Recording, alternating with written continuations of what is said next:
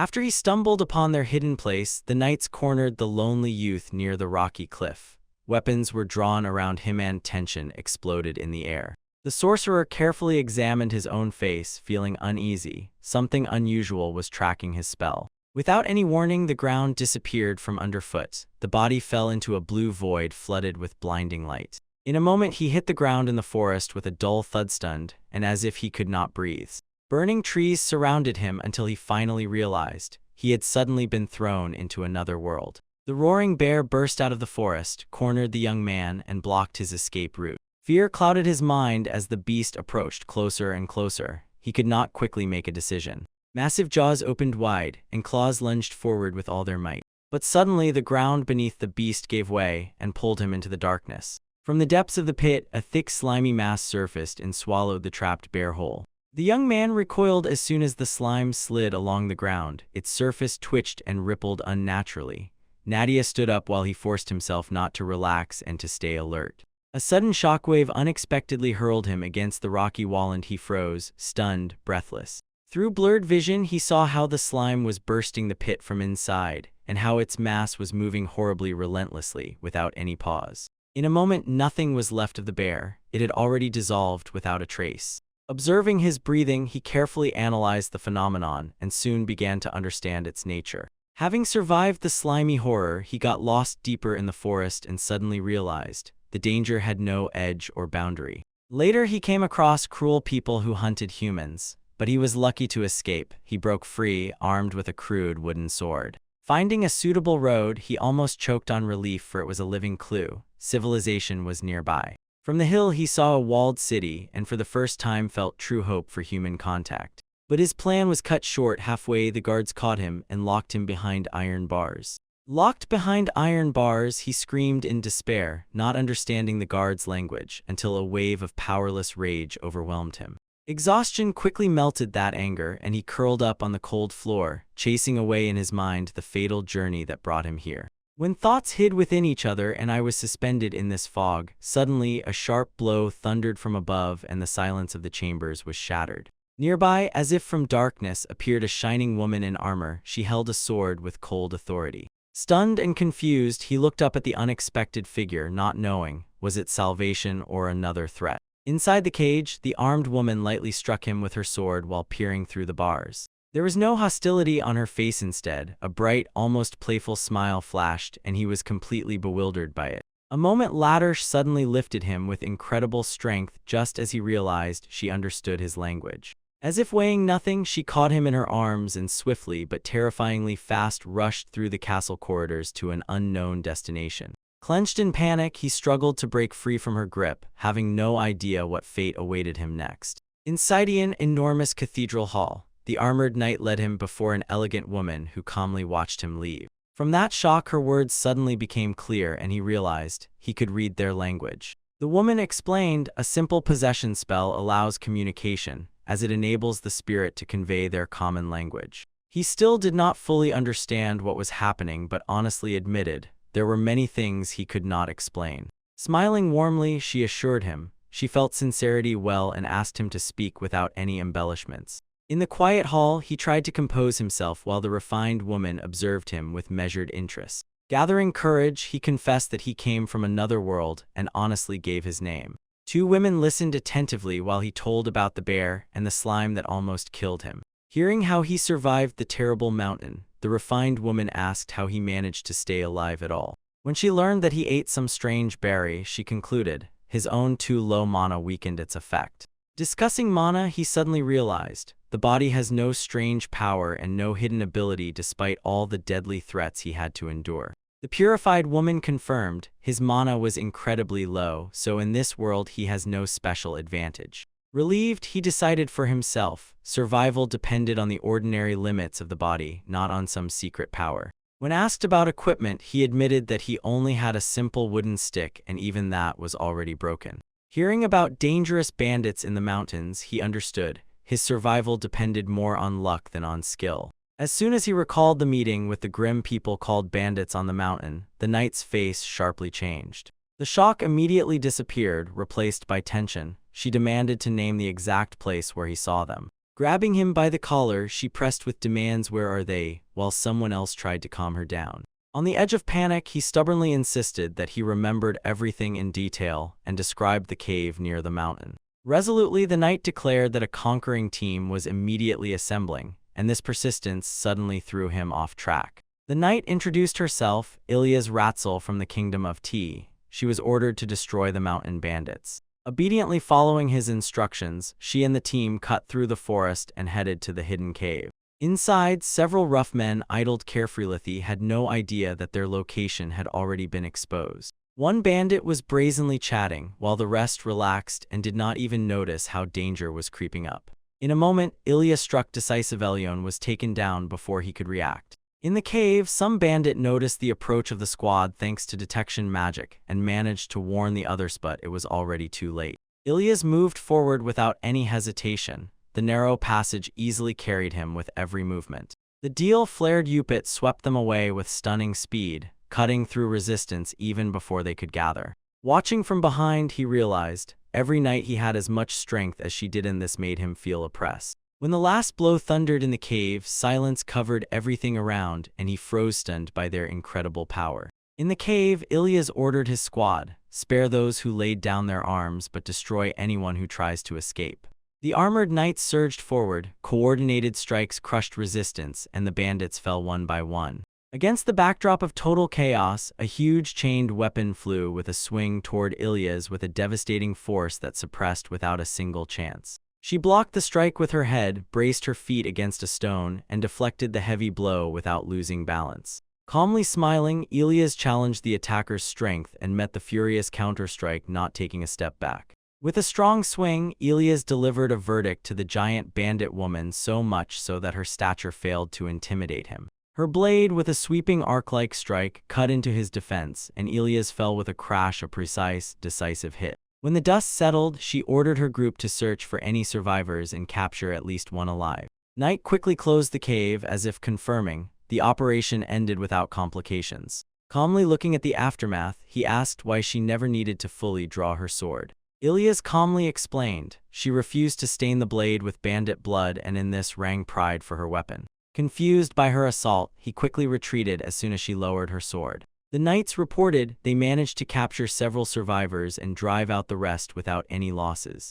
Without warning, she raised her sword again easily, despite his resistance. From above, from the city walls, he wondered why he was even pulled into this world, although he had no special abilities. Left alone on the mountain after a failed summoning, he could not understand whether fate brought him here or some divine whim. Despite everything, he only wanted a quiet life without greed for fame and without the need to chase after great enemies. He held on to this hope and silently begged for one thing: to survive in this world safely and peacefully. He keeps his unique gift in Focus Explorer, which allows him to store and manage an endless There, the leader of the Mountain Bandit Alliance, Tukola, calmly dismissed the defeat, saying his authority inspires fear much more powerfully. In the conference hall of the Kingdom of Taya, King Marito Te acknowledged Lady Rezel's completed mission and calmly reviewed how she handled the assignment. The advisors reported missing witnesses, while she was talking about ongoing interrogations and requested additional time to obtain reliable information. Anathar Noble offered the participation of his own team, but doubted its capability despite the fact that it had already dealt with the bandits. The whisper scattered before his eyes as he compared his 300 knights with Rezel's smaller elite unit. Confidently, he emphasized that the threat of bandit had not yet passed and insisted that his help was still needed. Steam rose from the simple dish as the boy tasted unfamiliar food from this world for the first time. Chewing slowly, he noticed that the herbs were too strong and admitted the taste was unusual but acceptable. After a sleepless night, fatigue pressed on him, so he asked for rest while being escorted so he could prepare for sleep. Later, the bearded old man introduced himself with an overly long name which threw the boy off his uncertain breath. Later, the elder shortened his name and warmly invited further conversation, leaving the boy silently stunned. Ilya stared at the boy across the table and got down to business with a direct question: how to catch the rest of the bandits. He replied that the robbers secretly exchanged information, which was why they could not be caught, even when the squad was strong. She told how detection magic helped them avoid clashes and effortlessly destroy the supplies. The boy compared detection magic to a sensor that finds creatures with mana within a set radius. But Ilias did not let go. After the escape, the bandits managed to use magical seal stones, so the pursuit spell simply lost its effectiveness. The boy placed a small stone on the table and called it a key item. He demonstrated how size determines the maximum power, and Ilias was impressed by this simplicity and the fact that everything could be explained on fingers. She explained, larger versions are capable of covering magic over entire battlefields, so there are significantly fewer mages there.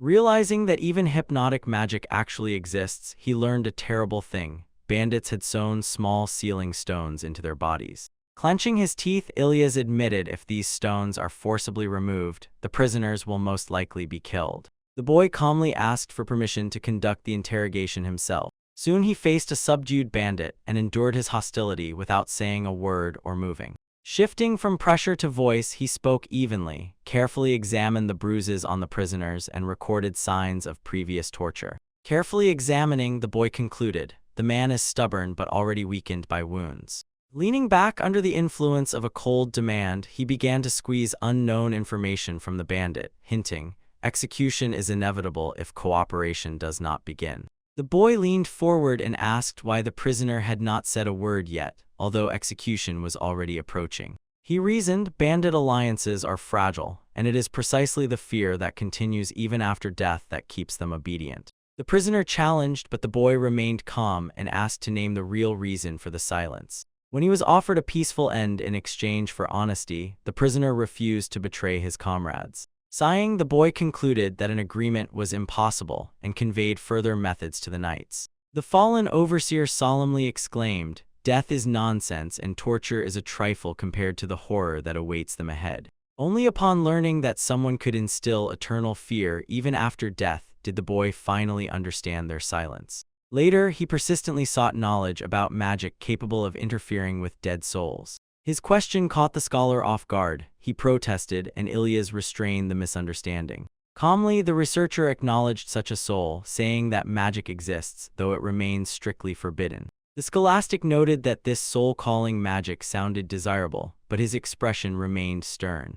Approaching closer, she revealed the truth. Those resurrected by forbidden spells were then turned into worse-than-human beings, enemies of all humanity. Approaching closer, she revealed the truth. Those resurrected by forbidden spells were then turned into worse-than-human beings, enemies of all humanity. Calmly, without averting her eyes, she concluded, each of them eventually became a demon lord. Hearing this, the boy fell silent, stunned by the consequences hidden behind the forbidden resurrection sorcery. The boy finally understood. Those whom magic revived always eventually became demon lords, and that was exactly why this magic was forbidden. But he felt something else. The bandits were not afraid of this, so he made the scholar recall the spirit death spell. She explained that this spell can forcibly extract the soul of the dead and make it a disgrace among the living. After stepping back, she added about its cruel uses, binding corpses or offering them as sacrifices. Quietly, the boy pondered, did those disturbed souls retain any awareness even after such torments? The scholar looked intently at the boy, reading the stubbornness with which he repeatedly reached for troubling topics. He stood on the edge between piles of books and dryly clarified, he was not interested in the spell itself but in the fear that enveloped it. It surfaced in memory, and she told how she fought the user of the death creature and destroyed the monsters he unleashed. Among the fading spirits, one managed to whisper gratitude and vanished, leaving her stunned. As soon as the boy heard this story, he bowed respectfully. Finally, the confirmation he had so lacked appeared. The researcher warned Ilias. The boy understood darkness too well and required constant vigilant supervision. Somewhere else, captured bandits gathered together and fussed, unaware that their approach was already very close. Calmly entering, the boy introduced himself as their new interrogator, and a smile blossomed on his face, so soft and defenseless that it was surprising. But suddenly the prisoners shouted about death instead, and desperation flared up amid their defiance. And seeing how panic was overtaking them, he literally collided with their fear of becoming victims of the death spirit curse. The boy, trembling with excitement, gathered himself and continued speaking, while the captives, troubled by his words, kept denying that they supposedly understood his demands. He lowered his tone, and only after seeing their true distress, announced a new proposal. Instead of freedom, he promised to postpone the execution so that they would die as humans, of course, if they confessed. He stood before them and invited them to negotiate, forcing them to imagine how to disregard their masterful planner. Calmly he explained, confession will anger the user of the death spirit, but at the same time guarantees that they will not die. Keeping the promise of humanity, the boy assured them of detention, food, and safety from torture until the fate of the main instigator is confirmed. Then he added, when everything ends, they will be allowed to die as humans. Rage flared among the prisoners. They argued that the execution would happen anyway, and rejected his proposal. Approaching closer, he asked what they believed in. Supposedly their situation was no longer dangerous. Casually, he revealed the truth. Their hideout had already been found, and this completely shattered their confidence. Continuing, the boy threw out an idea. The master might suspect betrayal if he was caught through another source. With a temptingly sharp smile, he made them guess who would be blamed once suspicions intensified. As soon as he voiced his proposal, he urged everyone ready to confess to gather and muster courage for the next day. Leaving the cell, he ignored the stunned looks of Elias and the senior scholar. Outside, he openly admitted doubts about immediate results and prepared to seek additional support. Exiting the room, the boy quietly whispered instructions to Elias and the elder and fell silent, not daring to elaborate further. Pretending to be innocent, he brushed off their suspicions, but they still called him a shameless schemer. Reluctantly, yet they accepted his plan. They firmly understood there was no other way, even despite doubts. Later, the prisoners were scattered across different cells, so they could not coordinate actions or check if they were holding together. In solitary confinement, fear only grew. Terrible visions of tortured souls overwhelmed the last fragments of their courage. Through pain-induced hallucinations, the instigator went mad from betrayal and ordered even harsher measures. So far, the guards reported, none of the prisoners confessed despite the postponed executions. According to the elder's plan, only 3 will receive a reprieve, and the rest face immediate death. Among the captives, confusion arose. They asked why the reprieves were only for 3. In the very thicket of the lush green forest begins the quiet life of the traveler.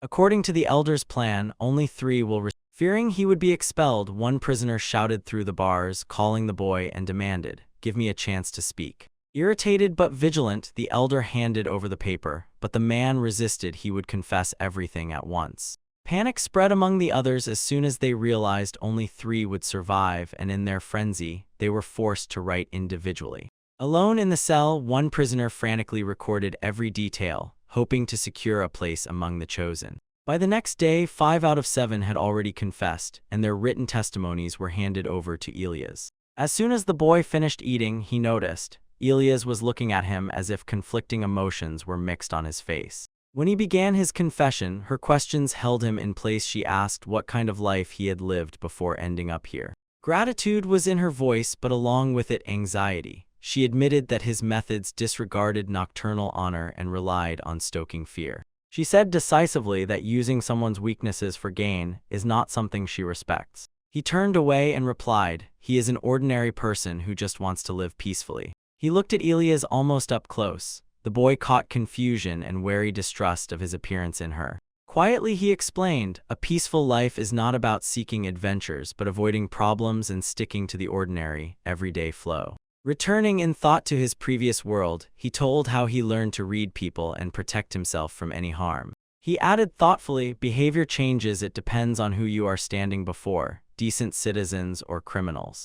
And finally he threw a remark, unlike him, she remained sick like a knight in any situation, not betraying her own position.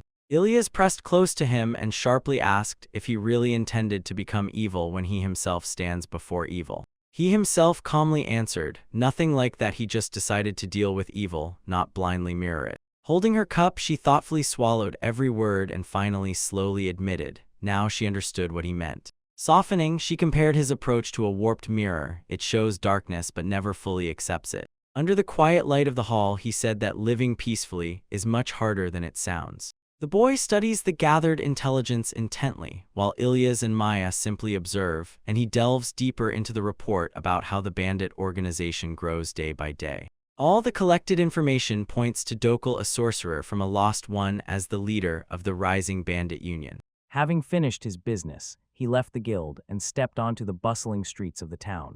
The report about how the bandit organization grows. Having assessed these impressions, the boy concludes, it is worth figuring out Dokal's patterns, and dealing with him will be much easier. Such a calm conclusion unsettles Ilyas, while Maya silently notes his unexpectedly sharp mood. The boy walks through the bustling market, discreetly surveying the wealthy kingdom having just arrived. He barely manages to take it all in. Ilyas proudly recounts that both former and current kings nurtured stability and sincerely cared for their citizens. Attention shifts to the bandit alliance, and she confidently suggests calling the knights of Lord Ragdo to respond. When asked to name numbers, she admits only 30, immediately revealing the limits hidden behind her determination. Hearing this, the boy advises seeking cooperation from other knight squads, and Ilyas freezes to reconsider everything again. Ilyas stealthily disappears, convinced that his public image is worth nothing when the citizens' safety is at risk. She decides to convene an emergency meeting and push for cooperation from other knight squads despite political complications that could erupt at any moment. Meanwhile, the boy stubbornly insists on his participation and insists that his strategy requires direct presence inside the castle. Night falls on the towering fortress as preparations for an urgent meeting unfold in silence. In the chambers, Ilyas addresses the gathered knights, outlines the threats of the bandits, and speaks of the kingdom's precarious situation. A sharp clap in the silence seemed, the noise in the chamber stopped. A heated quarrel had gone too far. The senior knights begin to declare how many soldiers they can field, and tension only grows over the choice of the supreme commander. Lord Lenor confidently places himself first. Allegedly, his family holds 300 knights. Whispers spread about Ilyas' merits and favoritism, hiding quiet resentment among some captains. Disrespect is openly read, but the boy silently watches, memorizing faces as fragile alliances already begin to crack. An elder urges the boy to speak while the captains argue and belittle Ilyas' efforts. The stern lord demands to hear his name, staring intently at the quiet stranger standing in the chambers. Gathering his courage, the boy argues, leadership should be given to the largest squad so there will be less suspicion. Then he steps forward and places documents on the table, drawing attention to himself. The prepared map outlines the bandit's base and his movements, shifting the conversation from wounded pride to coordinated planning. The boy suggests placing squads at key positions, deploying puppet units at strategic locations, and at the same time confirms that Lord Leonor will meet with the enemy leader. He asks which captains are ready to cooperate, forcing the timid knights to soberly acknowledge shared responsibility for the first time. Calmly smiling, he appoints Lady Razel's squad as logistical support. He is ready to reinforce any unit that begins to lose rhythm. The agreement spreads throughout the hall, and Ilyas notes with amazement how smoothly control transitions. As soon as she realizes that she has been sidelined in her own campaign, she can no longer hold back. Disappointment overwhelms her like a wave. Ilyas rushes forward headlong, and the logistical support, determined to prove itself capable, surges ahead, and the boy tries with all his might not to fall behind. He was exhausted and gasping, yet still grumbled that he lacked endurance until suddenly he realized, in this world, he has no particular advantage. After a week of apologies, he collapses weakly under the trees while the others continue moving forward without stopping. Grandfather Kara assures everyone, the plan remains unchanged even when the boy lies unconscious. Somewhere else a wild knight breaks through the barrier, and this means only one thing: the operation has already been launched at full scale. The cavalry storms the fortress gate, bursting into the fleeing crowd. Panic spreads through the camp like a spark over dry tinder. Under the moonlight, Lord Lenor gathers his forces and gives the order to mercilessly destroy every enemy. He presses forward again and honestly admits, the documents the boy brought turned out to be unexpectedly effective. While the battle does not subside, Lenor reflects on how skillfully the plan elevated Lady Razel's role during the assembly. Conquered by ambition, he vows to take all achievements for House Lenor and does not even suspect that something unusual is approaching behind him. Lenor notices the creature on the ground, shudders, moves unnaturally. A hand reaches out, scratches the soil, and dark energy gathers together. In a moment, the corpse, hunched over, explodes with a death spirit, bursts out of the grave with fierce force, and forces the knights to face a sudden undead threat. The bandits immediately realized their sentries had vanished. In the night forest clearing, panic covered everyone and was already settling in the air. The long-haired man calmly watched from the shadows, read their fear, and understood. They completely missed it, did not sense the danger. Calm settled within him as the prepared strategy clearly formed in his mind. And in a moment, steel clanged against steel, flames flared, and during the sudden assault, fighters were cut down instantly. Finally, the rotten body, which had already begun to decay, lunged forward but was split in two by a blade strike without hesitation.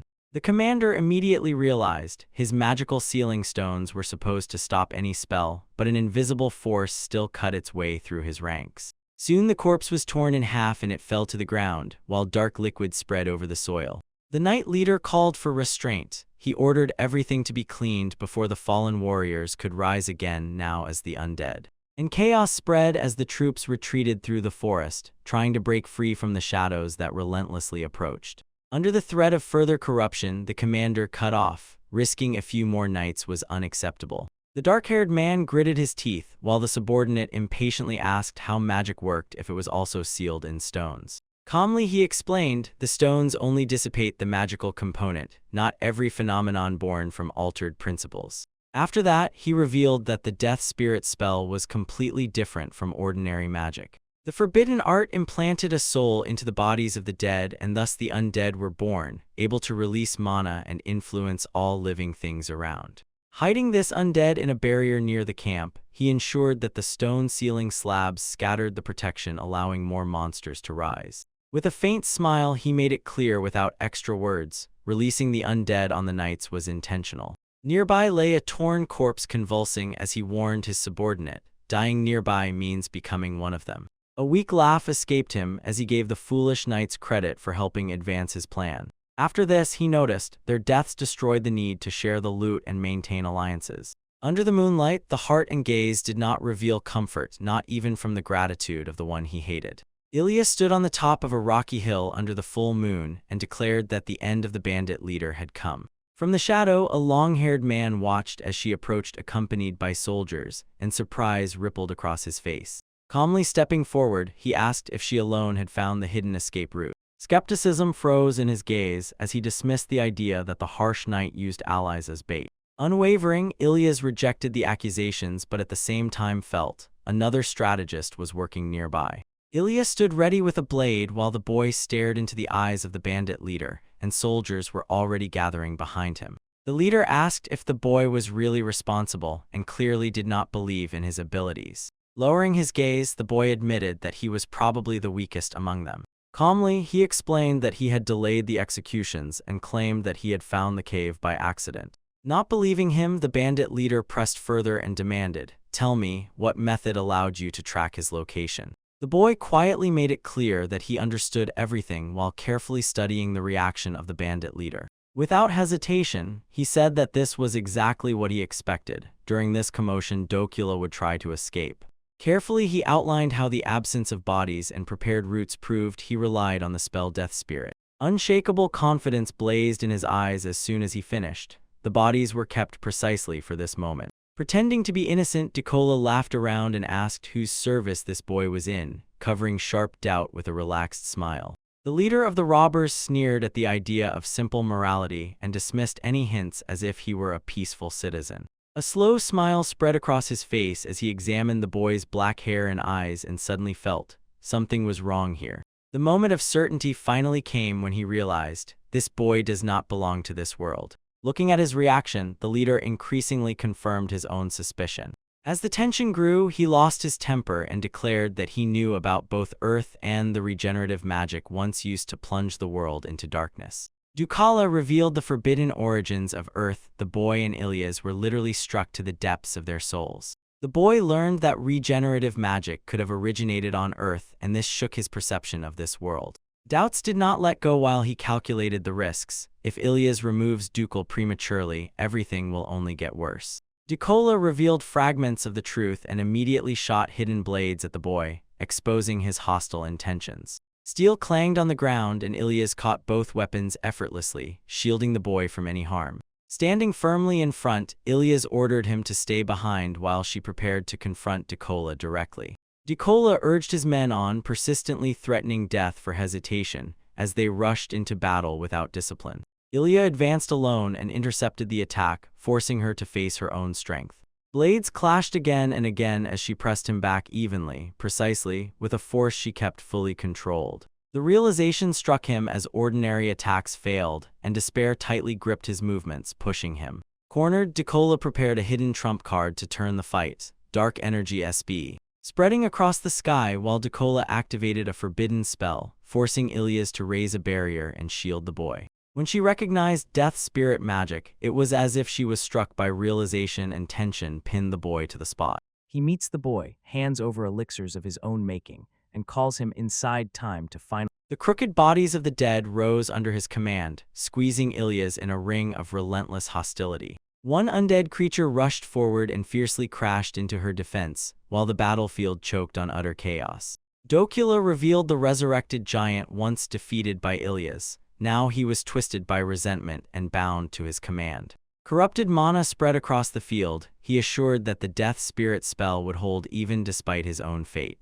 Realizing what was happening, Ilias decided not to retreat but to confront the corrupted mana directly. She grabbed the boy and jerked him upward with a sharp pull, ordering the forces to jump together with her. Above the battlefield high up, the boy looked down and froze his eyes, could not believe what he saw.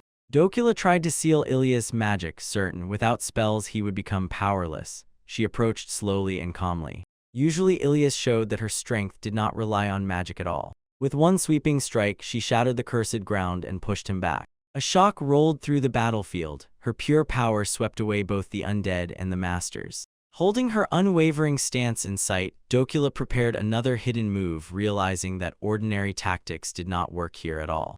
Dakala threw a smoke bomb and immediately retreated, hoping that the confusion would give him a chance to slip away from Ilias's pursuit. As soon as he tried to escape, a spear was shot from the forest side and pinned his leg to the ground. Falling heavily, he suddenly realized the trap had tightened more than he could imagine. Ilya approached while the boy stood nearby, and it immediately became clear they were waiting exactly for his attempt to flee. The boy silently confirmed every move, even the final strike, was caught precisely according to their plan. The boy explained that Docula's confidence before the escape created the perfect moment, a chance to exploit his overconfidence. He was broken and pinned to the spot. Docula admitted he was completely outwitted and calmly, quietly, with almost admiring surprise, accepted the trap.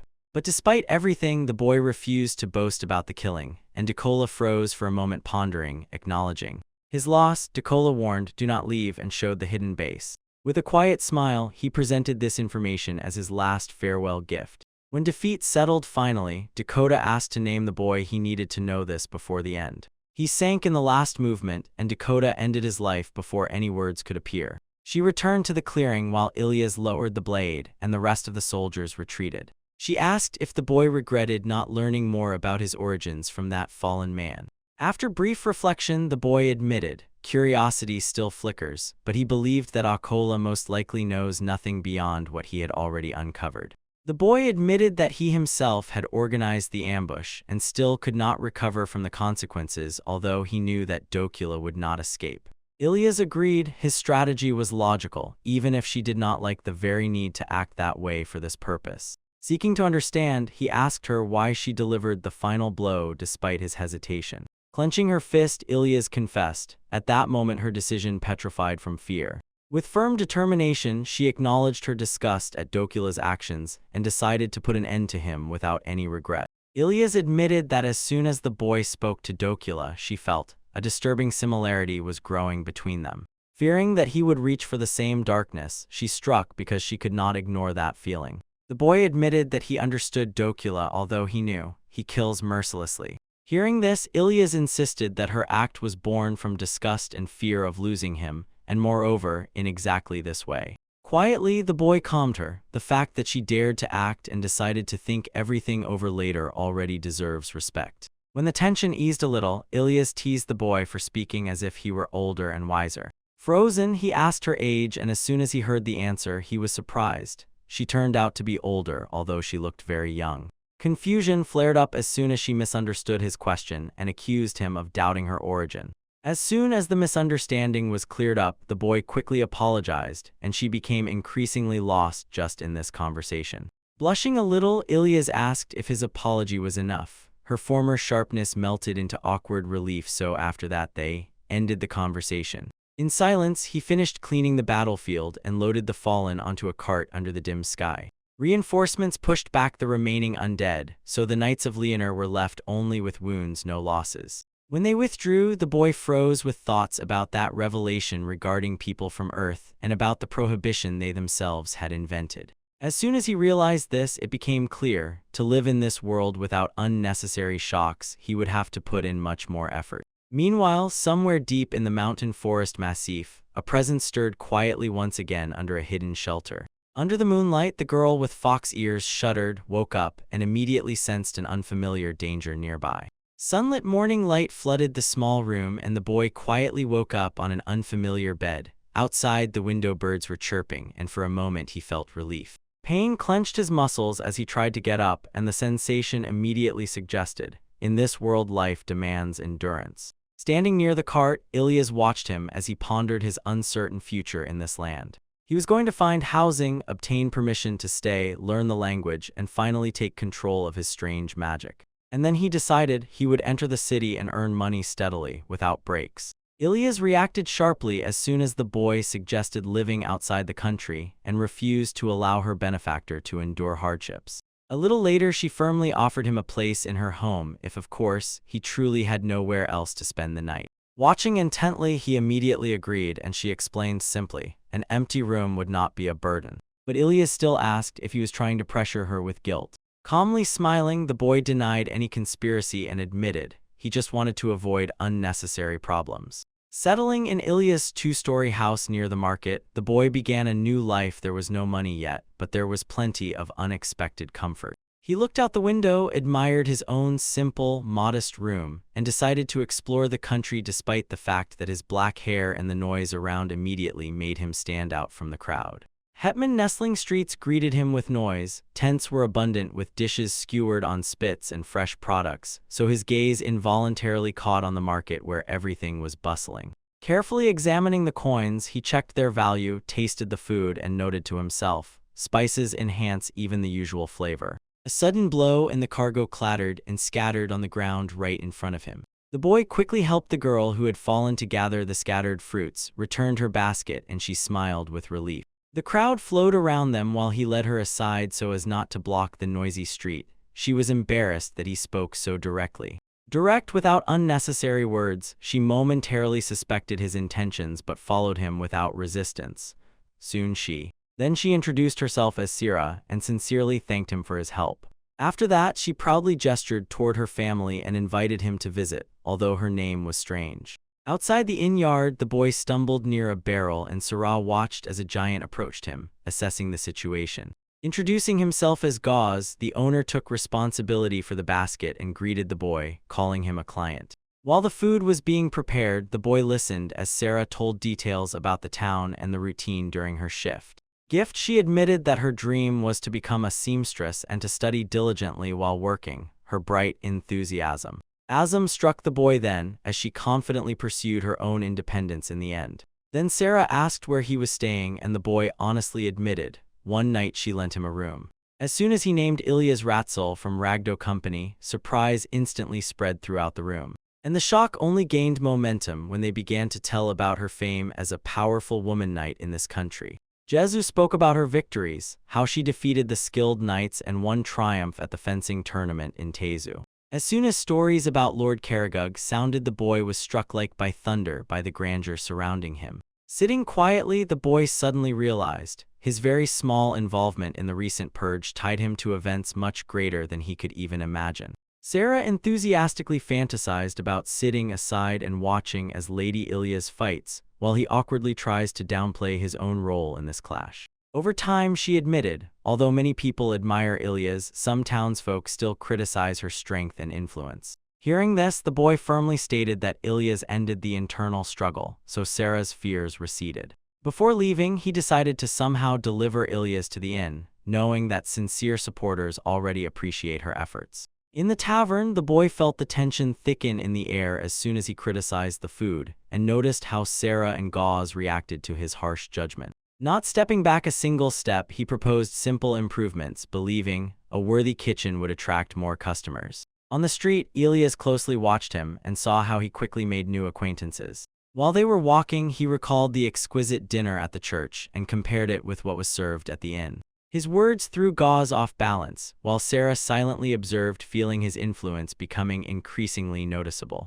Standing calmly, Elias revealed she was known as an exorcist and that she held power in the Tezu church. She explained that she had submitted her report and was temporarily free, so her very presence confused him. In conversation, she mentioned how young officials take on responsibilities, and he doubted her abilities. Curiosity prompted him to inquire about trade networks and salt supplies to improve food quality as soon as she suggested. He offered help and quietly wondered how long such support would last.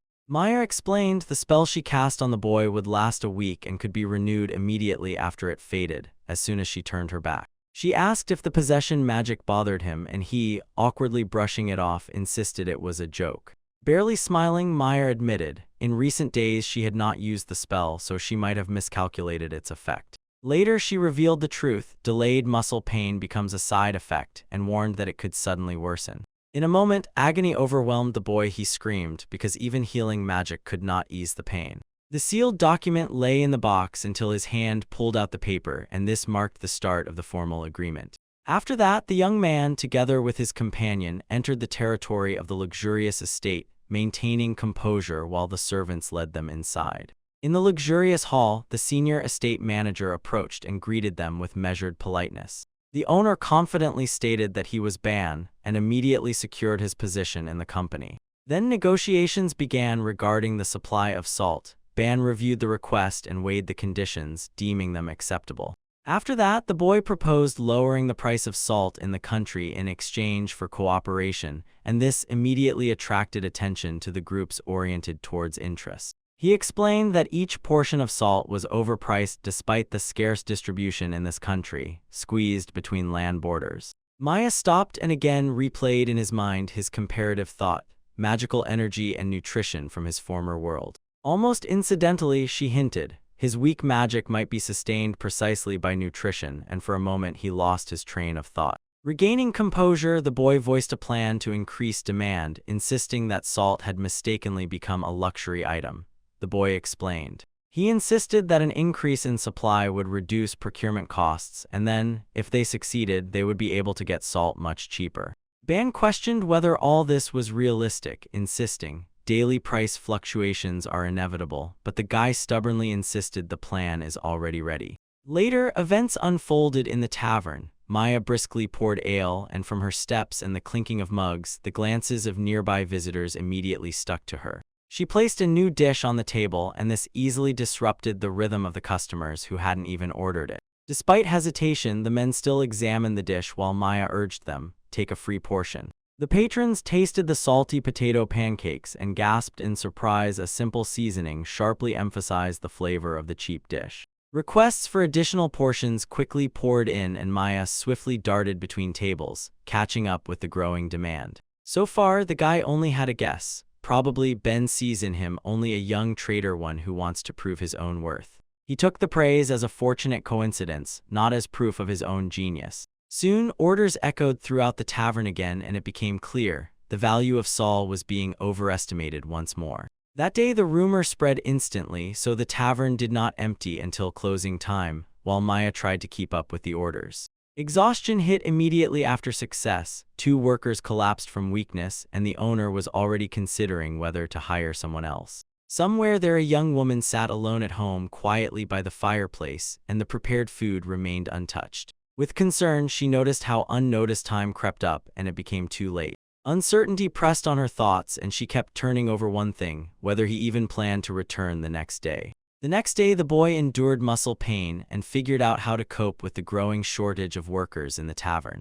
In the noisy establishment, workers were trained hastily. Demand was growing faster than they could expect. Seeking advice, he visited Ben's residence and came across old Kara and his stern wife. Kara decided to introduce him specifically to this wife after learning about the problem. Soon the determined woman gathered other soldiers' wives and offered them as reliable support for the tavern. Kara's wife said she wanted to cook regularly, not sit alone and wait for her husband, thus showing restrained understanding of his efforts. She assured the boy that helping the tavern would not make her collapse, and that was quite enough for her. Later, she dismissed both men from work, politely but inevitably sending them outside, despite their sincere surprise. Under the quiet skies, the boy and Kara shared a moment, brief, calm, and warm, without unnecessary words. Then the boy showed the map he had copied, with diagrams of bandits' hideouts, and passed it off as a guarded secret. The boy confessed to Korra that he had hidden something illegal in the cache, possibly related to knowledge about Earth.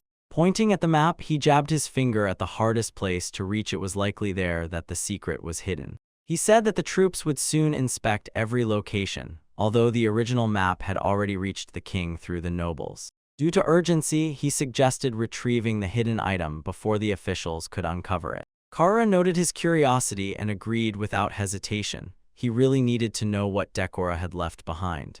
Korra, determined to act quickly, proposed to set off immediately before the authorities could forbid their plan, and the boy agreed, though doubt was visible in his eyes. After leaving the city, they hid the horse by the roadside and relied on its strength, let it stand for itself if anyone disturbed it. In the forest, the boy suddenly recalled a story as if once Korra had defeated a wyvern, and in an unusual way. With quiet pride, Kira explained, he threw a helmet instead of a spear to knock it down. Still curious, the boy carefully turned the weapon in his hands as they went deeper among the trees. Under the twisted roots at the cave entrance, a barely noticeable difference in color appeared, confirming the lair was hidden. Caution guided their steps as they entered. Lanterns were raised, yet even in the shadows an anxious presence still lingered. A little deeper inside, they came across hidden weapons, magical stones, and chests of treasures surrounding a simple bed. Among the things, the boy stumbled upon an old handwritten diary, and it seemed to belong to Korra. He was shocked as he read. He nevertheless spoke the contents aloud, leaving Korra watching him with concern. In the cave, the boy showed Korra the diary and realized it was written in Japanese. Recognition struck his eyes. As soon as he confirmed it was the language of his homeland, he immediately understood Korra has the same origin. Examining the cover, he came across investigation materials about the young evil king. In the ruined cave, the boy and Korra review a restored report related to the young evil king who died. Carefully, the boy lifts the worn book and feels danger in its sealed pages. Anxious consequences emerge in lines. They describe forbidden magic that can resurrect the demon lord through a certain person. After confirming the investigation results, he suddenly realizes this, and the feeling overwhelms him as soon as he connects the report to himself. Calm determination forces him to confess he came from another world. Karu is stunned by this. And then serious doubt fills Carillo as he carefully studies the resolute expression on the boy's face regarding the fate of the book. Instead of opening it, the boy decides to stall and not read. He fears the consequences hidden inside. Understanding his reasoning, Korra accepts the secret but warns, lost chances rarely return. Trust becomes crucial at the moment when, under torture, the boy admits his own weakness and demands that the book remain in the hands of someone truly reliable. With quiet, stubborn determination, he prepares to utter a cautious request, for his future depends on restraint. Weighing all the risks, the boy hands the sealed report to Korra, convinced the entrusted knight will be the best guardian. Their hands barely touch each other as the wrapped book passes from hand to hand, and responsibility is sealed without any hesitation. The boy walks away through the cave and urges himself with the thought, this choice will not force Korra to face a conflict between duty and personal promises. Firm resolve gives him firmness in every step. He will not betray the loyal knight nor drive him into impossible choices. Outside the cave, Korra asks the question again, and the boy answers with quiet, unwavering confidence. Beyond the city walls, the boy reflects on how much he wants a peaceful life for everyone. Returning home, he crosses the threshold and awaits a quiet evening. On the stairs, Ilias freezes. Her appearance confuses him. A slow realization covers him as he finally understands. She was there all day while he was away with Korra. The silence feels calm and gentle, like a blanket on the shoulders. Tom follows Ilias as soon as he reveals the loneliness that seemed foreign and at the same time strangely comforting.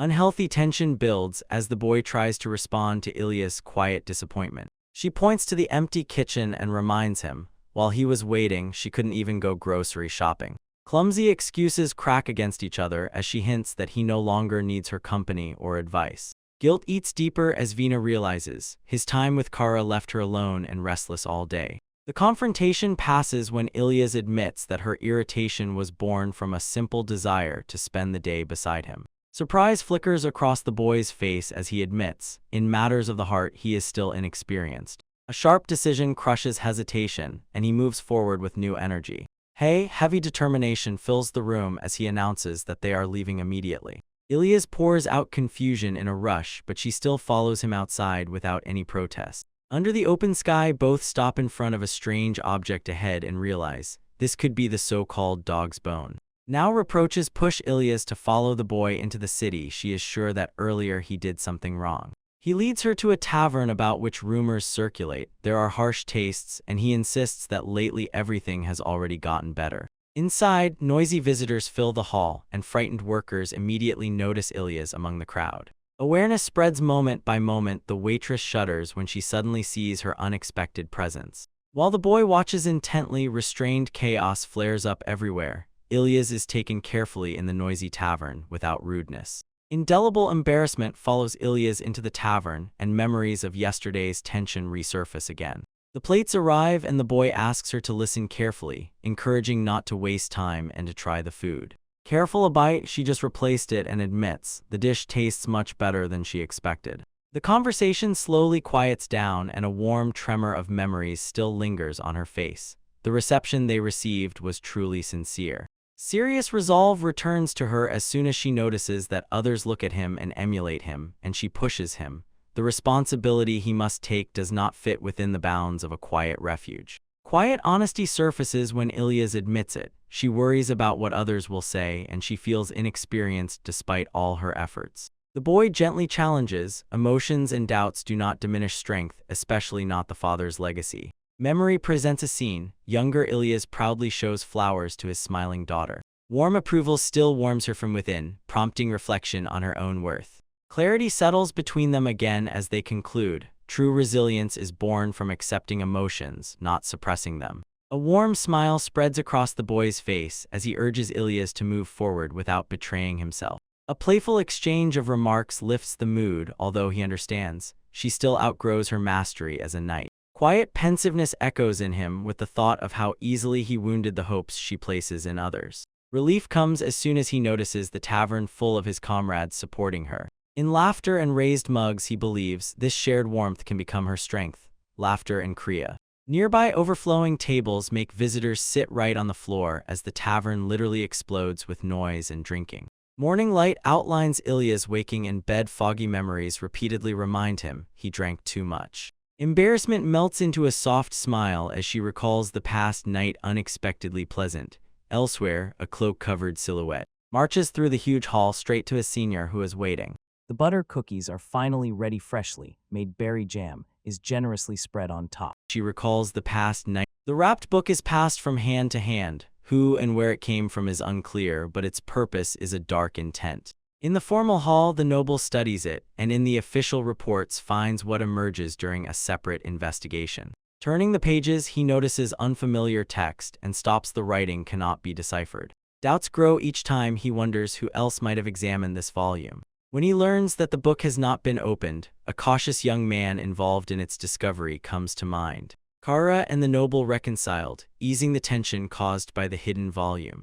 The narrative delves into its title and into Blue Demon Lord, stitching it together with bloody historical disasters. Alone, the noble intentions decided to trace the origins of the book without unnecessary noise. In distant lands, the boy decides to earn a living snooping through merchants in search of steady work. After several visits, he returns to the estate with a firm intention to seize his chance. A noble guest and aristocrat praises the estate's progress and watches as the boy becomes increasingly involved in its management. The conversation shifts to expanding the salt trade. They advise increasing demand so that prices fall with wider popularity. Economic growth and safer roads are expected to attract more merchants and goods arriving in Teju, thereby strengthening the feasibility of the plan.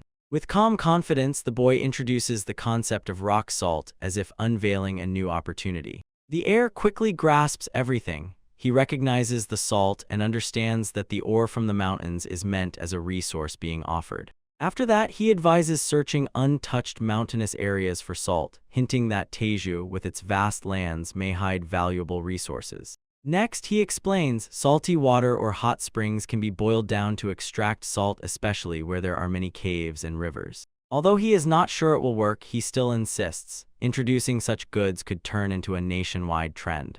Excitement overwhelms the merchant. He eagerly seizes the chance to grab hidden treasures and new profits. Spreading the map on the table, the boy prepares to demonstrate the next stage of his plan. As soon as he unfolds the parchment, a copied map he took from defeated bandits lies on the table. It shows reliefs and routes. Satisfaction washes over the trader as soon as he recognizes its value, and he agrees without hesitation to keep it secret. Detailed notes show already explored caves and uninhabited lands. Everything is marked on the map and carefully recorded. Instead of acting blindly, he suggests using this information to increase their chances. The impressed merchant acknowledges the youth's observance and how quickly his potential is blossoming. The boy confidently accepts the idea of partnership, ready to adapt to the true nature of the merchant. Beyond this place, rumors reach the high noble. The young man helped during the suppression of bandits in the campaign. Sitting calmly, the nobleman contemplates how a man from another world was drawn into events leading to the achievement of Seratial. Interest was just beginning to ignite, but everything intensified as soon as he spoke about wanting to meet this mysterious person in person. Finally, he gives the order. The young man must be invited to the upcoming awards ceremony. With sudden enthusiasm, Van Sand pulls the boy upward towards the mountains impatiently, as if saying, "It's time to start the search right now." After reviewing the map together, they notice a marked cave nearby and decide to explore it themselves. Excitement grows as the merchant insists. He also wants to join and recalls his past as a traveler. Walking through forest paths at an even pace, both move forward, and the boy involuntarily catches himself thinking, Van Shan has so much familiar travels, explorations, the same way of looking at the world. He watches the movements closely, how confidently Van Sand moves forward, and quietly wonders why capable people still gather around him. Reaching the marked cave, Van Sand and the boy slow their steps. Something feels wrong at the narrow entrance. Inside, the tunnel suddenly ends abruptly, as if their search was cut off halfway. Suspicion grows as Van Sand carefully examines the wall and notices an area soaked with magic. Confidently relying on his experience, he explains, barely noticeable differences reveal hidden structures invisible to others. Handing over his things, Van orders the boy to retreat before striking the hidden barrier. Van slammed the heavy hammer onto the enchanted wall, and a shockwave shattered the hidden barrier like a thunderclap.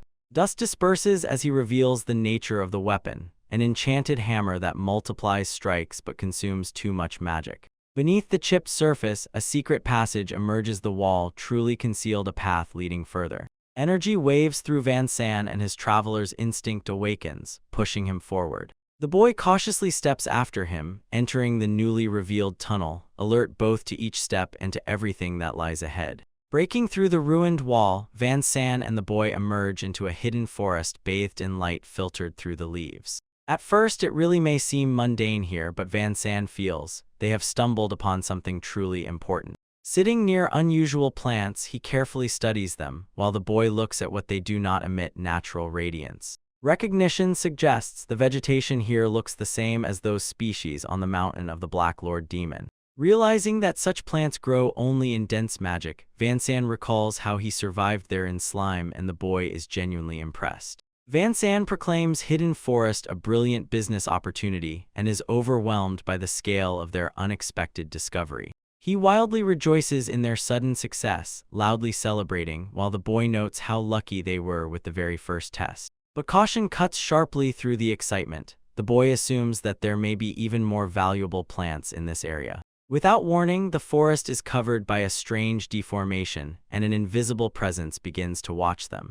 Through the darkness, a pulse echoes dully and heavily, voices whisper faintly, and somewhere nearby something ancient stirs, awakening. Surrounded in a ring and squeezed by beastmen, the boy falls to his knees and realizes his captivity has already brought pain. The boy wakes tied with a rope, quietly looks around at his kidnapping and suppresses panic, not letting it break free. Armed beastmen burst through the wooden hall, weapons drawn and senses sharpened to the edge. Steel flashes above him, giant figures surround his knee from all sides. Suspicion grows, his black hair reveals a foreigner. Spears press closer, but the boy does not take his eyes off their reactions. He prepares cautious negotiations to survive in this unfamiliar world where intellect weighs more than strength. The boy listens as the woman explains the spell of possession, the thing that turns words into their common language. During an attempt to establish a connection, he suddenly realizes he can understand all languages but can only respond in a language they do not know. The old beast, the woman, carefully examines him with her gaze, as if measuring his youth like a strange and incomprehensible presence. The warriors explain how they found him when he was hiding nearby, and how they took him even before they became suspicious. The old woman tests him with magic, pressing her palm to his head and watching closely to see how it ends. He accepts the plan, acknowledging the necessity of proper registration, and she smiles pleased. The elder looks him over again and nods, acknowledging the result. The spell is effective but too fragile, so he adds more magic to stabilize it. When the connection is restored again, he calmly says he has no hostile intentions and calls to have a normal conversation. Somewhere far away, a silver-haired woman looks toward a distant castle and whispers only one name.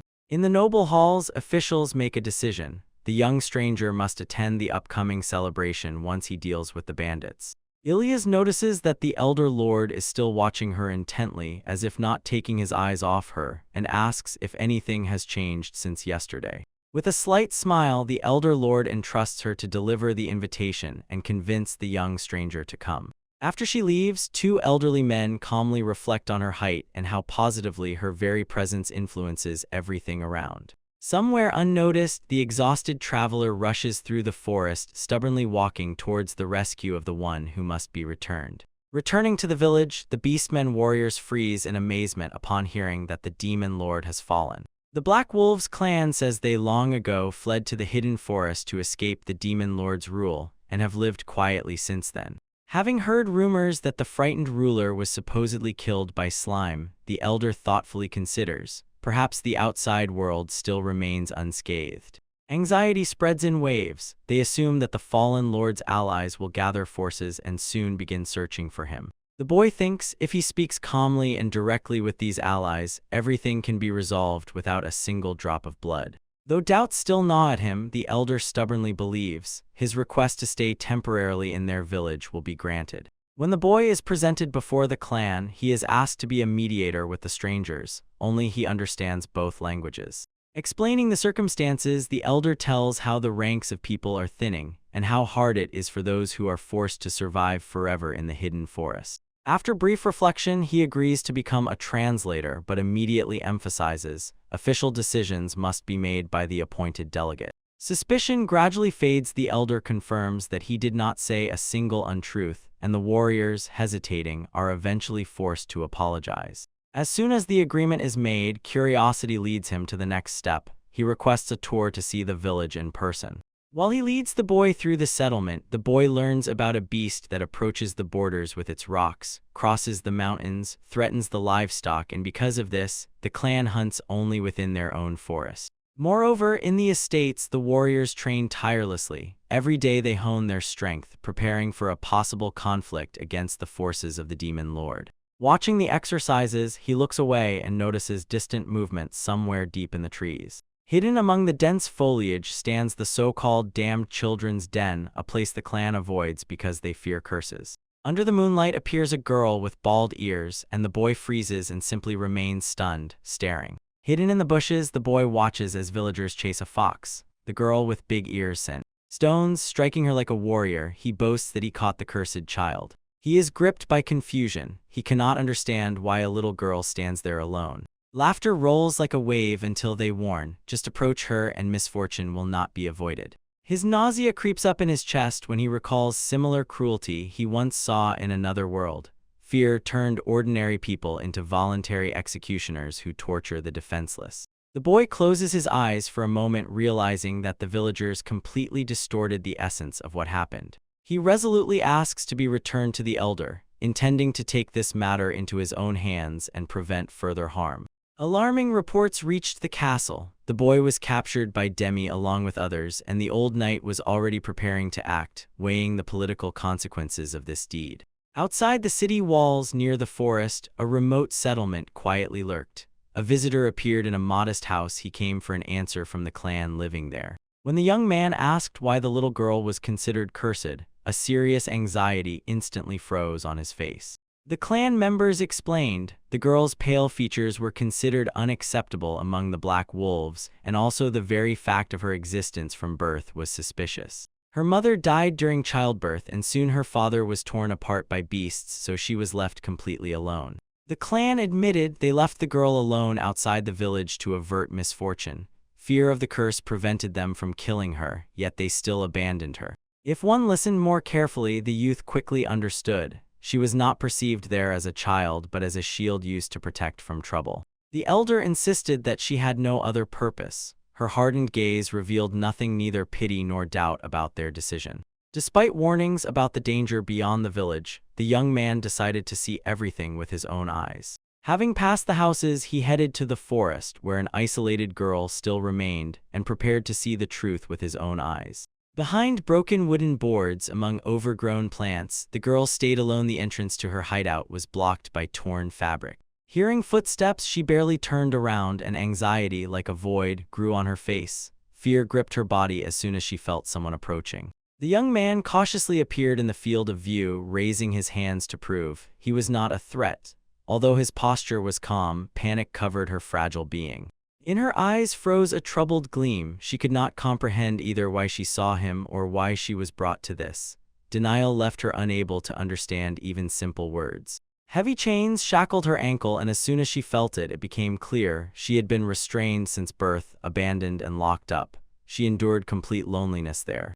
She looked at him while the chain tightened between them, and her body trembled. The life she had to live was forged only by fear and loneliness. Tears filled her eyes, but there were no answers, neither why she was spared nor why she was doomed to suffer alone. Unable to look any longer, the young man stepped forward and, despite the straps that bound her, pulled her into his embrace. Shock burned her face while he held her tightly, and anger rose within him over the cruelty he had to endure. The trembling in his voice revealed his feelings. He recognized her loneliness and despair, and silently vowed to himself she would never be abandoned again. Kneeling before her, he pressed her trembling body, and tears burst from his eyes and rolled down his face.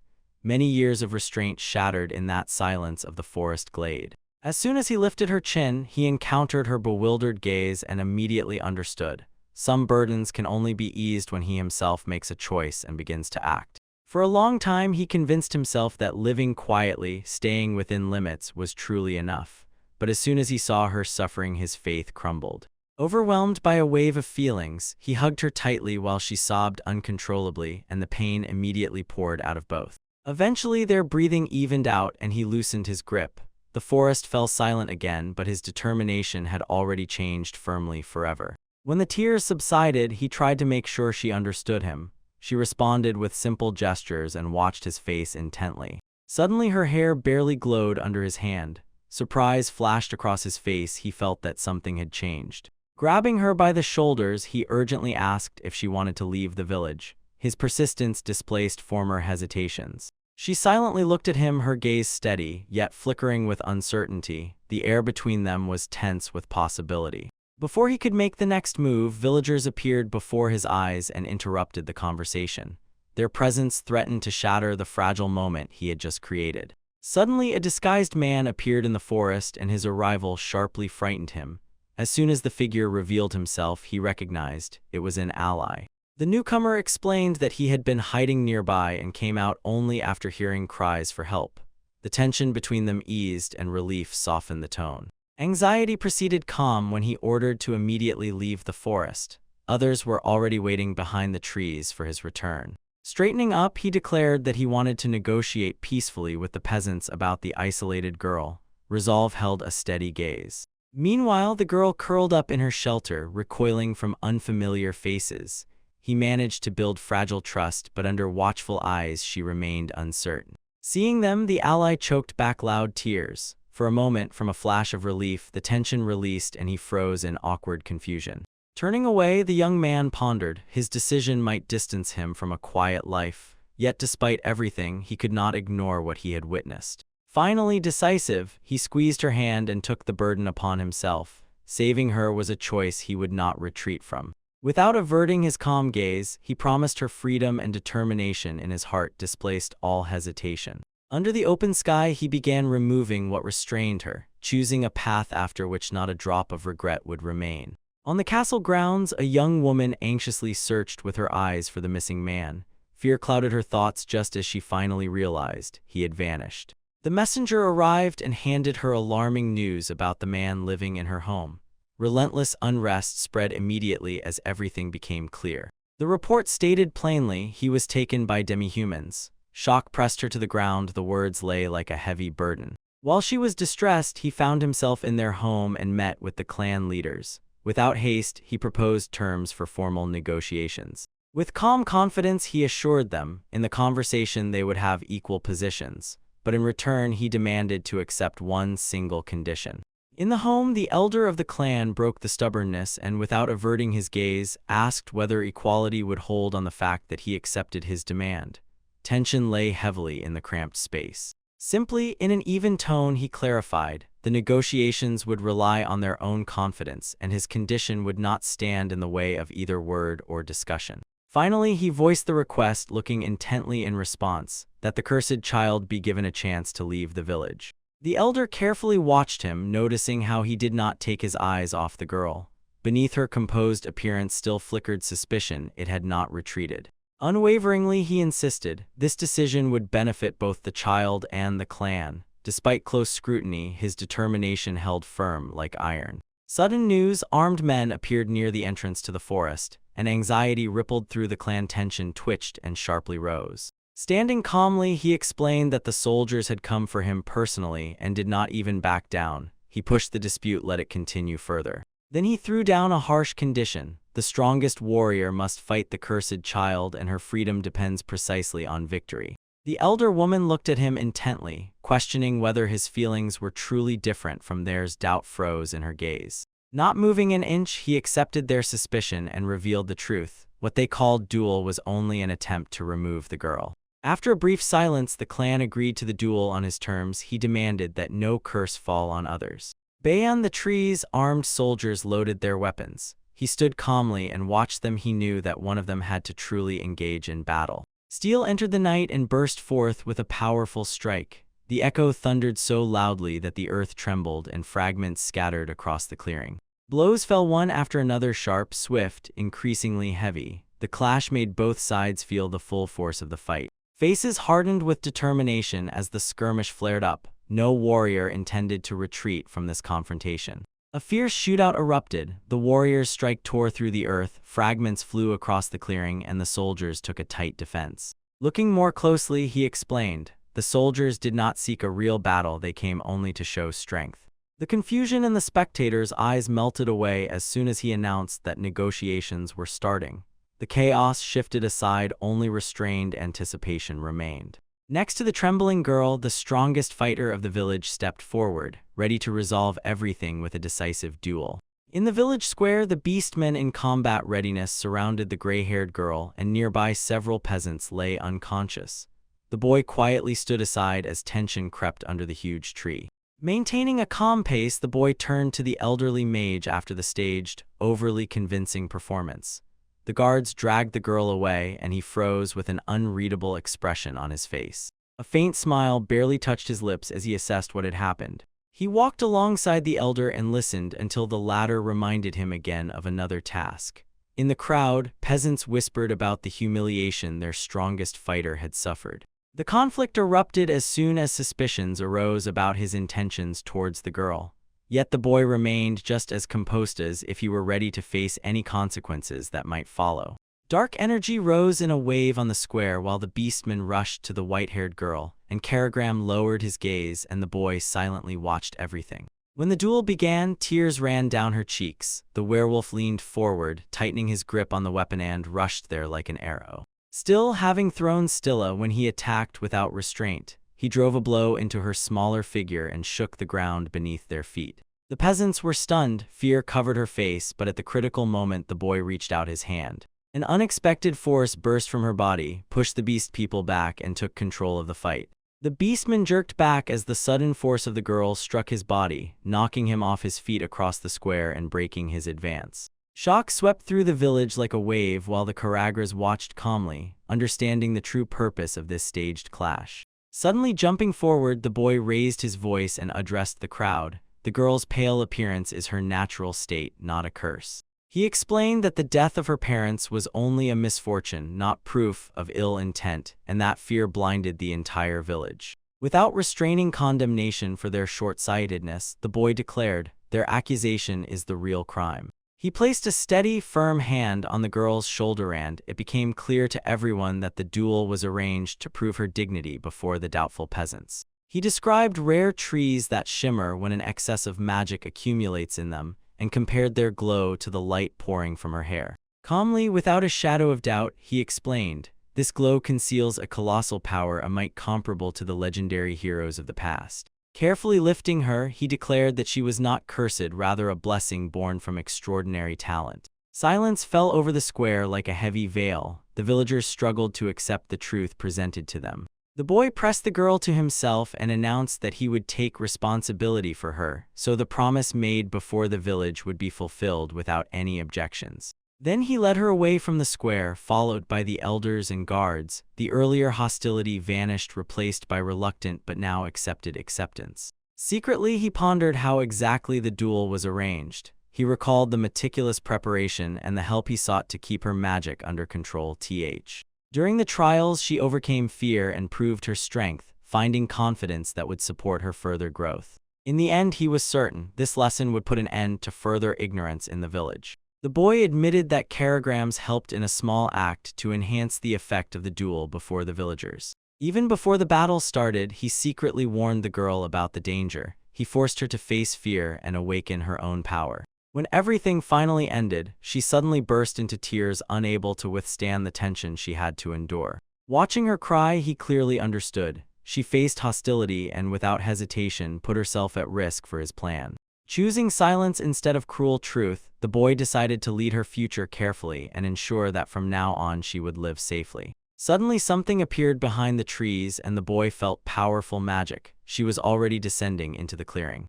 A woman in armor with long hair stepped forward from the shining barrier. The cloak unfolded and an invincible force seemed to flare up in the forest. Smiling sharply, she announced her appearance and the whole group froze, confused by the unexpected interruption. The boy rushed to invent a plausible explanation for her delay, trying to calm the growing panic among the comrades. Coldly laughing, the armored woman mockingly commented on their meeting, and under her intimidating gaze the group froze again, tense and uncertain. The armed woman in armor stopped before them, and the boy was pushed forward while the others retreated, leaving him face to face. Pretending to be confident, he tried to shift the responsibility while she inquisitively analyzed his actions and motives. Noticing how exhausted she was from searching in the forest, he moved closer and gently placed his hand on her head. Acknowledging her concern, he said that she probably felt insecure because of the situation and tried to soothe her. The wrinkles on her face smoothed a little when he spoke a quiet gratitude, and the tension between them finally released.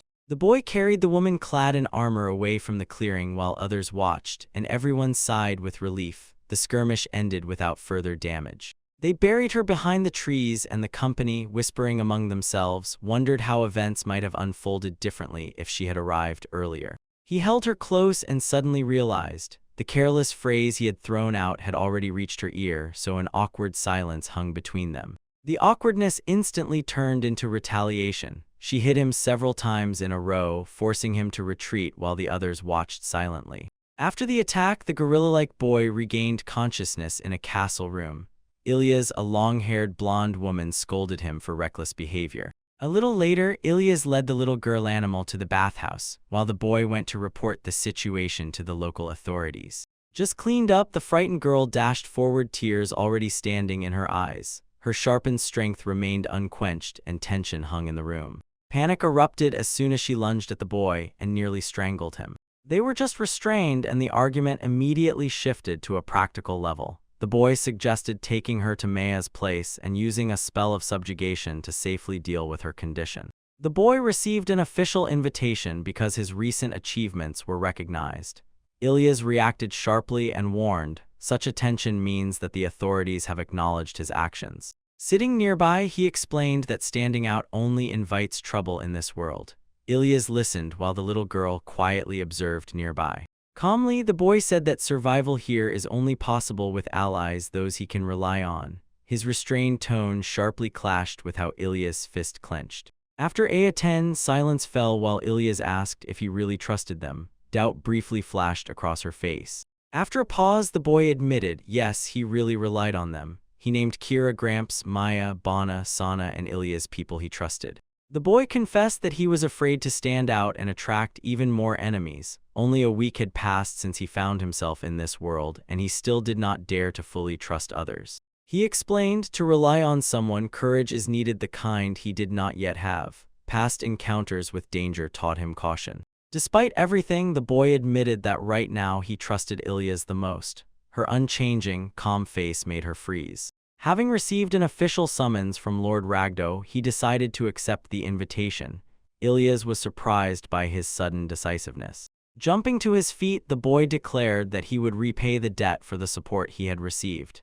They prepared to set off to Maya's residence there first. Outside the church, the small beast folk stood under the clear sky, eyes closed as if savoring the peaceful air. Let's explain how Ilyas cautiously introduced herself inside, prompting the girl to respond. The woman in robes finished her magic while the boy and Ilyas waited nearby. Turning her head slightly, the girl twitched, trying to form ordinary words. She awkwardly commented on the pleasant weather and again avoided direct answers. After the spell, a dispute flared about possible side effects. The boy spoke of risks, and the woman in robes assured that everything looked stable. Curiosity displaced confusion as soon as the girl became enlightened. Hearing the name Ilyas, she looked at the boy and froze, waiting to see how exactly to address him. The boy dismissed the overly friendly addresses and pondered how the girl should call him. After a brief dispute, he suggested a more formal role. However, choosing without hesitation among the options, the beast girl chose master. The boy agreed with her choice while Ilyas watched closely. Then he asked Maya to teach the girl to control her magic and tame it before moving on. Clear guidance was needed. Suddenly, another woman jumped forward and tightly hugged the girl, unable to contain her delight at her appearance. The unexpected tenderness confused everyone around. They solved practical issues, clothing and daily needs, and the boy decided to turn to Sarah for help so that the girl would gradually get used to city life. He took advantage of this chance to help the beast girl start learning the language thanks to Maya's spell. Now she could speak with others. He warned her, relying on him forever means not gaining independence. Ilyas watched as he repeatedly reminded himself of the same truth. Turning to Maya, the boy entrusted her with the girl's education. He insisted, first language and general knowledge. With firm determination, he declared that he would teach her how to live and acknowledged his own limits in everything concerning the customs of this world. Soon the lessons began inside the church. Books were opened, diagrams were drawn, and the girl began to study the basics of her new life. While preparations continued nearby, Ilya trained with a sword in the church. The seamstress quickly sewed new clothes for Beast Girl. Just a few moments passed, the seamstress rushed forward and announced that the outfit was ready. The boy was pushed outside to wait while the final fittings were done. They left him alone in the yard. He patiently waited while laughter echoed from inside, and confidence in the room kept rising. They were preparing to go outside. The girl beast stepped into the yard wearing a tight black outfit. Her long hair and tail barely swayed as she showed off her new look. Everyone reacted with surprise and admiration. The boy carefully examined the length of the outfit, considering whether it was too short. The seamstress adjusted the outfit once more, adding small changes so it would fit better and move freely. The girl beast turned and asked if it looked even better now. The boy looked at the result and admitted it suited her perfectly. Although the style was modern, he saw no serious problems with it. Then he asked Sarah to prepare additional clothes for the time when Ilyas would not be on duty. The group agreed. The design would suit the demi-humanoid. For the help, the boy thanked and offered payment coins rolled into Kira's hands as a sign of gratitude for her work. But he reminded her skill must be properly rewarded. An equivalent exchange, as he explained, is necessary when someone creates something truly valuable. The boy explained that commissioned work requires proper payment and recognition, and Sarah hesitated, insisting that she was not yet a full-fledged seamstress. With calm confidence, he told her, everyone believes she will continue to grow, and if the rewards suddenly seem too much, she can simply improve her skill. Under the influence of his words, Sarah promised to create even more impressive designs, and the group unanimously recognized her talent and creative potential. Soon they both reached the next destination. The boy thought that Sarah was truly a reliable person. As soon as the gate opened, a beast woman stepped forward beside him, and a wonder flashed in her eyes. She was preparing to meet the world beyond the gate. The boy led the beast girl to a lively tavern full of townspeople. While conversations and laughter were ongoing, they finally found a table. He ordered something non-alcoholic for her and spoke casually with the staff. And while they waited, he remarked that maybe it was time to think about their next step. A bowl of food was placed before her, and the boy impatiently nudged her to watch how others ate and to eat the same way. She watched him carefully before daring to take the first sip. Imitating his movements, she slowly raised the spoon to her mouth. As soon as the taste touched her tongue, it spread across her face. Her eyes widened sharply. Impressed, she did not stop and continued eating while the others silently observed her reaction. In the tavern, the beast girl had already finished everything to the last crumb and impatiently asked for more.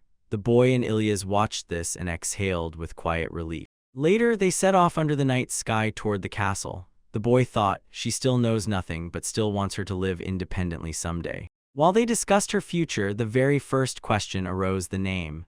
In her village, they still addressed her with a cruel, offensive nickname. The disputes dragged on because of her origin from the Black Wolves clan. They argued about words touching on color and identity, and none of the early ideas fit. Eventually, they settled on a simple variation inspired by wolf. The new name became the first step to giving her a true place in the world. After checking how it sounded, Ilias approved it with a quiet smile. The boy thought carefully, then nodded, confirming the decision. And standing before her, he placed his hands on her shoulders and firmly said, "From this day she will be called Wolf." She slowly repeated the unfamiliar word, pronouncing each syllable so carefully as if testing the pronunciation for strength. The confusion receded and recognition appeared on her face. Finally, joy cleared up. She confidently pronounced her name, Wolf. The boy noticeably exhaled as if a stone had fallen from his shoulders, and at the same time pride flashed on his face. Soon they reached a modest house. Extending his hand, he told the she-wolf that from now on this place would be her new home. The she-wolf got used to the new name and checked how it felt on her tongue, while the boy from Ilias closely watched her every move.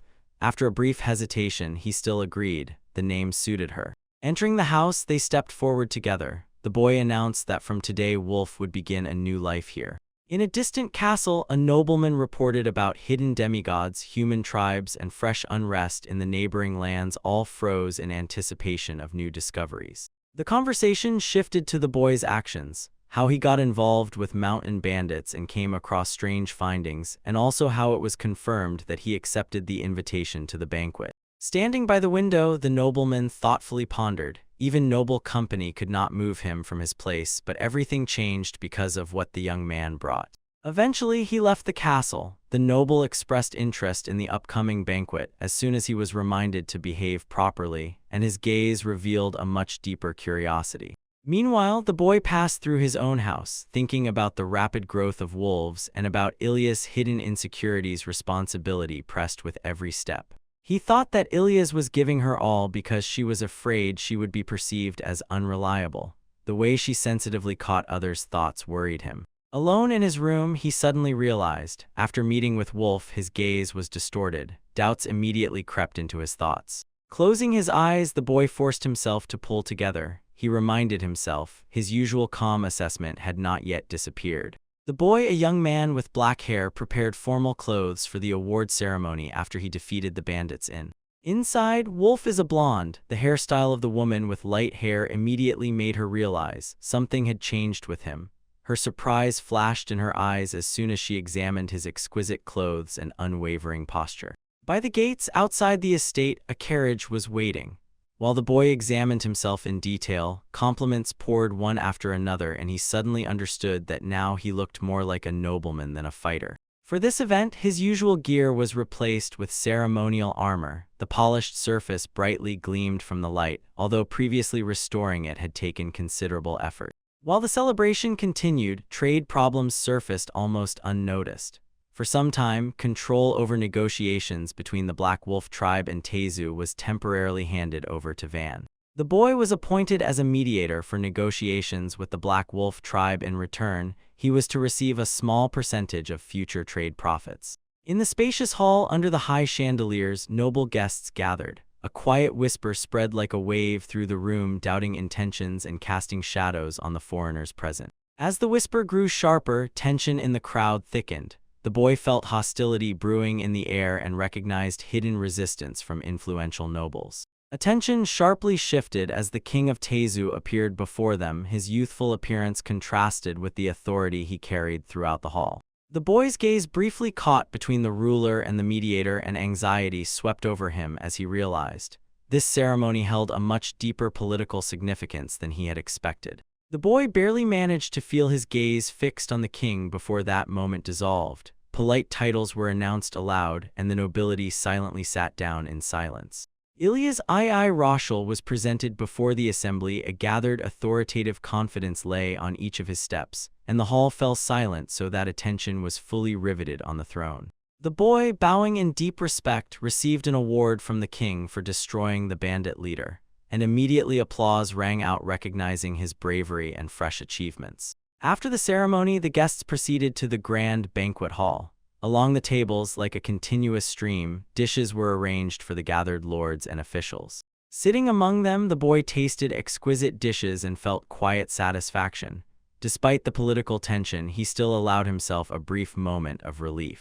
During the banquet, the boy was informed that Saragudo wanted to meet with him. He quickly swallowed his food and followed without any objections. Salvate Saragudo greeted him reservedly and officially and acknowledged his assistance to the team. The boy listened attentively while the nobility observed their conversation.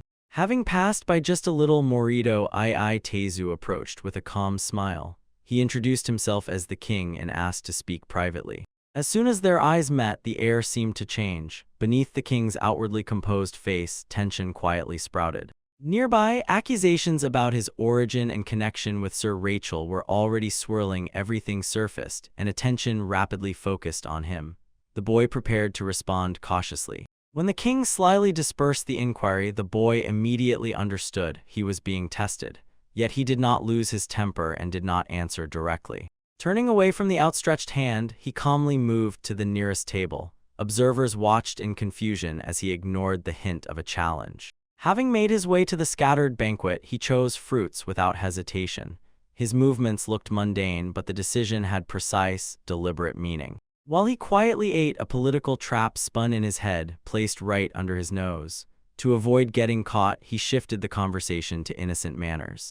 Without wasting any formalities, the boy headed for the exit.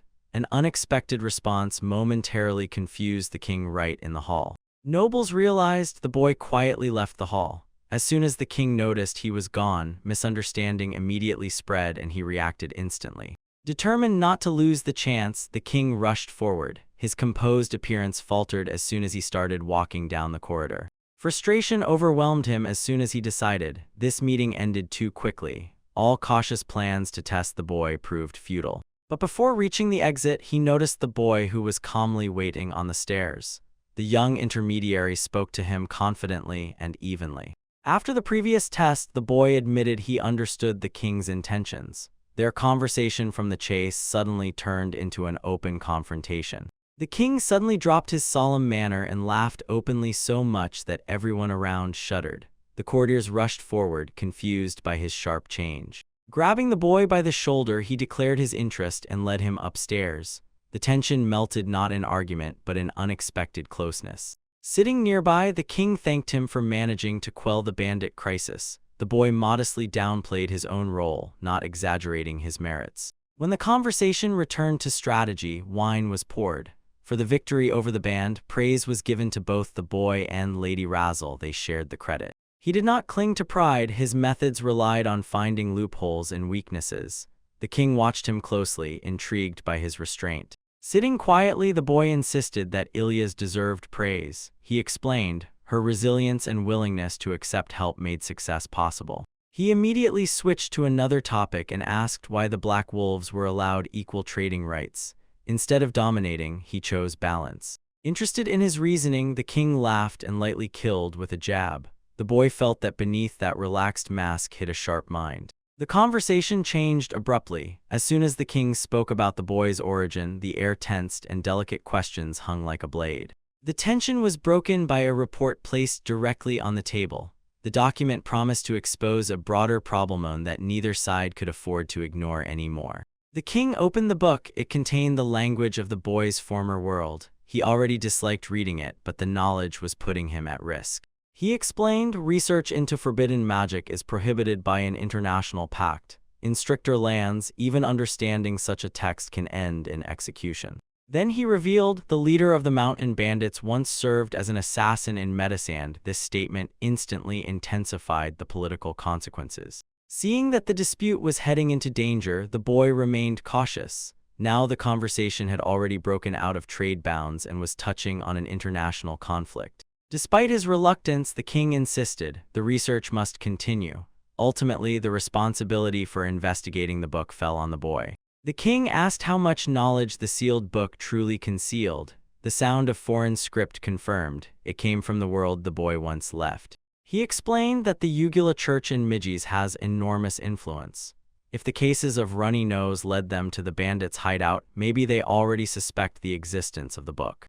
He calmed him down, repeating that not all people are spies. But the king still warned, trust is too fragile and political factions could take advantage of the situation unnoticed. They agreed to keep the investigation secret, bypassing Ilya's and Lady Ratzel. Silence was needed until Medes learned about the discovery. Finally, the king demanded a translation into the language of this world. The boy, agreeing to take the burden upon himself, weighed the risks that lay ahead.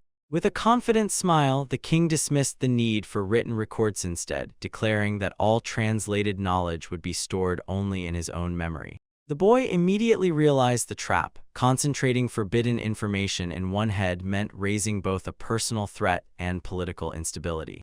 Calmly, the king insisted, this method will not let the evidence leak. Outside the documents, no faction will be able to seize the evidence or distort the results. Silence fell, and it immediately became clear how heavy this responsibility was. The burden would fall not only on the boy but also on the ruler himself. The plan worked so that there was no safe loophole left. The boy had already understood their conspiracy, so now this cooperation firmly tied them to each other in secrecy. The king and the boy sealed the agreement with a firm handshake. Mutual trust was proclaimed and it bound them with a shared secret for the future. When the king released him, he relaxed and plunged into thoughts about their meeting. He admitted, the young mediator turned out to be much more interesting than he expected. And raising his cup, he admitted, the desire to remain faithful to the boy only grows stronger, and this interest went far beyond ordinary help in political matters. In the cell alone, he decided to extract that cunning stranger for the good of the nation. Quietly, without unnecessary noise, curiosity vanished, yielding to ambition. Meanwhile, somewhere else, Ilyas returned home and did not even suspect what deeper conspiracies were already erupting outside. This evening had just begun to unfold in a wave of events. At a small gathering, the boy prepared a treat and praised Ilyas for her efforts. He reminded her that this celebration was her victory. Encouraged by his words, Ilyas smiled broadly and sincerely. She hoped that sincere support would at least slightly ease the prejudices she still fought against. In the dark cell, hooded, a figure asked if the hidden records had been retrieved. Searches around the bandit base had failed. Anxiety grew as the watchers guarded the borders of Tates, fearing that the book would escape the country. If found, dangerous consequences would follow. In the shadow, a horned creature warned, one must only remain in the light and their alliance would end. The name Red Demon Lord echoed through the hall. 10 months after the boy found himself in another world, he prepared a simple breakfast at home in a wooden shelter. Cooking confidently became part of his cautious routine. Without any warning, Wolf flew in lively, at full speed. Her joyful character filled the silence of the room as soon as she joined him at the table. Using simple Japanese words he had once taught her, she carefully served the food. Even with a small vocabulary, clear progress was already visible in her speech. Although a calm silence prevailed around, the boy still remembered. He still relied on Maya's possession magic to maintain stability. As soon as they dressed properly, Wolf became even again composed, and they continued their measured life together without adventures. During breakfast, the boy reminded Vovchai that public opinion matters and asked her to return greetings properly. She gave an awkward smile, but her face still remained tense. Determination twitched on her face as soon as she made another attempt. She was not used to natural warmth. She resisted, trying to combine eating with training a softer facial expression. It seemed the amusement touched the boy's face when he noticed her effort, but he did not criticize. Quietly, he supported her with words and gesture, allowing her to compose herself again. On Volkov Street, she walked the town streets more confidently. Curious glances no longer made her retreat. Ahead, Ilyas walked confidently, and the news spread in a circle. The official recognition of Denny had already become a fact, and a change was slowly brewing in the city. Nishi, bearing the mark of Sir Ryudo, entered the huge building alongside Wolf. The herald granted them an audience without any formalities, so they freely walked through the guarded corridors. In the decorated office, they respectfully greeted the king. The ruler warmly welcomed Vovk while reviewing documents at his desk. After brief formalities, they were led to a prepared waiting room, comfortable furniture, shelves, and silence until the papers were being processed somewhere in other rooms. While Wolf lounged casually and playfully on the sofa, the boy flipped through papers with the restrained patience and felt strangely out of place in this courtly environment. As soon as the topic of training came up, Vovk suddenly jumped up and energetically rushed away, while he remained sitting calmly watching her leave. In the royal cabinet, the king explained that a new educational program had begun for selected candidates, and that the opportunity offered to students to choose their own subjects was received positively. But raising national standards proved difficult. Despite a promising structure, support remained meager, and large-scale reforms encountered hesitation. The boy sat opposite him and answered Morito's questions carefully and calmly. When the questions concerned details, he shared knowledge from his original world. The conversation boiled down to political systems. They compared monarchy and democracy and tried to find out whether foreign policy could really work under Tezu. When political issues were resolved, attention shifted to cultural development as soon as the king asked for explanations about practical inventions, particularly kitchen appliances. The notes were scattered across the table and detailed unfamiliar devices.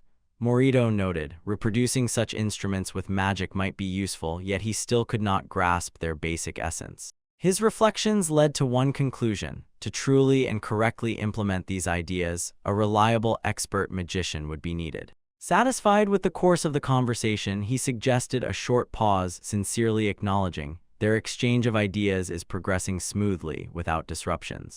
Outside the hall in the yard, Wolf was conducting intense training. She surged forward with furious strength and striking speed, directing the pressure at her opponent. Blades clanged and clattered together again and again as she dodged and responded without pause. From above, spectators saw her skill growing every moment, though she never managed to land a decisive blow. Watching the fight, the boy admitted there was a clear gap in the harmony of the weapons. Despite the long experience that night, it was skill and discipline that determined the outcome. Across the field, Ilyas moved with stunning power. Her techniques were far beyond ordinary standards, so even experienced soldiers looked at her as something exceptional. Rumors spread that once she blocked a mighty spear with her own body enhanced by incredible magic, and her strength surpassed even Wolfson. Her gaze blazed with tension, silently challenging those who were to join the training. Everyone watching felt the pressure of her fierce determination. Then she taught the younger girls magical control, urging them to keep their attention on the most important things. Meanwhile, the king encouraged the boy to think about learning self-defense. In the corridor, the king suggested to the boy to learn techniques in Sir Ryudo's team. Shortly after, he revealed, Maya asked for a few knights as guides for distant villages. Barely smiling, the king offered the boy to go with them, calling it a valuable opportunity. Their offer turned out to be more significant than it initially seemed. The responsibility for visiting the villages and church affairs had already been assigned to trusted people. The plan required assessing the branches and building churches where needed, based on the proposal. The boy understood everything. This journey would open life beyond the castle to him and broaden his understanding of the world. When the arrangements were quietly settled, he accepted the role of training representative and began preparing for departure. Night fell on the castle as the boy returned to his wooden dwelling. Fatigue was felt in his movements, and the distant city lights were already fading behind him. Inside, Ilyas sat at the table polishing weapons near the fireplace. The room was quieter than the training ground earlier. After greeting, he learned Wolf had fallen asleep even before she spoke to him. The daytime fatigue had indeed caught up with her. The conversation shifted towards training. Ilyas suggested that he join next time. She noted that Wolf's progress was simply impressive. Later, reflecting on court manners, he acknowledged the delicate balance needed when speaking with royal persons, understanding that caution was still mandatory. While the boy was talking with Ilyas, he admitted that Meritu had offered to arrange housing for him near the castle.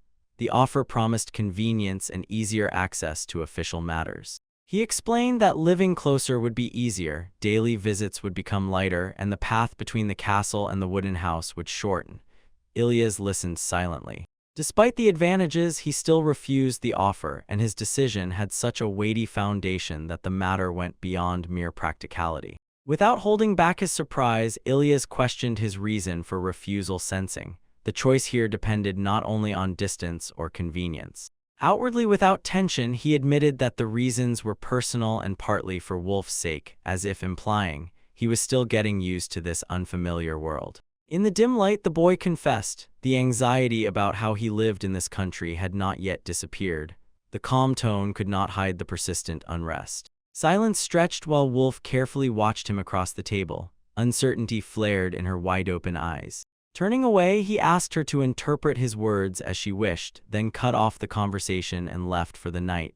Misunderstanding suddenly froze her in place. Left alone, Wolf quietly repeated her statement, trying to understand what exactly it meant while the fireplace crackled nearby. Then an understanding formed in her mind. He wanted to rely on her. The realization raised a wave of unfamiliar emotions. Alone in his room, the boy sprawled on the bed and admitted he himself was the anxious one. The quiet ceiling gave no relief. Although he kept composed in front of others, the dependencies still defined him.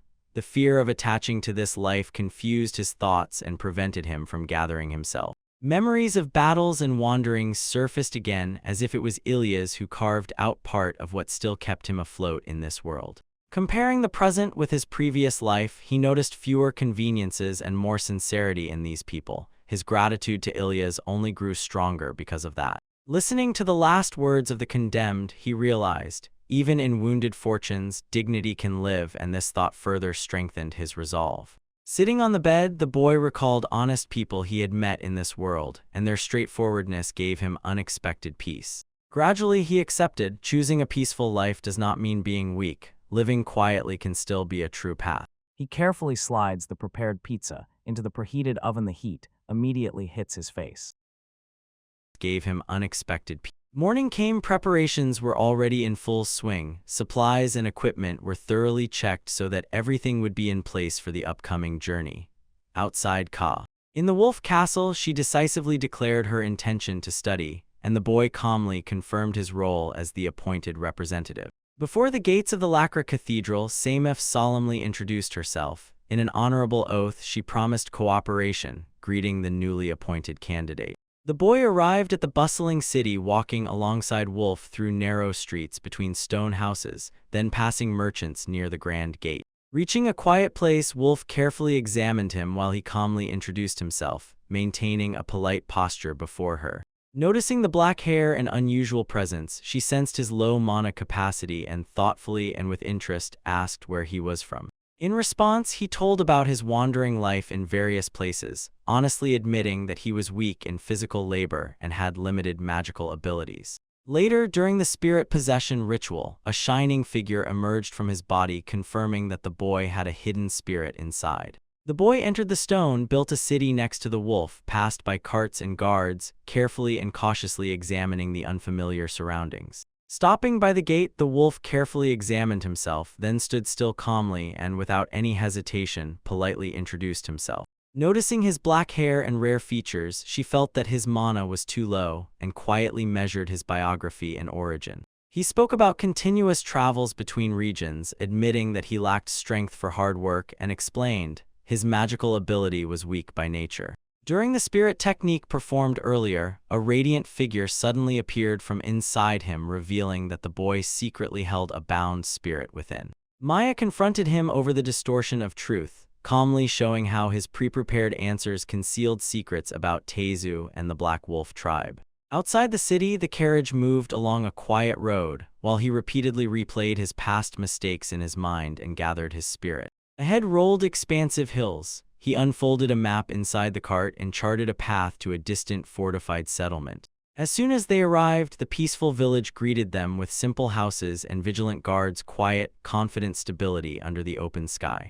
They climbed the watchtower, then proceeded to the water pump. The boy inspected the fortifications and water sources, carefully weighing how safe and resilient the settlement was. The wolf explained that monsters and demon lords exist beyond the region and reminded the boy, the gates in Tezu connect this world with the demon realm. While they were walking, she pointed to the distant Black Lord Demon Lord Killer Mountain and told what troubles lurk on its slopes. As soon as the boy heard about this place, he suddenly froze. The same terrible slime that lived there appeared before his eyes. Onderler assured him he survived only thanks to luck, and then added that most of the monsters that approached the village were destroyed by that same slime. Feeling confident again, Wolf completed the visit successfully and decided that additional support would come only after confirming the unusual protection of the settlement.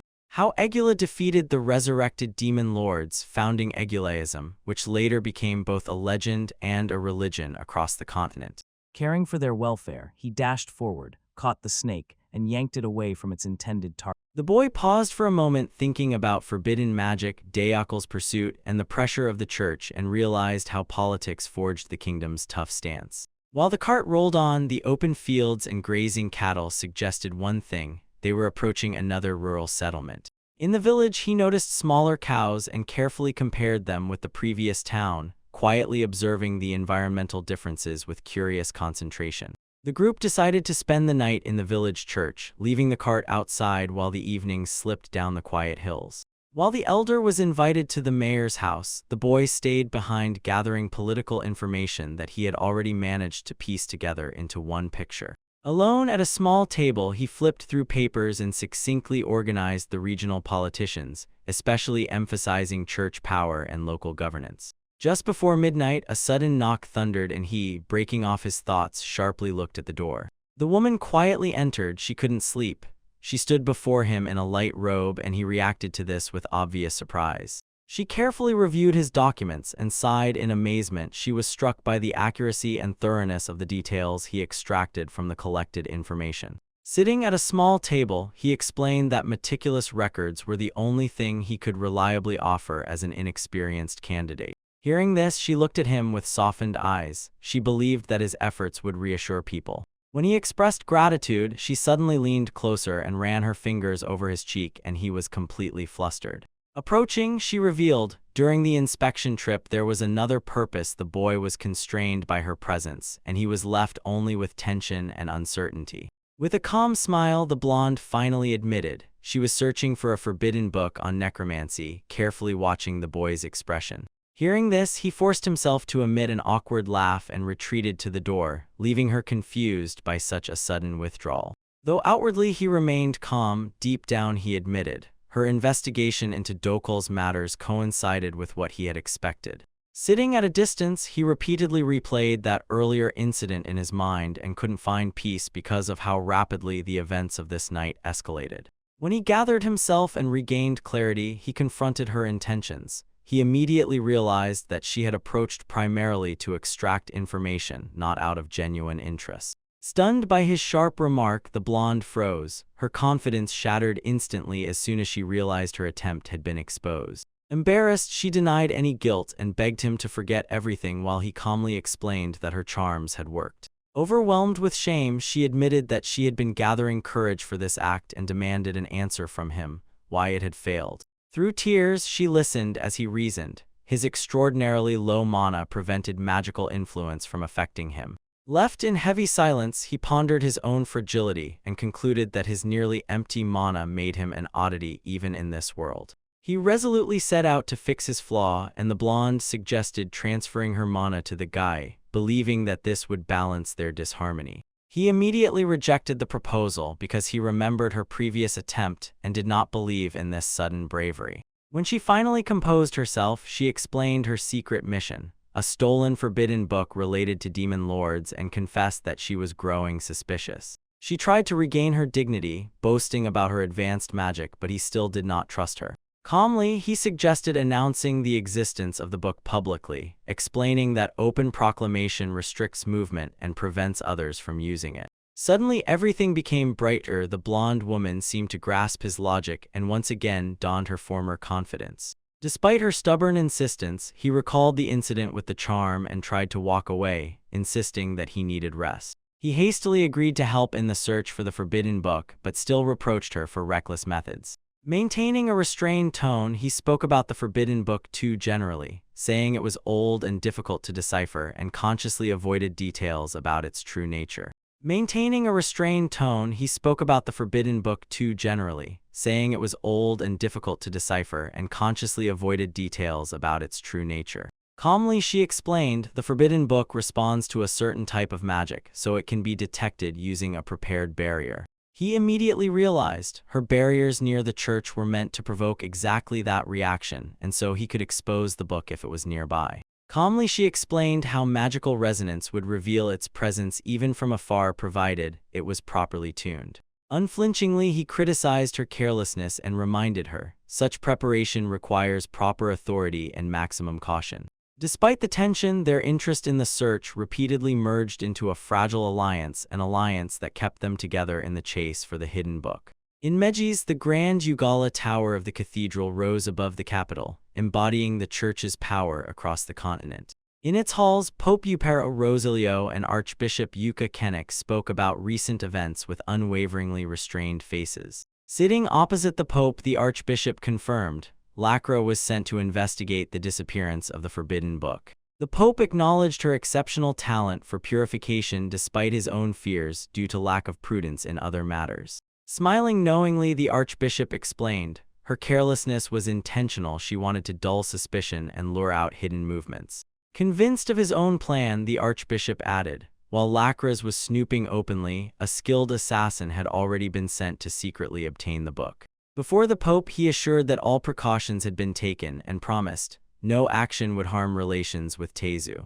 Wandering the cathedral corridors in complete satisfaction, he was confident that everything was going perfectly until unexpected news reached him. Shock instantly threw off his composure. After it became known that sensitive details were reported to the candidate for Tezu. Somewhere else, Lacra proudly announced, the candidate agreed to help her in the search. Unknowingly, he disrupted the Archbishop's carefully prepared scheme.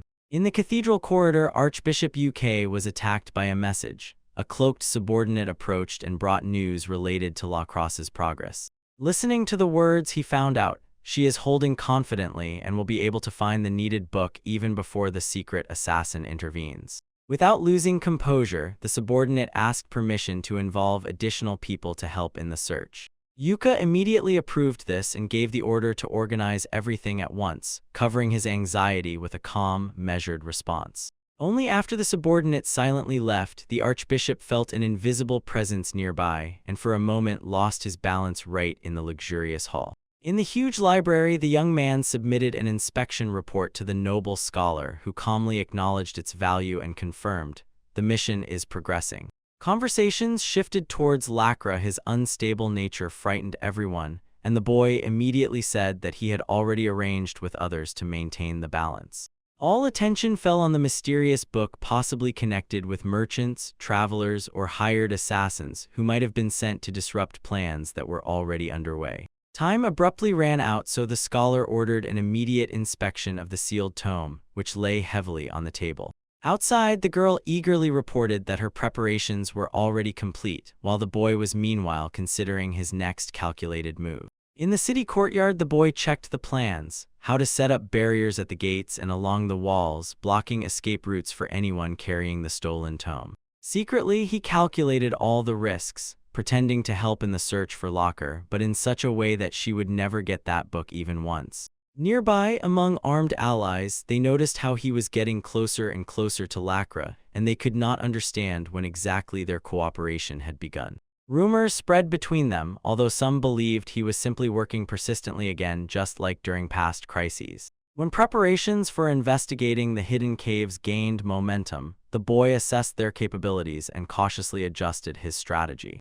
In the fortified chamber, Vovk activated her protective magic. A rotating barrier flared around her body, locking controlled power along the entire perimeter. The boy calmly watched as she declared confidence in her shield and asserted that most attacks would shatter against it. At his signal, Vovk dashed forward with sharp speed, striking the barrier with a focused blow to test its limits. The shock impact rolled like a wave across the surface, but her face remained firm. The structure resisted without cracking.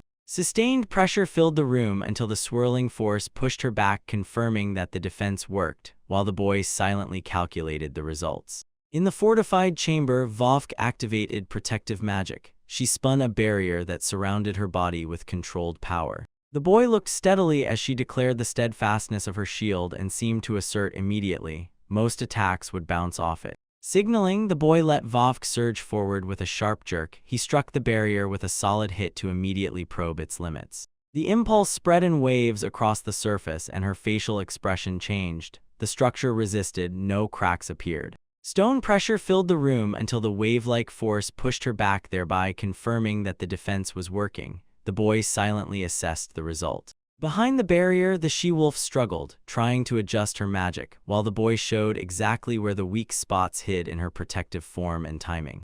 A sharp gust dispersed the unstable energy, and before the eyes of comrades waiting for a miracle, flaws in her technique were exposed as the attempt failed. At night, a hooded figure quietly slid through narrow alleys, staying unnoticed as she approached a solitary estate. Pressing against the wall, the intruder activated a hidden mechanism and, with deliberate precision, slipped inside. In the dimly lit room, the figure activated a crystal sphere and calmly prepared to transmit a secret report. In a dark room, a rapt informant reported that Lakra had strengthened the city's defense and gained a skilled ally. The superior listened carefully, having just confirmed.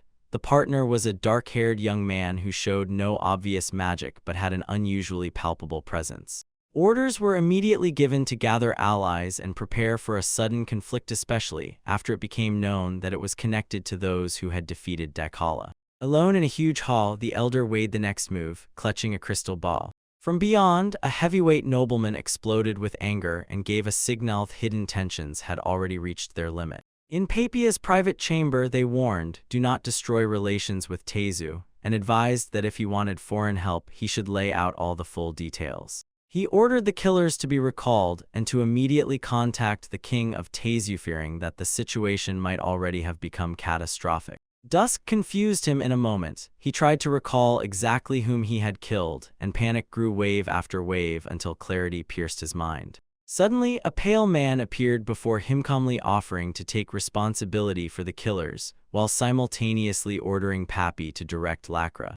Meanwhile, the boy was walking down a narrow street, unaware that greater forces were already moving behind his back. In a quiet alley, the boy greeted Gazona, traveler who aged on the move and had slipped through the city unnoticed for years ago. Earlier, he had earned the man's trust with small gifts, turning chance encounters into a steady exchange of information. Sitting next to him, the boy asked about the strange faces and realized that little had changed. Everything remained within the usual flow of Tezu. Noticing hidden threats, he advised Jason not to wander the streets at night for now. Despite the warning, the boy treated him kindly, valuing the old traveler as a vital source within the city. In the alley, the boy asked Jason if he wanted anything beyond sake and discreetly supported him without drawing attention. Jason accepted the help with casual enthusiasm, saying that with this money, he could grow a crop while the boy watched him leave. The next morning, an urgent order came from Meiji to Lara because of a missing book. Confused but obedient, she immediately prepared to explain the situation to King Tezu and ask for help in the search. For now, the pale strategist quietly laughed. Lakra reported everything up to her partnership with the boy. In a locked, guarded chamber, tension grew until officials admitted negotiations between states could no longer delay the escalation of the conflict. Strategist Wang proposed temporarily claiming that the book had already been secured in the treasury and would be returned later to remove suspicion. In a specially prepared room where layers were covered with magical circles, the sealed book lay on the table under a protective barrier. Without hesitation, the boy got to work, adjusting his gloves on the go and deciding to decipher the volume by dawn. Late at night, bordered by watchful figures, he read the pages evenly and intently, while the burden of expectation pressed relentlessly on him. Under layered magical circles, the boy began to read quickly and immediately realized the structure of the book was much more complex than he had assumed. However, after reviewing the script, he found out there were ancient letters from another era, and this forced him to abandon usual assumptions and start thinking more flexibly. While others guessed what exactly the church desired and what consequences would follow, he focused only on one thing: extracting the exact meaning from the text. Further warnings about danger and advice to return the book were ignored instead. He calculated how much more time he could act safely. Finally, the pages quietly turned in the glow of the barrier, and fragments of knowledge capable of shaking the balance between states surfaced before him. In the closed chamber, the boy concluded, the Ugula Church did not know what exactly was inside the book, otherwise they would have destroyed it immediately. His sudden insight stunned the officials. The consequences revealed hidden truths that neither of the two states had anticipated. Under the flickering magical circle, the tension thickened as he stood motionless by the open pages, ready to explain further. Beyond the chambers, the city walls rose under the night sky, and no one there suspected how the fragile balance inside was already shifting. In a quiet alley, Gazan sipped sake and thought contentedly. That strange boy treated him not as a tool, but as an equal. Late at night, Hyzen lingered in the alley, replaying in his mind the boy's warnings about dangerous people roaming the city. Christian lost his thoughts and rushed to the empty house, but realized too late that the thieves had already managed to get inside. Hidden figures instantly fell silent, the body remained below under the moonlight, and then everything was arranged to look like an accident. In the tense chamber, the boy, a dark-haired youth, jerked back as two nobles feverishly argued forbidden knowledge, and fear spread across his trembling face. Rumors about appeals to higher authorities sharply fueled panic, and everyone involved painfully realized that severe punishment awaited them for this. Later, the nobleman, who was threatened with exposure, declared that it was his duty to his own people, so the boy had to face an increasingly heavy political burden. Under pressure, he calmly sipped tea, holding his face while unrest grew around him.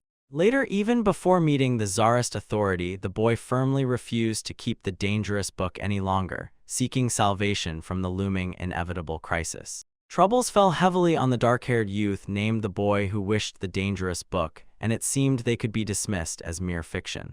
Throughout the room, nobles discussed secret investigations about its origin, and he insisted, ignorance is the most reliable protection. Curiosity pushed him further. He wanted clarity about who the killer really was and how such people operate. Suddenly, behind the chair, a presence appeared, and the presentation began as if he already understood everything before he could move. Suddenly, but restrained, he reluctantly looked away, because to survive one must know as little as possible about that quiet figure behind their back. High above the hall, the killer revealed himself. He was the private bodyguard of His Majesty. He knew how to disappear using magic, and now the boy was absorbing this terrifying truth. Sitting calmly, the boy answered evenly and confidently, carefully weighing whether this power forced the removal of rivals to remain invincible. The smile on the mask was a danger. As the killer said, once he had already intended to settle accounts with him, but assured that then it was only a precaution after a stunning discovery.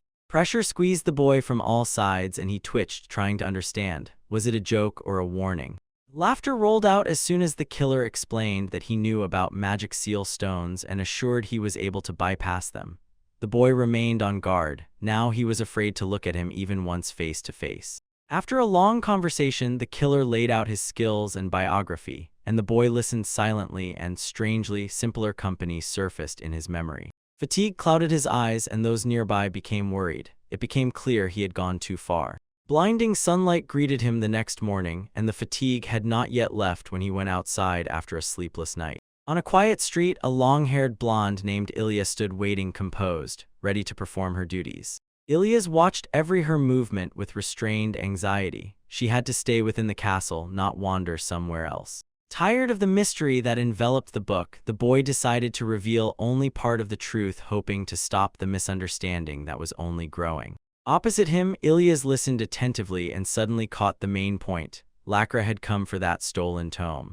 Understanding her situation, she admitted, these promises keep him within tight bounds and do not allow him to speak freely even if it makes her uneasy. Frustration broke through her outward calm. She openly admitted that she was afraid she could be rejected and locked out. Looking at her reaction, the boy immediately understood. Her anger grew from concern, so he decided she needed reassurance more than anyone else. After he broke up with Ilyas, the boy noticed. Guards were rushing past him, hurried movements and tense voices in a narrow alley. Curiosity made him slow his steps. He felt something serious had happened very close by, and the air suddenly thickened without any explanation. In the alley, under a stained cloth, lay a lifeless body. It was covered by armed figures who carefully watched everything around. Suddenly, he widened his eyes, just realizing what had happened. Instinct already pushed him forward even before they tried to stop him. Lifting the cloth, he encountered the terrible truth of the corpse and froze, standing under the watchful gaze of an armored guard nearby. As if walking beside the covered body, the boy listened to the conversation while the guards insisted that the man had simply drunk too much and hit his head, though doubt still lingered in his thoughts. A sudden thought stopped him. Suspicion sharpened his gaze, and he replayed that too convenient version again. Remembering that special sake he had given earlier, he realized, even that amount should not have led to such extreme intoxication. Without hesitation, he decided, the body must be taken to the church, so despite all the surrounding doubts, he demanded a proper examination. When he came to the conclusion, a faint certainty settled on him. Death, it seemed, was not accidental, and he almost imperceptibly assumed that this man had been killed. While the boy walked beside Ilyas, he quietly whispered, during a fall in the church, an unconscious person would instinctively cover their head. The body was carefully laid out, and as soon as the examination began, the atmosphere solemnly and sternly fell silent. Standing aside, he silently watched as Ilyas carefully and attentively examined the body.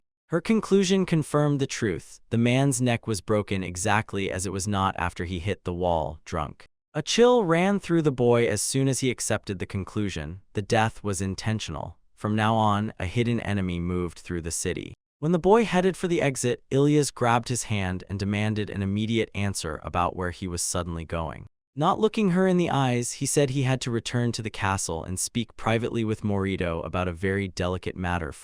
Determination flared in Ilyas when she declared that she was already involved in everything and refused to exclude him from any danger that awaited him. He said the upcoming conversation would be risky and full of regret, so he asked her not to take on the burden of hidden guilt. But Ilyas did not back down. She chose determination over caution, insisted that she preferred to share the consequences with him rather than leave him to face them alone. A faint smile slid across the boy's face as he took on the burden of the bundle he had just stepped into. Ilyas challenged him again, demanded not to decide everything alone, and sharply asked if he really realized the risks ahead.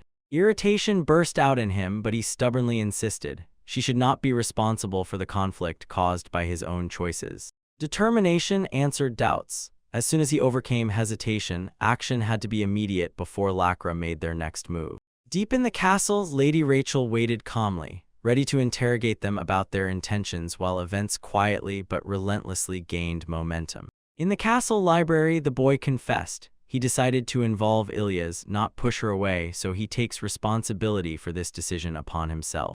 Dame Rachel warned his current conflict could ruin ties with Maya and the Ragudo team if Ilyas gets even more involved. He was challenged about his determination, and he admitted, this path might cost relationships on both sides, but his resolve will not waver. With a barely noticeable smile, Damon Rachel stated that he would bear full responsibility for everything that happens next, placing the burden of consequences entirely on him. Stepping forward, the boy revealed the urgent truth. Lacra were about to be killed. Raising his hand, he began to explain that the crisis originated from actions related to demon worshippers from the Ugulian church. Impatience flared as soon as Ilyas reacted sharply. Her irritation overshadowed the attempt to say even something calmly. Regaining composure, he insisted on starting over so she could understand the whole situation without any confusion. He revealed that they were deciphering a mysterious book related to the hidden motives of the church. Carefully outlining the larger scheme, the boy stated, the goal is to find the lost book and remove public suspicion from Maya, but he still did not understand why Lacra was chosen for death at all.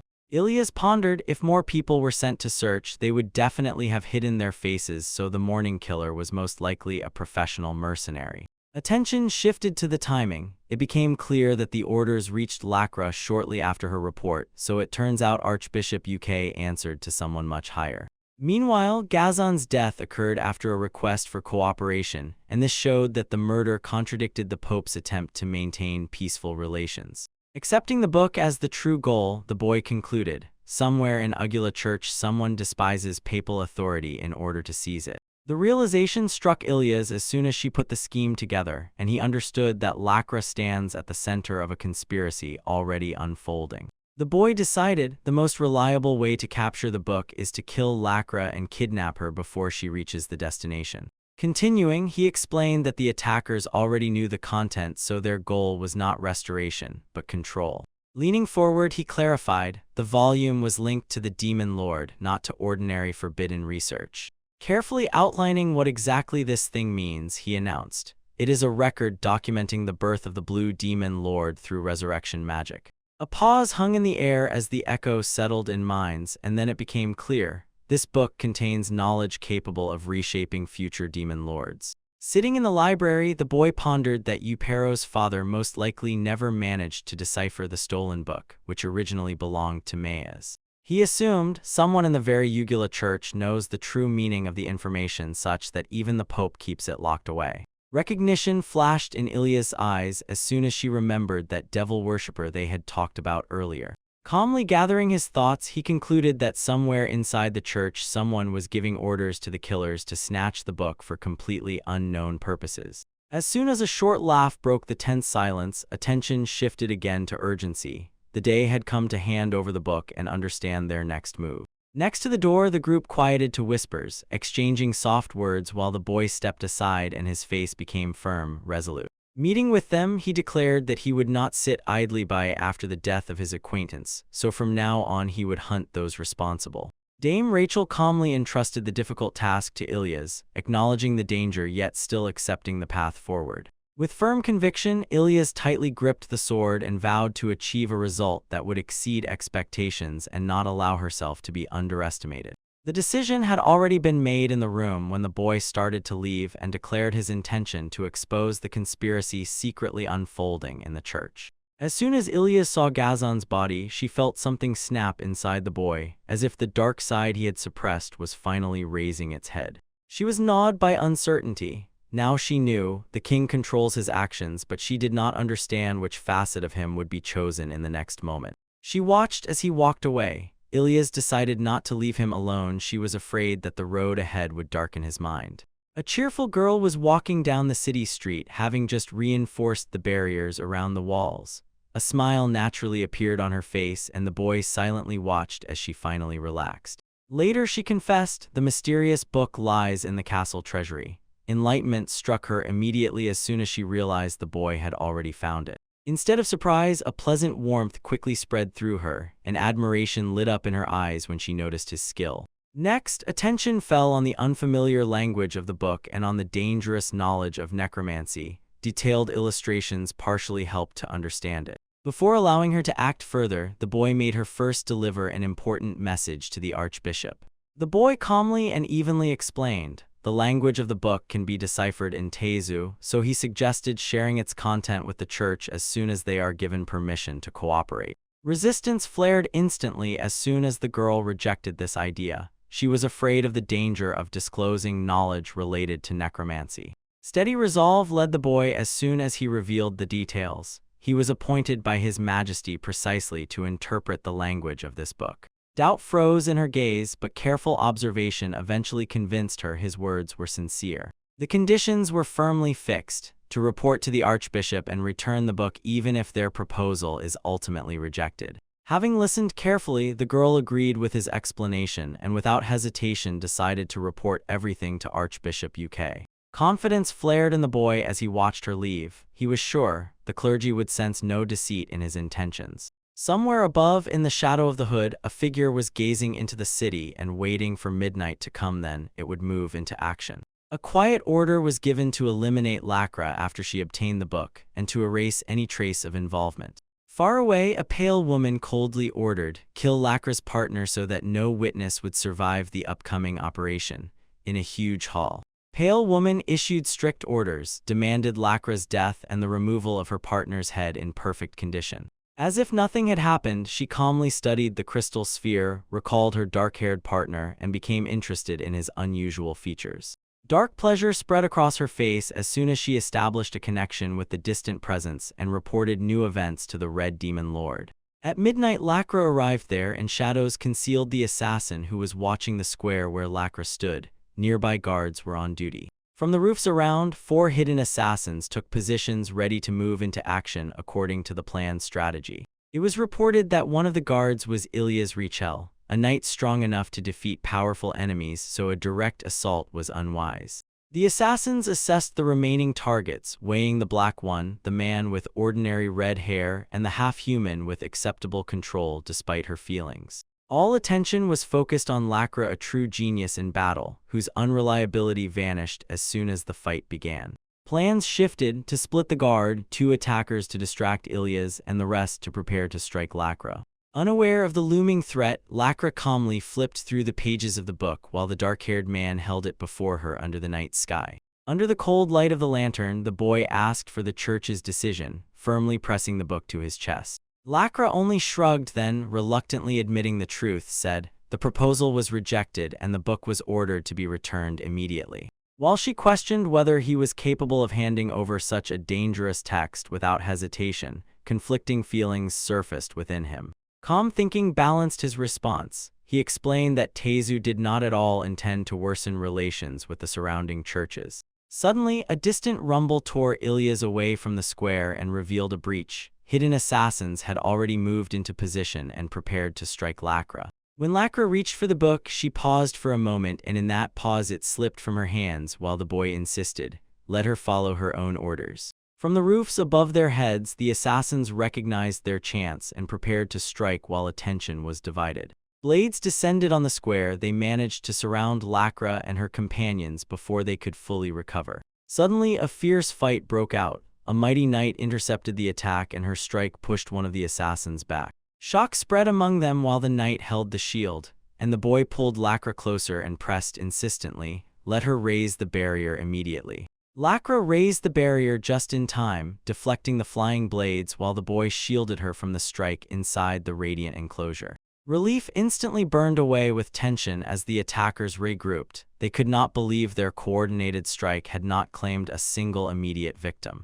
The clash flared again as the lead assassin buried himself in accusations, claiming they had repelled several attacks from a far beyond normal capabilities. Ilias confidently stepped forward and declared that she had deliberately created a breach to lure the assassins and force them to expose themselves.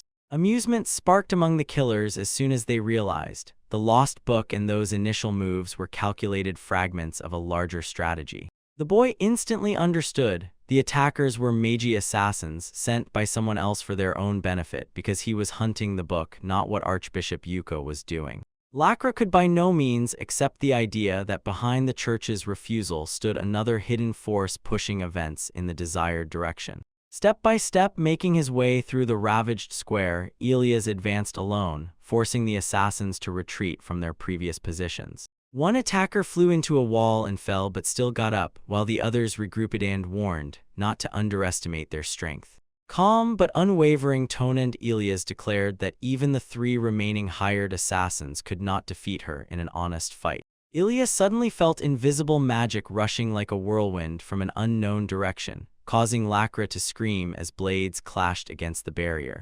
Dark projectiles struck the shield, and the assassin, without changing his tone, warned, "As soon as the barrier falls, the black-skinned man will die instantly." Panic overwhelmed Lacra when she grabbed the boy, but the half-human dashed forward, and she never managed to see the hidden attacker. Despite the complete chaos, the boy calmly pointed to the poisoned knife sticking nearby and assured Lacra that they would survive. Confusion froze on his face, but his vigilant, unwavering gaze revealed that he had already pieced together the enemy's invisible plan. The boy straightened up, hiding his unease, and reassured Lacra. If she trusted him, everything would end very soon. Under the square, the fighter with wolf ears twitched in the struggle. Her strikes missed the invisible enemy. Frustration grew as she finally realized ordinary methods could not hit the killer. He dodged every blow with invisible magic. Determination displaced hesitation, and she unleashed a wave of colossal magical power that filled the air around her. Filled with fierce resolve, she prepared the flawless technique her master had taught her to expose and crush the hidden opponent.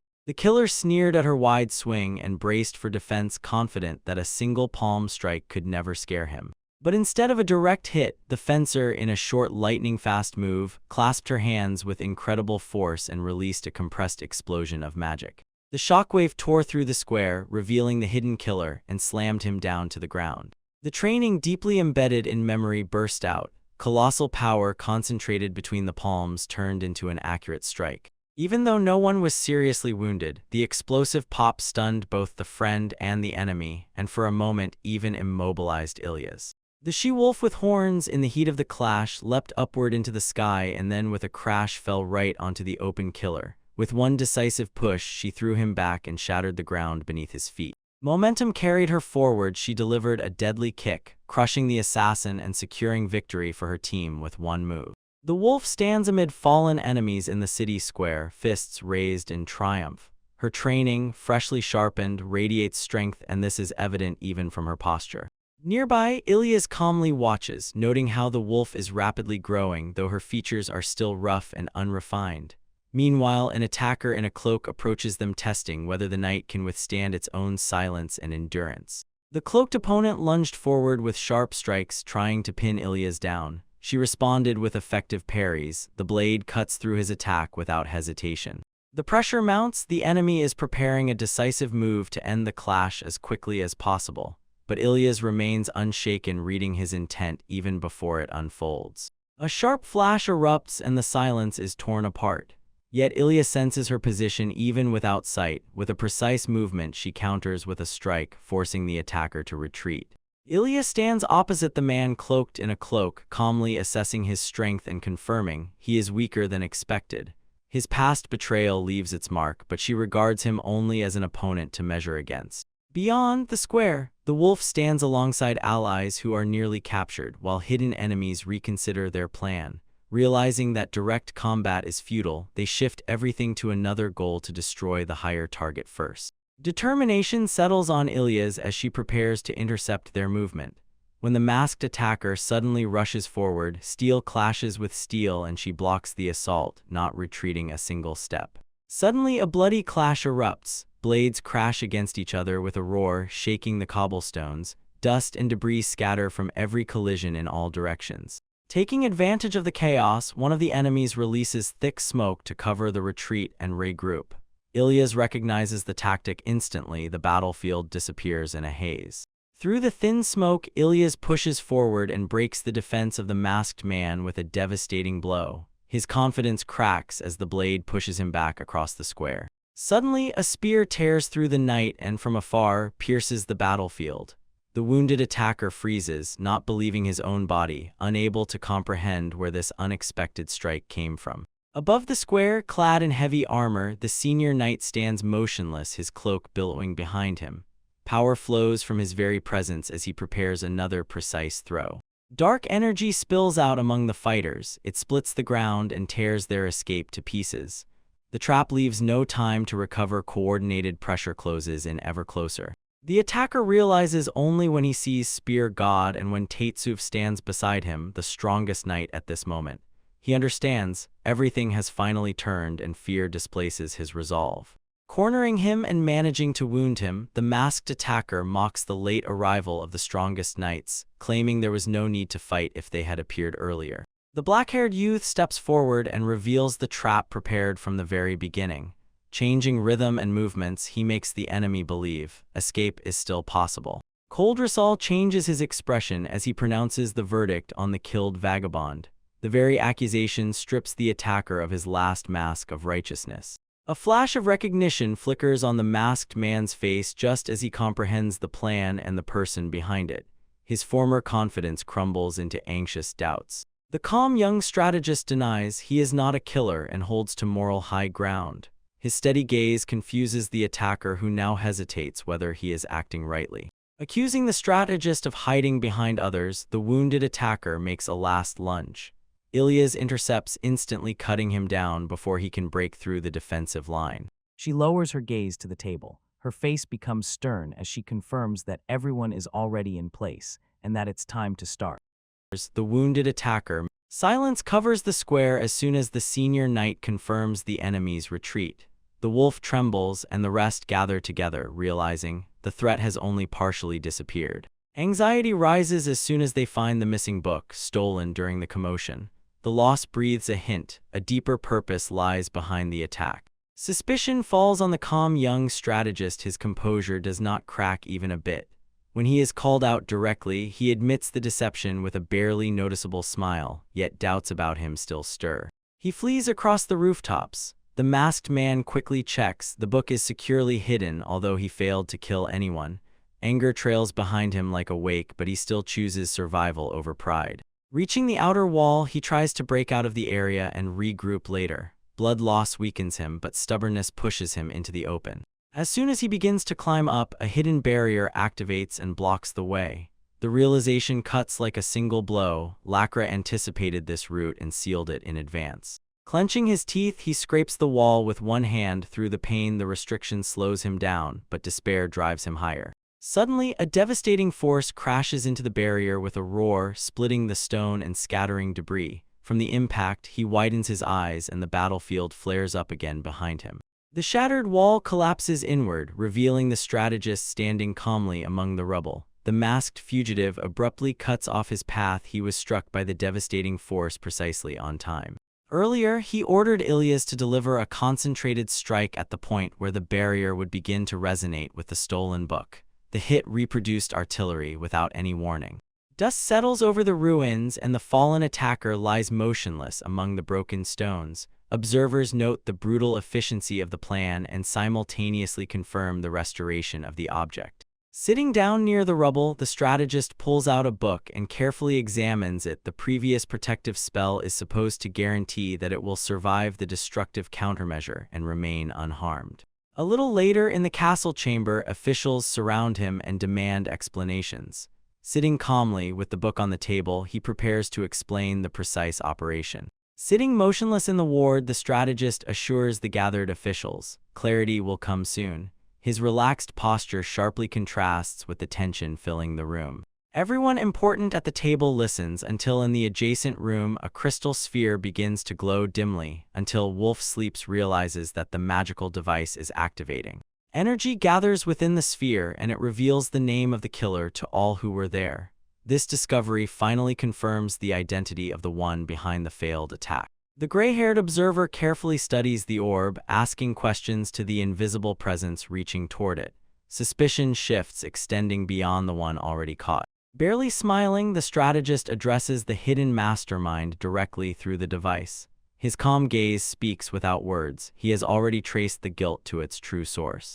Uten, distant chamber, silver. The master heard, acknowledges Hades' failure without any surprise. Only a faintly flickering curious smile appears on his face as he recognizes the strategist's deliberate attempt to establish contact.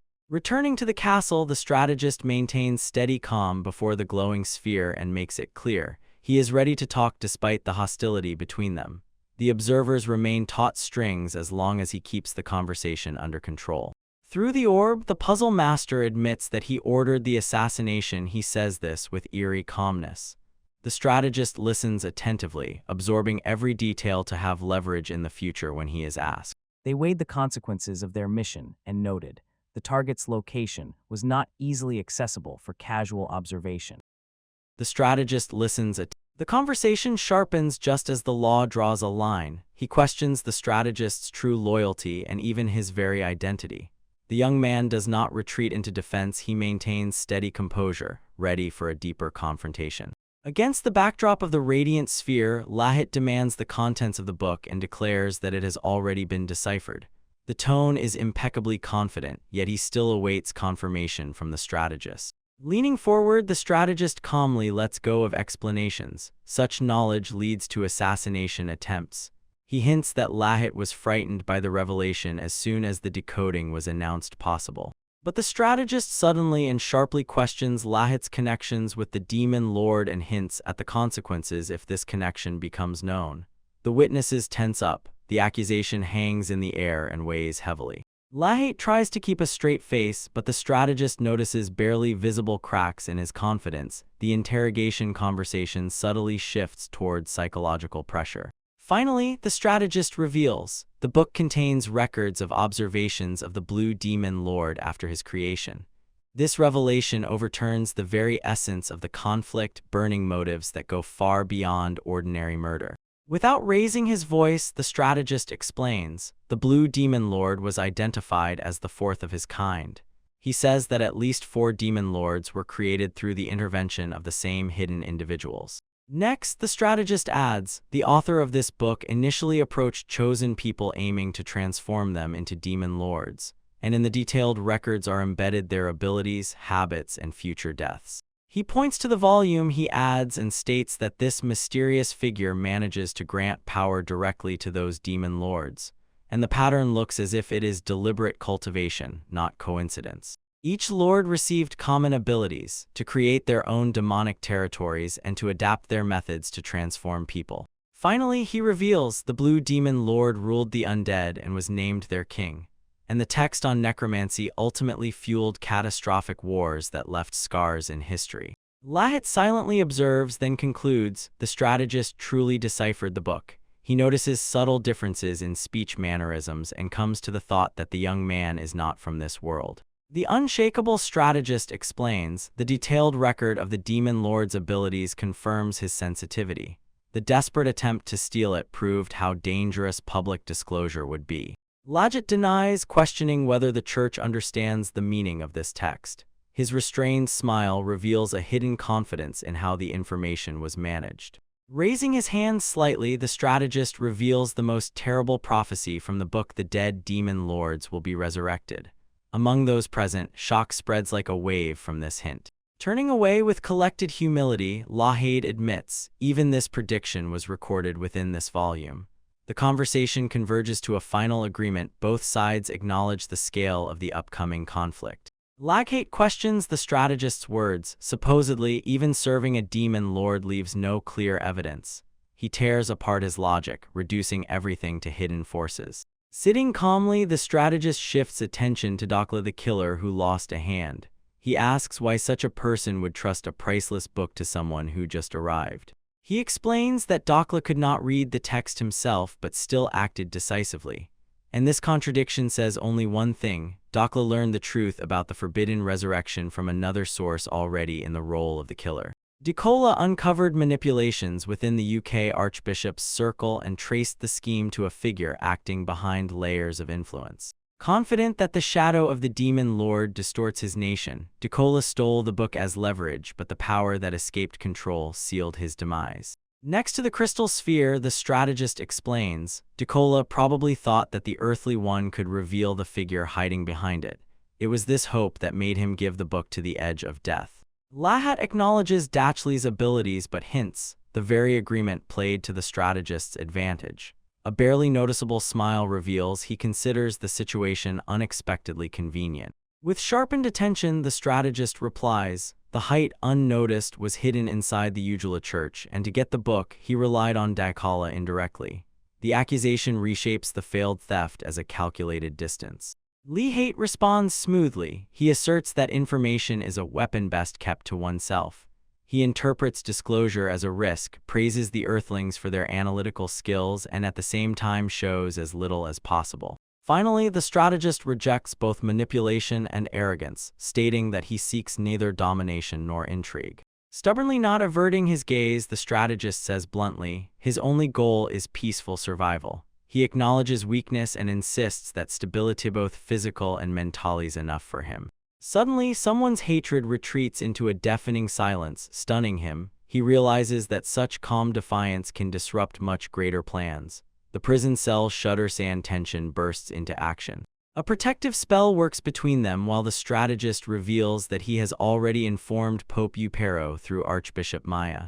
That very statement instantly shifts the balance. Flashing with rage, the Pope bursts in and shatters the conspiracy completely. The strategist, unshaken, shifts his gaze to where the true instigator of this crisis hides. In the great cathedral, a long-haired man has gathered. He looks at the burly bishop, broken stone, fading smoke. The leadership has failed, calmly. A measured expression passes over the bishop's face as he feels the hypnosis breaking, while the long-haired man quietly observes and weighs every change. The angel breaks free from under the bishop at the moment of his declaration of resistance to further influence. Finally understands that the opponent had prepared a defense against mental interference in advance. Energy gathers in the hand of the long-haired man, compressing into controlled magic, while the bishop tries to impose his power and block any attempt to escape. Several spectral eyes flare around the bishop in response to the spell. but the long-haired man does not lose composure. His calculated response is already unfolding. The bishop lunged forward and with a crash slammed a blow onto the cathedral floor with all his might, shattering stone as he tried to crush his opponent with raw power. Shards scatter down the corridor while the long-haired man stands composed. He sees the failed strike and acknowledges the path that has just opened. And suddenly pressure seizes the body, pulls down and presses to the ground. Enormous weight breaks limbs and finally stops movement. Above him, an intricate magical circle weaves. It emits controlled power and incessantly presses, revealing the precise application of gravity by the bishop. Sitting under the oppressive pressure, the long-haired man silently endures while the bishop watches intently from afar, certain that the dominant spell holds him in hand. The bishop maintains a balanced appearance, acknowledging his own flaws. Yes, he is lower than other archbishops, yet he does not give up, although the pressure becomes increasingly palpable. Fury sharply clenches his face, proclaiming his authority. His position grants power that cannot be measured by any standards of ability. Pressed to the ground by gravity, the long-haired man does not lose consciousness and calmly watches as the bishop cuts the fight short. Sudden destruction pierces the force pressing from above. The magical circle above the head cracks and ghostly eyes shatter under invisible resistance. Small debris is scattered all over the cathedral floor, while the long-haired man rises straight and without stopping, and the bishop shudders as control slips from his hands. A sharp smell reaches the long-haired man. He notices scattered scents near the stairs, while the bishop insists as if the struggle is already over. Electric bursts rush at him again, but the protective spell does not activate, so he is forced to take the blow himself without any magical defense. Metal barely clanged on the floor behind him, drawing attention to a small object lying next to the fallen incense burner. Understanding flashes suddenly as he picks up a small stone. He manages to realize that the artifact on the ceiling prevented him from using magic earlier. In the trap barrier, the bishop interrogates time, not even suspecting that the man with long hair had already devised his own strategy before the trap was triggered. The bishop acknowledges the multi-layered obstacles and finally understands. His opponent deliberately trapped himself behind them along with a lit sensor in the second enclosure. While the sensor clouds his body, the stone ceiling compresses his magic, and he can no longer break the barrier around. Despite these limitations, a faint smile barely appears on his face. He calmly declares that everything is decided, and in this confidence, all visible disadvantage is lost. Standing in a transparent prison, he pulls out a small dagger and the bishop waves it off, as if it is a trifle against the reinforced protections. Measured and calm, he explains, obstruction to interrogations is a guarantee of success, and victory is not an escape but in complete control over information. Grinning ominously, the man with long hair raises the dagger and prepares to end his own life, leaving the bishop no chance to extract information. Before the bishop can intervene, the blade pierces his throat, the body immediately falls backward, and blood splatters across the cathedral floor. From there, observers see the fallen figure among the broken barriers, and the dark-haired young man silently watches, as if absorbing what has happened. Later, reports concluded he took his own life when escape became impossible and his body was secured to prevent interference. Then key secrets were passed to trusted allies, and the church authorities finally moved forward, fully confident. From now on, everything would be under control. Outside the cathedral, officials declare the case closed, promising official apologies and the return of the forbidden book under proper authority. The boy silently listens as conversations about responsibility echo, while others waver in doubts whether this event was governed by a greater power from afar. Returning from the balcony, he suggests informing Papa Evporov, understanding that the matter has gone too far for open discussions. Although urged to act like a king, the boy refuses to take on this burden and insists the role of revelation belongs to someone else. In the hermitage, he suddenly realizes the secret of this book can overturn history. Despite their temporary victory, the greatest trouble remains unresolved. As soon as the boy finishes his report, he immediately questions the promise of peace. It seems to him that this silence is only a pause before decisions about the forbidden book. The comrade insists agreements and rules remain unchanged, yet the boy still does not believe that everything in this story is so simple. A brief quarrel repeatedly dispels tension, but deep down he admits, peaceful days will not come so easily. Stand outside the church. He weighs the next step, feeling how undisclosed secrets still press against closed doors. Inside, he approaches Wolf during her training, restrained, silent, supporting her only with quiet approval, as expected of him. In the hall, a woman taunts the boy for constantly hovering around the prince, crafting intrigues. Under her amused gaze, he utters forced apologies. She sternly stops him and declares he must no longer deceive the daughter of her best friend because he supposedly manipulates subtly even despite his clumsy attempts to justify himself. As they walk down the cathedral corridor, her voice softens. She acknowledges his effort to apologize and honestly says that he has had a positive influence on Ilya's. Looking back, she notices, once Ilya's lived chasing the shadow of her father, but now recently he has grown mentally stronger. She firmly demands that the boy protect the proper development of Ilya's, and he accepts this responsibility carefully and sincerely. Wolf quietly learns while the boy approaches. His face is stern as he asks for a moment alone to talk. Looking her straight in the eyes, he apologizes without hesitation, admitting he owes her honesty about what happened that night. He confesses that he deliberately used Wolf as bait to lure out the killers and chose the most effective method, even knowing the risk. Lowering his gaze, he firmly says that he is no different from those who once used her weakness for their own purposes. Wolf decisively rejects that comparison and emphasizes his anger was born not from cruelty or selfishness, it grew from the fact that he was protecting her. He declares his anger towards others is her most precious treasure, and adds that she wants to stand beside him and help these people together. Her sudden determination pulls him from his place and he stares at her, struck by the power in her small hands. When he gently strokes her head, she accepts his apology without hesitation, smiling as if it had all been resolved long ago. He stops to reflect on his own weakness and those hasty decisions, admitting she is already stronger than a person who can be easily tamed by emotions alone. Despite calling himself imperfect, he stubbornly moves forward with her, choosing cooperation instead of guilt. Near the grave, he decides to grow forgotten crops from Gazan's book and honor his memory with dignity.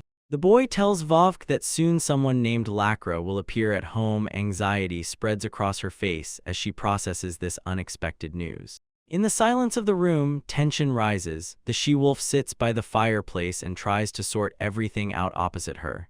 The boy remains calm. He feels that the visit can shake their balance. Recognition begins when Vovk recalls the name Lakra and feels trouble approaching. Anxiety grows. He understands the appearance can break their usual, quiet routine. Uncertainty tightens on her face as she tries to understand how serious it is. The burden of the news slowly settles heavier and heavier. It carries her down more and more unnoticed. That same day, both rested in the town square and did not even suspect that events were already rolling toward this development. The boy leans back on the bench and catches the silence after several exhausting days. His posture tells of relief. For the first time in a long while, he allows himself to rest without resistance. Around the square houses crowd together, perfectly restored despite the destruction brought by last night's attack. Magic erased all traces of damage, so the area is clean as if it was just created. Nearby, the repaired castle wall rises without a single crack as if the blow never happened. This rapid restoration only emphasizes the kingdom's amazing magical power. Watching the results, the boy becomes increasingly concerned with magic and already wants to learn himself. Curiosity drives away fatigue as the thought of trying even basic training matures in his mind. Nearby, a young girl quietly sobs while he sinks into thoughts. But eventually he gets up, walks away, and leaves her to continue wiping her tears. Lakra runs to the boy, crying all the time, and explains that she was removed from Maya.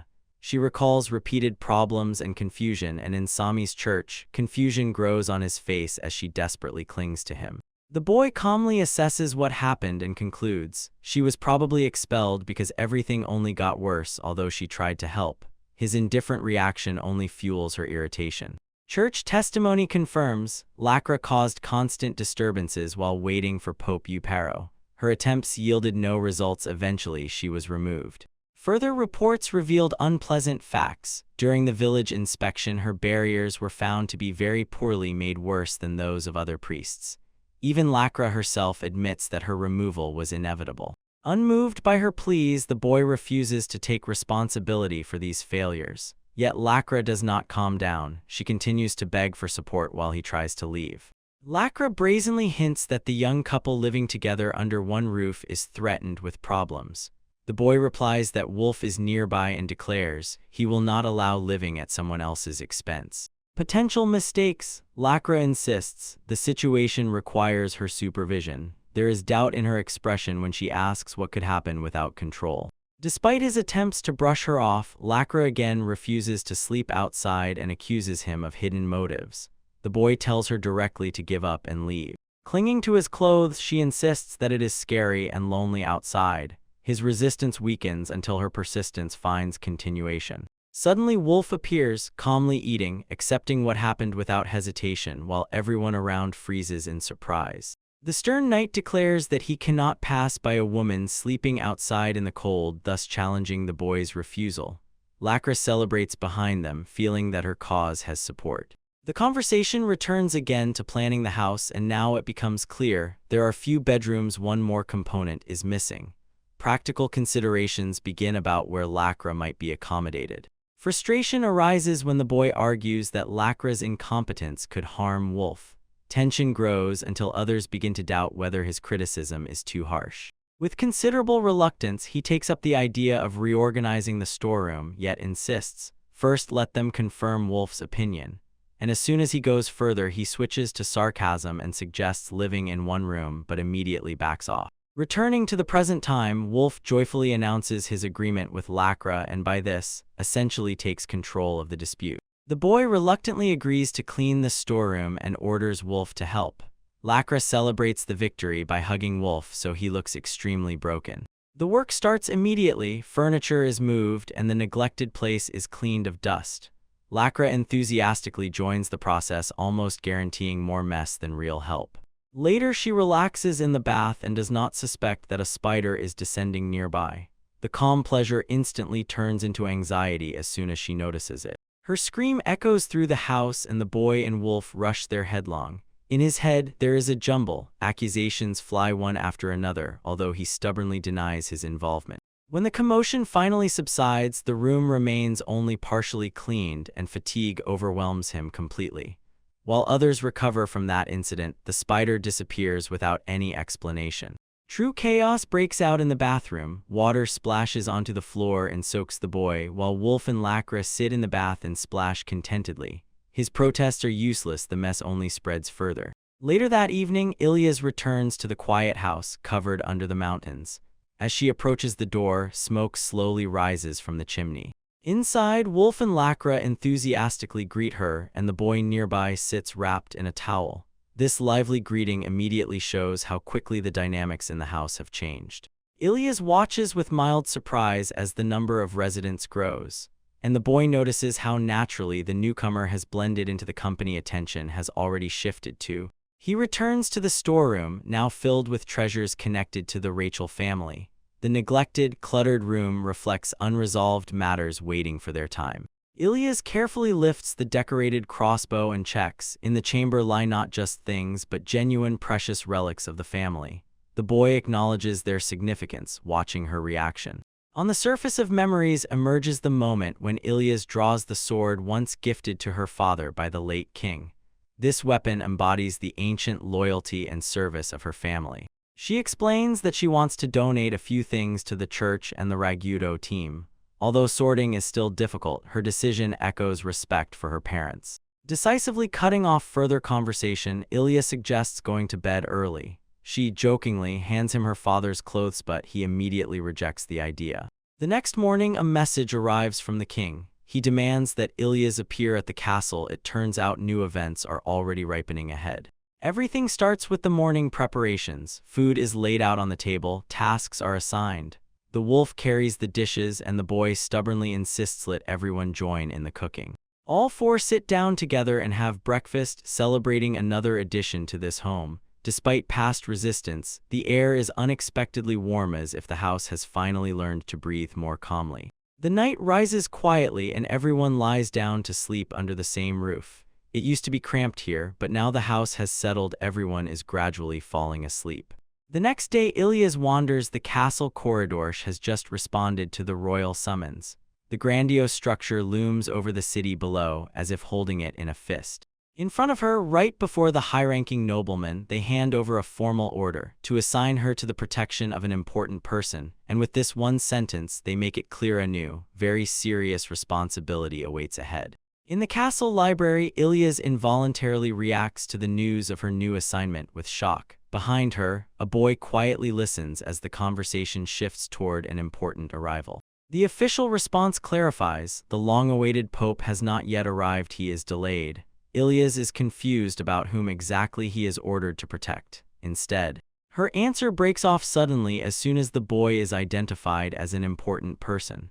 Surprise spreads across his face and the words settle with a heavy weight. Calm reasoning explains further, his rare abilities may attract dangerous attention. Without protection, he will become too vulnerable to those who wish to seize his knowledge. Ilyas immediately takes on the role of bodyguard. The boy awkwardly nods as their new cooperation is just beginning. The young man carefully considers the proposal to make Ilyas his bodyguard. Doubt appears on his face. The official, subtle wording implies that he is asking whether he has any objections to a female protector. Trying to diffuse the tension, he awkwardly throws out, Ilyas has no charm, and unintentionally provokes her himself.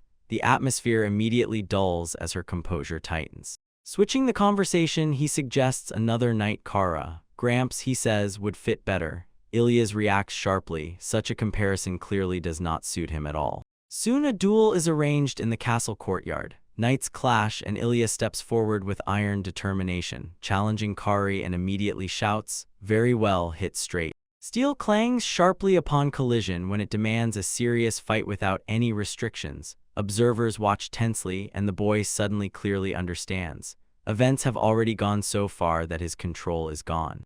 Ilyas stood in the yard as tension rose over the castle grounds. The guards watched closely while she looked at the invisible overlord, and her cloak suddenly shifted behind her back. Inside, the boy learned he was assigned a royal bodyguard. Confusion still lingered on his face while the elderly man inquired why such a decision was made. Discussions swept through the corridors due to Ilyas' unrest. Rumors circulated that her place among the knights could further complicate matters. The authority intervened and confirmed the king's order. Hesitation surfaced for a moment, but Ilyas was required to protect the boy without any exceptions. Resolve dispelled doubts and Ilyas signed the decree, clearly feeling, now her duty was entirely focused on protecting him. The boy listened as the senior knight explained. Ilyas considered this task an honor. The realization matured slowly. Her annoyance most likely grew from pride rather than offense. Ilyas walked through the courtyard, holding her torso straight and firm, the shield grip in a lowered position for the sword. Her restrained stance spoke more of determination than of resentment over the new responsibility. Attention was drawn to the upcoming match between Ilyas and Karagrams. Observers noticed her unnatural concentration. They recalled that in training she had never once landed a decisive blow on him. Karagrams stepped forward and with icy precision spun his spear whirl. The wind swirled around his cloak and his gaze sharpened, focused to the tip. Then suddenly he burst through the courtyard with explosive force. Ilyas was already ready, meeting him on the very first attack as the clash finally erupted in full. Steel clashed against steel, Kara attacked, and Gramps advanced with devastating force. Ilyas intercepted the blow. Her blade bit into his spear in a sharp burst of movement. Momentum carried them across the courtyard. From the side it was visible how Kara kept pace with Gramps and did not give up, despite her relentless assault. Dust swirled around their feet as they both urged their stance forward. The boy watched intently as Ilyas precisely controlled the redirection of the spear's path. Comprehension came as soon as she felt his movements. Without breaking his strength, she changed tactics and switched to pure acceleration. In a moment, Ilyas vanished from under his very hand. Karagrams was thrown back with a crash. She slammed into the wall while the courtyard shook from the impact. Karagrams forcibly pressed the spear down, splitting the stone beneath Ilyas' feet. Fragments scattered as he pressed further, trying to crush her defense with sheer weight alone.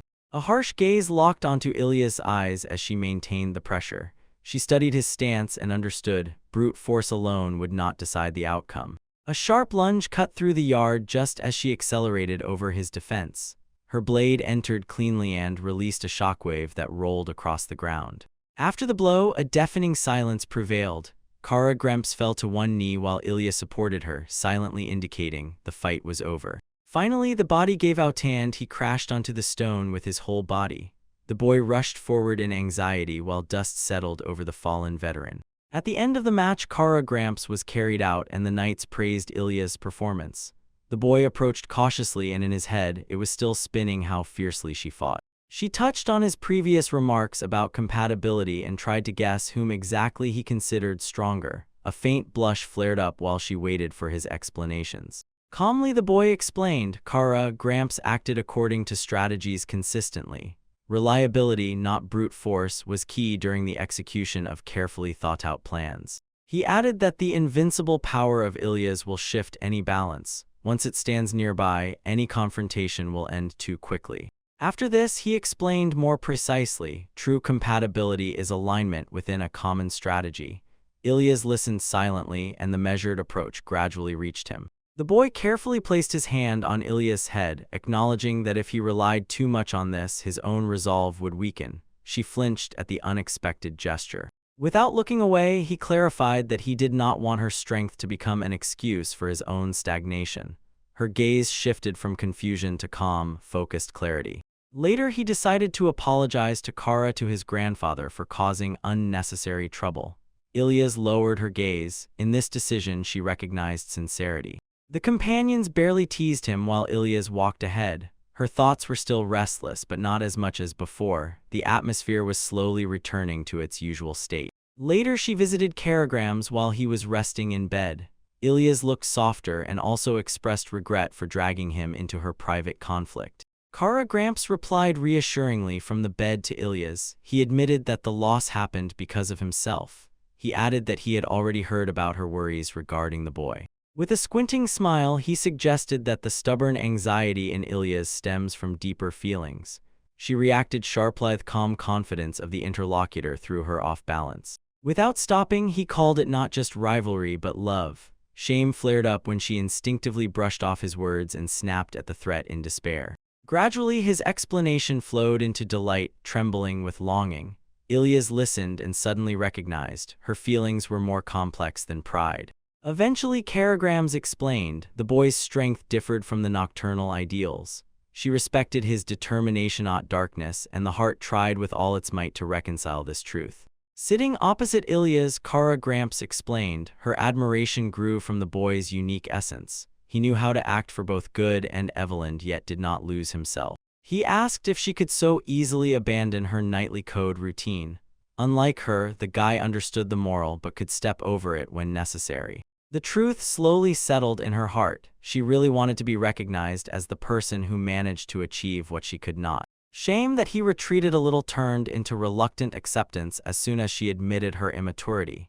His admission weighed more than she managed to realize. With a gentle smile, Kara Grimes concluded, to be recognized by those who have what you lack is a power that humbles pride and ambition. Ilya sincerely thanked Carrie Gramps, acknowledging that she had finally gathered her feelings. With a calmer face, she left his room, and he silently watched, nodding approvingly. Alone, Kara Gramps pondered the boy's harsh nature and the danger he carried, yet he was sure the young man would never abandon someone important to him. Raising the cup and barely smiling, he accepted the events as inevitable. The situation, though painful, exactly matched his expectations. The next day, Ilyas apologized to the boy during breakfast and confirmed that she would start working as his bodyguard. Their conversation was now steadier than before. Later, the boy showed a carefully polished wooden stick. He explained why it was practical and revealed his modest but thoughtful approach to defense. The boy tightly gripped the polished staff and explained that for him it was a symbol of determination.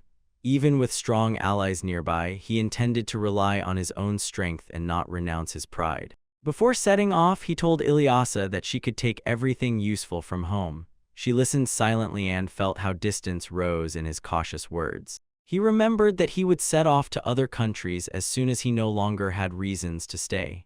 Ilyas asked, embarrassed by the very thought of parting. Uncertainty washed away seriousness when Nasiryazno admitted, his ultimate goal is to return to his native world.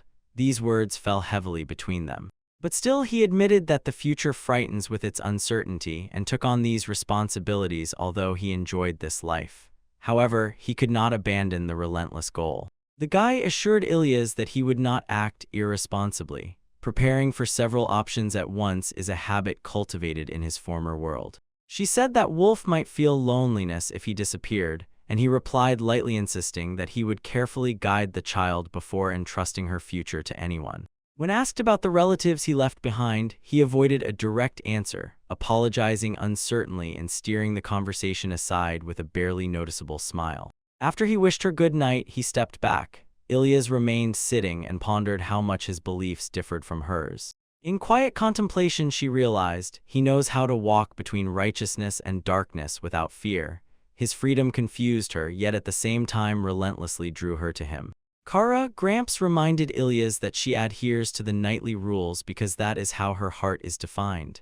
And before leaving, he quietly added, the boy admired her in return as well. Left alone with her thoughts, she decided they are drawn to each other by what they themselves lack. Even when he walked other paths, she felt his respect for Hera's for a knight. Sitting at the table, Ilyas felt that his future choices were still vague and uncertain. But despite everything, now she wanted to be beside him. Night covered the quiet town, darkness melted over the roofs, and the world seemed peaceful, but inside, unresolved questions that clung to it still did not cease. Morning light slid into the room, and Ilya decisively stepped forward. A new day had begun, so she prepared to walk alongside. At dawn, Ilyas entered his room without hesitation and declared the start of a new day. The boy resisted waking up. Heb buried himself under the blanket, but she stood firmly by his bed. Understanding that she intended to continue protecting him from sorrow, he hurried to sit down. But when Ilyas was already about to change clothes and she still remained nearby, he was overcome with shame. Soon the house filled with simple breakfast conversations. Vovk ate eagerly, and Ilyas watched attentively, already assuming her protective role. After the meal, they went outside together. The boy walked ahead, holding on with slight fatigue, while Wolf and Ilyas breathed down his neck and hurried after him through the bustling town. From afar, the castle watched their path as if overseeing every step. Ilyas smiled, quietly pleased that he could begin this new daily life beside him. The boy visited the formal meeting in the Lord's chamber stoger with the wolf and several officials. They talked about military matters and future plans, and then he left just as quietly. Walking down the corridor, he clarified that Wolf had found a suitable job and was now paying rent despite rumors about their living together. Caution gave way to her combat skills. She skillfully eliminated one target but lost her rhythm as soon as several tasks demanded attention simultaneously. Although her fragile psyche still trembled with anxiety, she nevertheless worked precisely according to instructions and completed embroidery orders with impressive speed. Later, one observer noted Wolf's friendly, shared disposition, and the boy silently watched how she confidently tried to adapt. The boy explained that Wolf never intended to sway anyone to another faction, and in doing so clarified her simple thinking while she awkwardly reacted to his insight. They entered the spacious garden. There were fountains, trimmed hedges, and a huge pavilion where Wolf proudly showed the territorial achievement.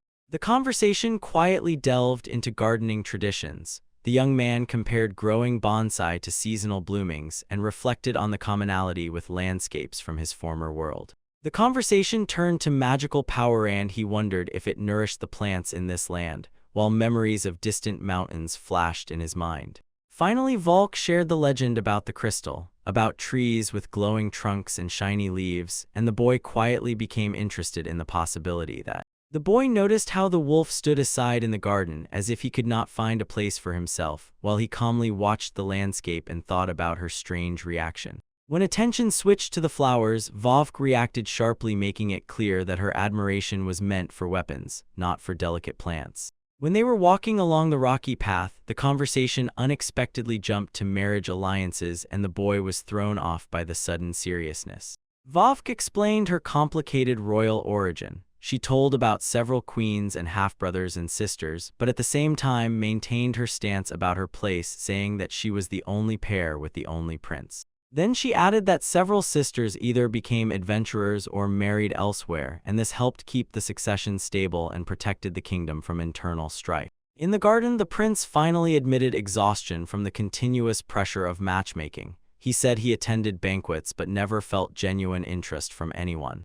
Vovk sharply proposed cooperation to him, then accused him of supposedly preferring older women and, taking his calm interactions as romantic interest, drew a conclusion. Trying to correct her, the prince explained that respect for certain women comes from seniority, not attraction, but Vovk stubbornly defended her conclusion. Then he explained caring for Wolf required a different attitude, not tenderness, but because he chose responsibility for her well-being. Finally, he acknowledged her strength and femininity in his own way, and because of this she embarrassingly lost her balance as the tension between them unexpectedly changed. Vovk stopped the boy and said that since he had deciphered the book, he no longer needed to stay, but at the same time insisted the country still needed his presence. He was already about to leave, but she confessed she would do everything to achieve her goals, openly admitting her attempt to keep him in Taezu. Their conversation broke off on a frank truth when she admitted loneliness and warned, without reason, he could disappear without any warning. To settle matters, they established a clear rule. Whenever someone proposed a potential partner, the equal party according to the rules had to be represented, thus the deal was balanced. Then they added another condition that forbade underhanded tactics, turning the agreement into a structured competition where no one intended to lose. Walking along the terrace, the prince declared that he intended to find a worthy match for Morito, discarding his own preferences as unnecessary for duty. Later, sitting alone in the garden gazebo, he quietly pondered, watching the light behind the trees slowly fade. Speaking with a trusted servant, he admitted that he truly enjoyed conversations with the boy, regretting only that he did not have the freedom to openly scheme alongside him. Although he acknowledged the boy's lower status, he still noted his exceptional results and felt both excitement and anxiety for his unpredictable future.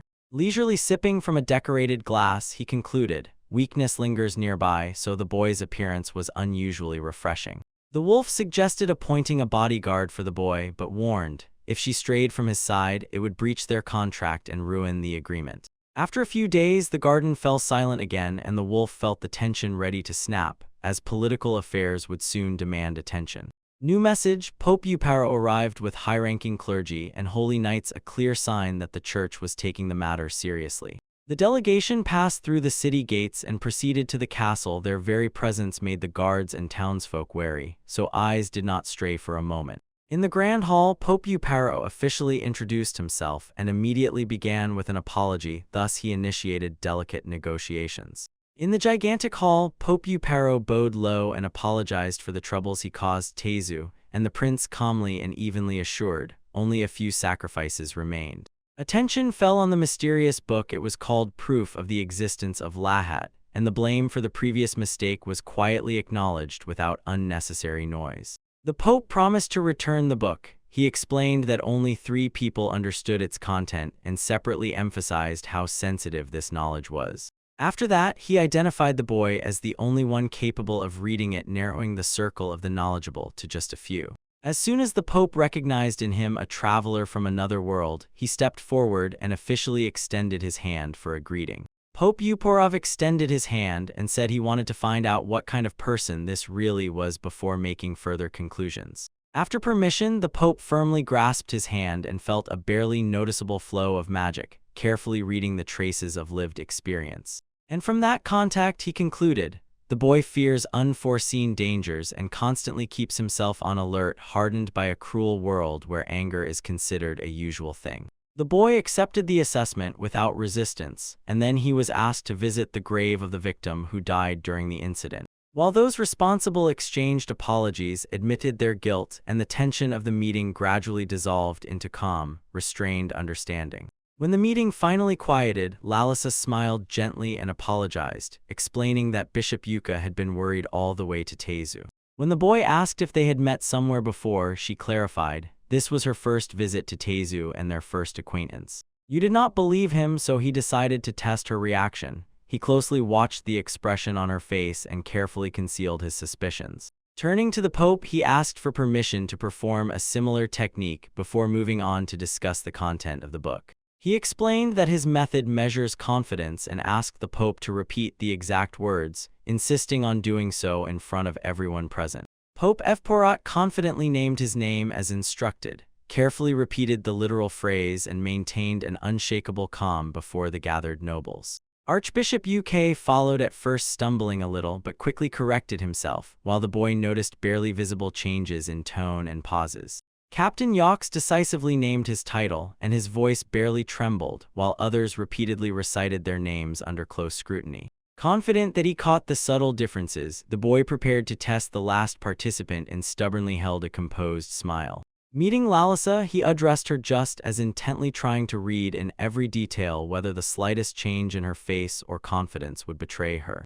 Under Lalisa's watchful gaze, she calmly repeated Captain Yox's rank as instructed. A steady voice concealed any visible hesitation while the boy listened attentively.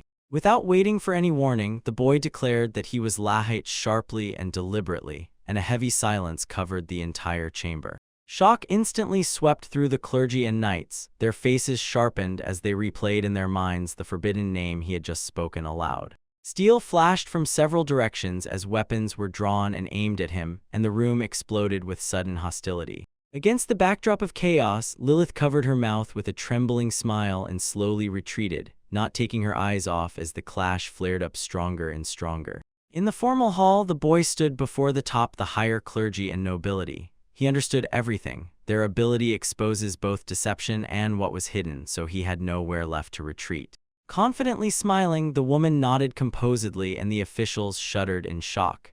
The tension crept toward him. Her face seemed to confirm this, and she realized that he was aware of what had happened earlier. He admitted that at first he did not know her identity. Suspicions sprouted when the reported suicide turned out to be unnatural and in no way fit the victim's character. Since that day, restlessness wove into his behavior. At every new meeting, he cautiously observed while the woman touched on the secret related to the mysterious book. Stepping forward, she declared that from the very beginning he suspected Lalisa. The observers were silent, unable to confidently extract everything to the last detail. While the discussion unfolded, the boy did not miss a single barely noticeable movement, comparing how each behaved and quietly measuring their emotional distance and restraint. Attention twitched as soon as the woman named him the only one who looked out of place. Armed guards and clergy quietly shifted behind, changing positions around her. She recalled how he smiled, teasing the archbishop, and it was this reaction that finally hinted to her he had already begun analyzing everyone present. He clarified the pope behaved with caution, not hostility. Meanwhile, the intermediary acted overly friendly, although he perfectly understood why the pope was so restrained. Standing calmly, the boy acknowledged the suspicion that might have fallen on him because of his appearance. Yet in his thoughts, he still held a slim chance. Their interest was born not from prejudice but simple curiosity. The woman confessed that after talking with the boy, she felt unexpected satisfaction. Her behavior revealed more than she had planned, so he began to doubt. Maybe they had met before. Without answering directly, she carefully avoided the question. Noticing this tactic, he concluded, she is evading without any lies, and decided to test her reaction. She was overwhelmed with joy. She praised his insight and unintentionally revealed her true self was from another world. A shockwave ran through the clergy. Suspicions about Lalisa resurfaced again. Calmly, she revealed the truth about her survival. A magical knife separated her soul from the original body, so she was able to inhabit another vessel. Before anyone could intervene, she clearly defined the limits of the spell.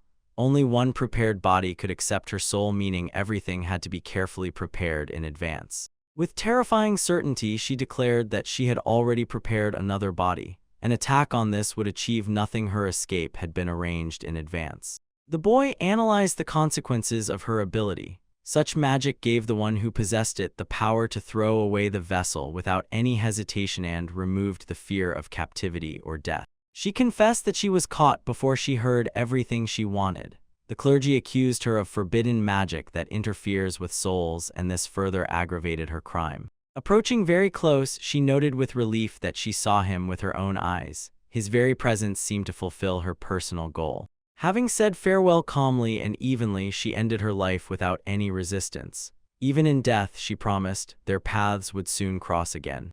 Her body collapsed helplessly to the floor as chaos suddenly erupted in the cell. The boy watched silently while others rushed to the fallen figure. Clerics found a sharp magical stone in her mouth. They immediately ordered urgent treatment to retain the body she had already left. Later, everyone present and those on standby were thoroughly searched and checked. The meeting resumed under heightened security measures with palpable tension. After the repeated incident, the King of Tays officially received an apology, and all the weight of responsibility fell on the clergy. The conversation again got stuck on the lost soul and possible movements near it. The boy quietly summarized, "A precautionary step must be taken against her next move." When the hall was finally emptied, the royal figure again convened a meeting and restored order. Tension still hung in the air, but the conversation was held restrained, focused, to the point. It was decided to dismiss excess personnel and restrict access to information about the incident.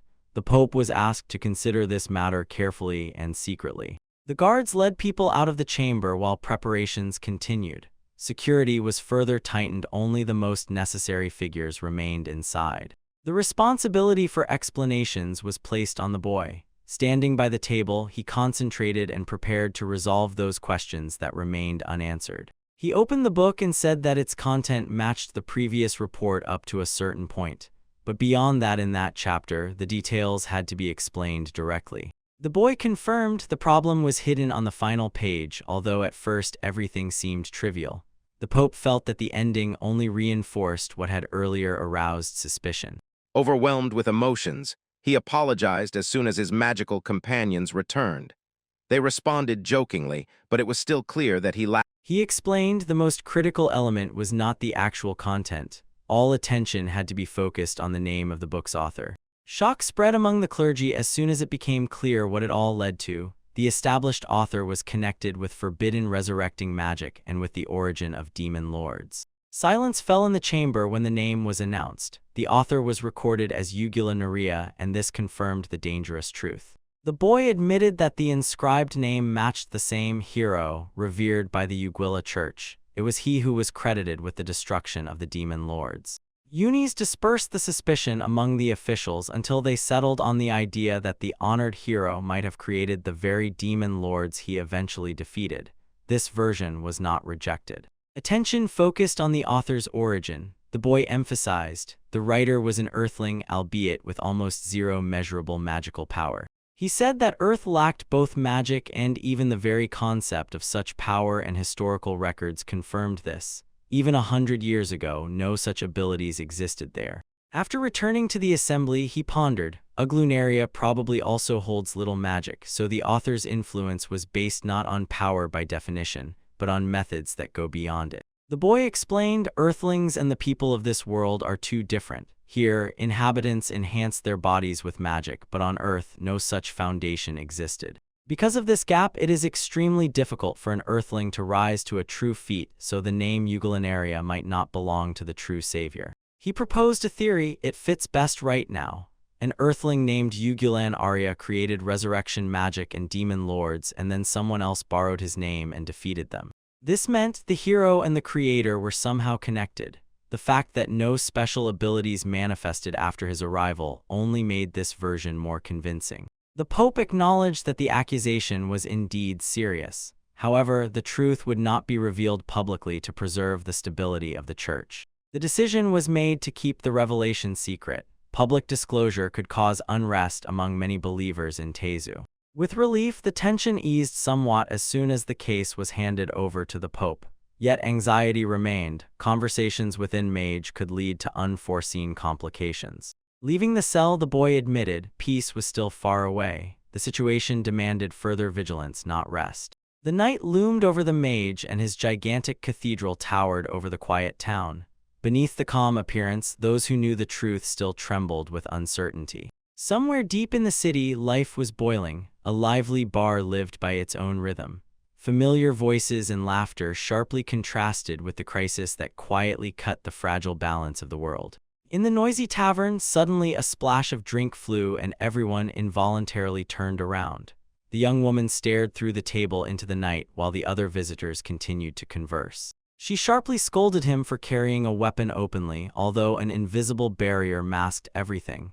The knight shook his head, irritated, yet restrained. Casually chewing dried meat, she playfully addressed him. His passion flared up, but he still remained seated and did not let the scene ignite. Their argument dragged on until she forced him to eat properly without shouting. Nearby, in a cloak, a figure bound in chains silently watched their exchange. From the side, a figure closed off by posture approached them. He already understood that without the barrier, this pair would immediately attract attention.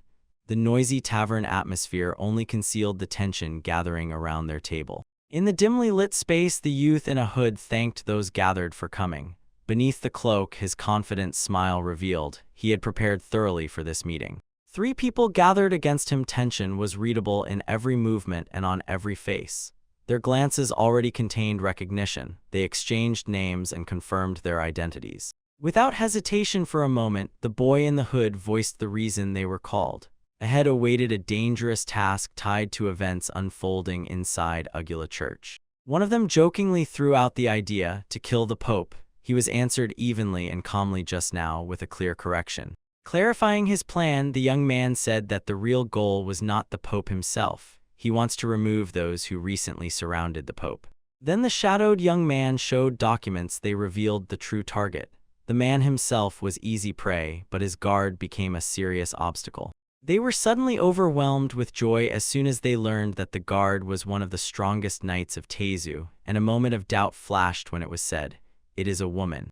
Hesitation was replaced by confidence. One of them reacted with excitement, and the very thought of rushing to confront a powerful female warrior seemed to ignite her interest. He calmly smiled and said that the guard did not fit his methods, so the fight was handed over to those who specialized in direct violence. When they learned that the Pope remained in Tezu, agreement was reached once and for all. Haste was turned into mood, and the team was already preparing to set out to complete the task. Chained to the wall, wrapped in a cloak, the prisoner silently waited. His lowered gaze hid unbreakable determination while plans unfolded around him.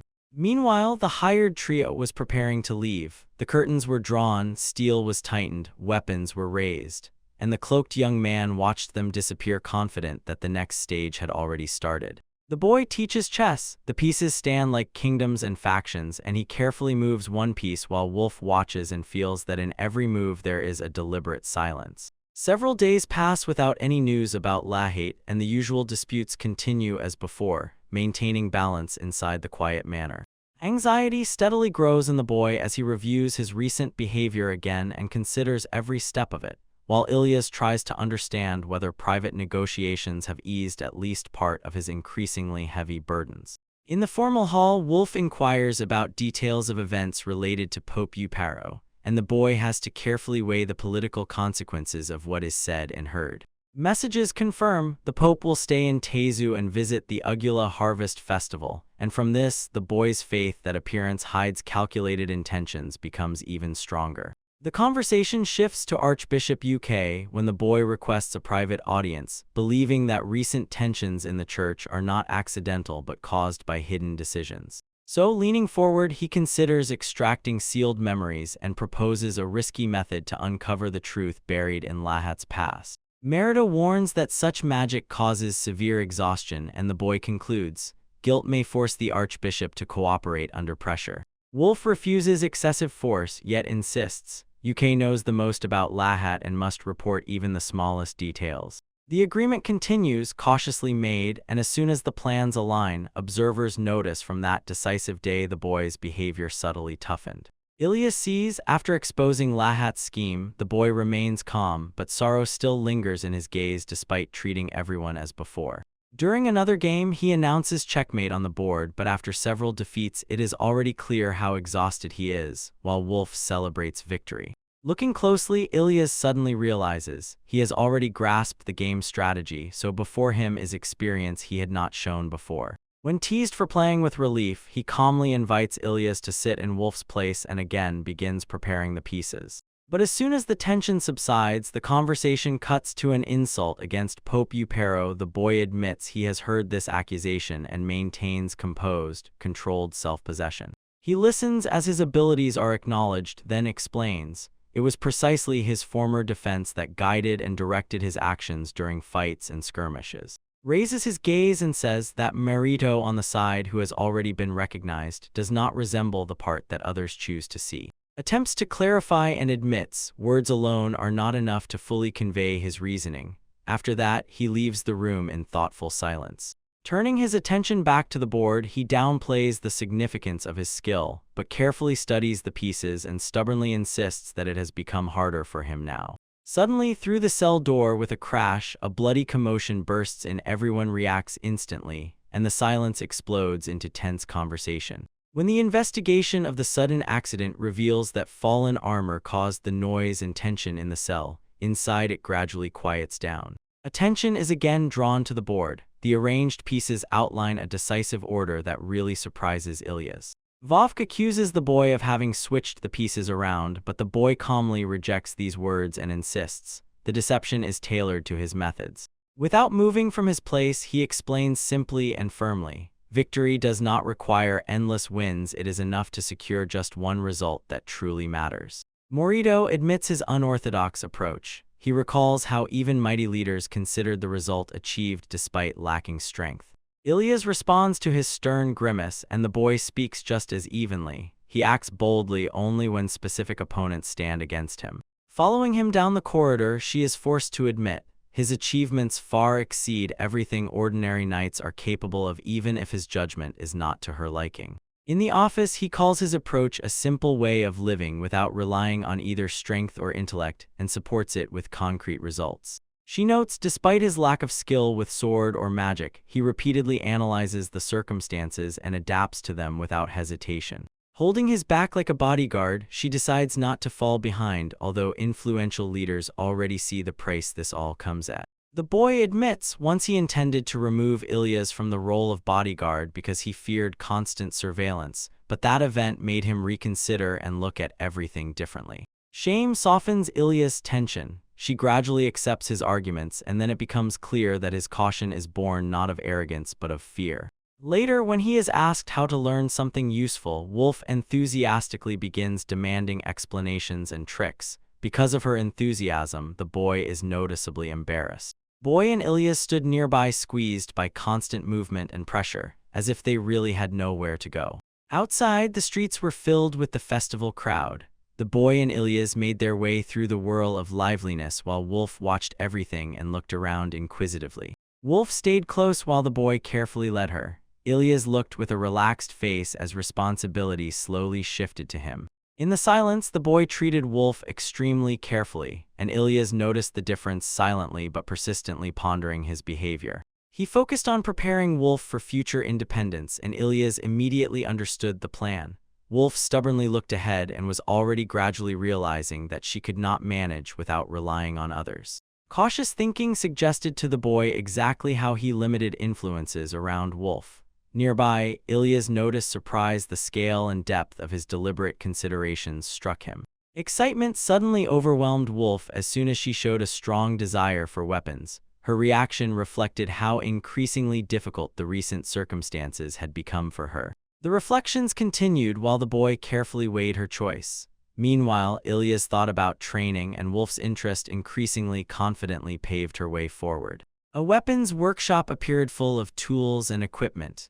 Clearing the way, Ilyas confidently entered, while the boy stayed alert and quietly watched intently. In the shop, the skilled blacksmith accepted their request without unnecessary words. Watching closely, the boy sensed a hidden talent in the man's ordinary-looking figure. Tension instantly rose in the shop as soon as the blacksmith sharply reacted to their request. The boy did not lose his tone while Ilyas watched. He recognized the master's strict demands. Vovk took a step forward with excitement and, gathering herself, confidently introduced herself. Koval looked at her with interest while others watched her lively appearance. The blacksmith master's attention shifted as he assessed both the boy and the wolf. Ilyas silently admired the wolf's potential, while the boy's condition made the master scrutinize him much more closely. The conversation subtly shifted towards getting weapons for Wolf. Ilyas supported this idea while the boy resisted, showing firmness and refusing unnecessary decisions. The final verdict came when the boy chose the simple option. The blacksmith had to take a closer look at his choice. In a calm, collected manner, he also felt the stubbornness. Calmly, the boy handed over the oil intended for the care of wooden weapons. The blacksmith took it and immediately noticed his practical mind and thorough preparation. Instead of seeking strength, the boy accepted advice on learning repair. Ilyas noticed the change and understood. He relies on support, not fight. Meanwhile, Wolf enthusiastically tested several types of weapons, but despite all her efforts, none appealed to her, leaving her doubtful about her own skills. Looking closely, the young man concluded, the natural strength of Wolf lies elsewhere. Her previous actions had already shown a different fighting style, one that suits her much better. Decisively, the boy proposed instead to create something unique. The blacksmith listened carefully and immediately set about implementing the solution, relying on the true potential of Wolf. Carefully, the blacksmith examined the drawings the boy brought. From his facial expression, it was clear he approved. The boy immediately saw the practicality and the purpose behind it all. Koval agreed to the request without hesitation and quickly made an agreement. The boy remained calm, carefully watching to ensure the plan did not go beyond reasonable limits while others quietly observed. Soon the blacksmith began preparations, measuring the materials. The wolf and Ilias stood nearby, watching how the work progressed smoothly and without any glitches. Wonder spread across the boy's face as the blacksmith worked with unexpected speed. The pace showed skill unattainable by ordinary craftsmen. The Kowalski knight settled in the workshop while the forging continued without any pause. Inwardly, he did not get distracted by anything and completed the work exactly by the promised time. The next day, ready equipment was revealed before them. Vovk, Ilias, and the boy reacted with surprise because the creation turned out to be better than they expected. Pride blazed in the blacksmith's workshop when he presented the finished gauntlet. Vovk immediately put it on, glowing with delight. Its special design enhanced her abilities. Energy suddenly overwhelmed when Wolf tested the gauntlet outside. Her movements became powerful and uncontrollable. The weapon revealed all the strength hidden within it. Evening fell while the group walked together after testing. The she-wolf genuinely blossomed with joy, and Ilias and the boy quietly acknowledged her progress. Following the instructions, the boy emphasized, "One must improve, not look for easy paths." The wolf listened carefully and step by step began to understand how important it is to hone her natural strengths. Under the night sky, Vovchitsia burst forward with energy while the boy and Ilias stayed behind. She silently reflected on the temperament she has and thought about needing mentorship with experience. Observing from afar, the boy pondered what her character would be like. Careful planning was undermining his own approach. He wanted to gradually lead her to different emotions. The town breathed calmly under the flickering lights from scattered homes. Silence enveloped the group, a quiet pause after the events of the day. Somewhere else, a young girl was loudly sobbing and demanding attention. Nearby, Wolf behaved calmly, such a contrast, as if different emotions had spilled into one frame. Later, the lively streets were again filled with celebration. The boy remained alert, closely watching to ensure that Wolf did not pick up bad habits that occurred nearby. When the harvest festival began, the streets were covered with colorful decorations. Wolf was glowing with joy, while the boy and Ilias surveyed the lively mood around. The explanation became appropriate as soon as the structure of the festival became clear. Crowds moved through the streets, and traditions during the ceremony united the whole country. Attention shifted as soon as the absence of lacquer was mentioned. The celebration continued without any pause, and the boy noticed the events taking place. Amid the noise, the boy focused on quiet reading. Ilias noticed his behavior. As long as the festival did not subside and its energy did not fade, the boy remained composed. Calm concentration enveloped the boy as he flipped through important data. His thoughts had already switched to the next goal, despite the celebration continuing around him. Quiet analysis did not stop. The boy reviewed information about Lehiate. Ilias listened, and his reflections subtly connected the festival time with possible hidden movements. Additional reflections formed a clear picture. The forces of Laha were rapidly melting away, so he would increasingly have to rely on others. The boy calmly compared possibilities, thus organizing the real balance of power in his mind. Curiosity prompted Ilias to find out who might be sent next. He quickly assessed the situation. The festive atmosphere sharply contrasted with the serious conversation. Logical conclusions narrowed the range of possibilities while the boy noted individual threats. Cautious thinking led him to a more realistic expectation of their opponent. Finally, attention fell on the list of travelers with dangerous reputations. The boy carefully studied the details as if preparing for what was about to unfold. On the crowded festival streets, the boy reviewed a report describing a dangerous traveler. The details revealed her bloody past, and this only increased the anxiety when she appeared in the city. Suddenly, everything stopped. He halted. Ilias noticed the changes and felt something unusual break into his field of vision. Through the crowd's crush, a woman with a huge weapon confidently pushed forward. Her striking appearance matched the description, and a quiet tension fell around. Recognition settled in him while the boy quickly calculated the situation. While the threat became increasingly clear, options flickered in his mind. A cold smile spread across the woman's face. The danger sharply increased her gaze and expression, revealed an intention that had nothing to do with a usual visit. Tension hit immediately as Ilyas, the boy, and the wolf reacted instantly. Each took a position, recognizing the threat standing before them amid the bustling festival.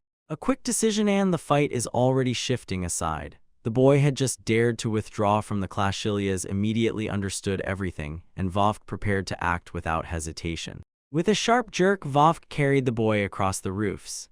Below, under the dangerous woman, she stood. Her presence disrupted the festive festival. A feeling of confusion overwhelmed the boy as soon as he realized the enemy was not following him. Ilyas faced it head-on and caught the opponent's attention. A blow of incredible force cleaved space and cruelty flared around. The attack tore through chaos, revealing the terrible. The targets were none other than innocent people. Chaos rises in the courtyard. Night crosses gazes with a merciless attacker, and frightened townspeople flee as buildings collapse and dust swirls upward. The female knight rushes forward, firmly gripping her sword with unwavering determination. Her gaze is aimed at the opponent ahead.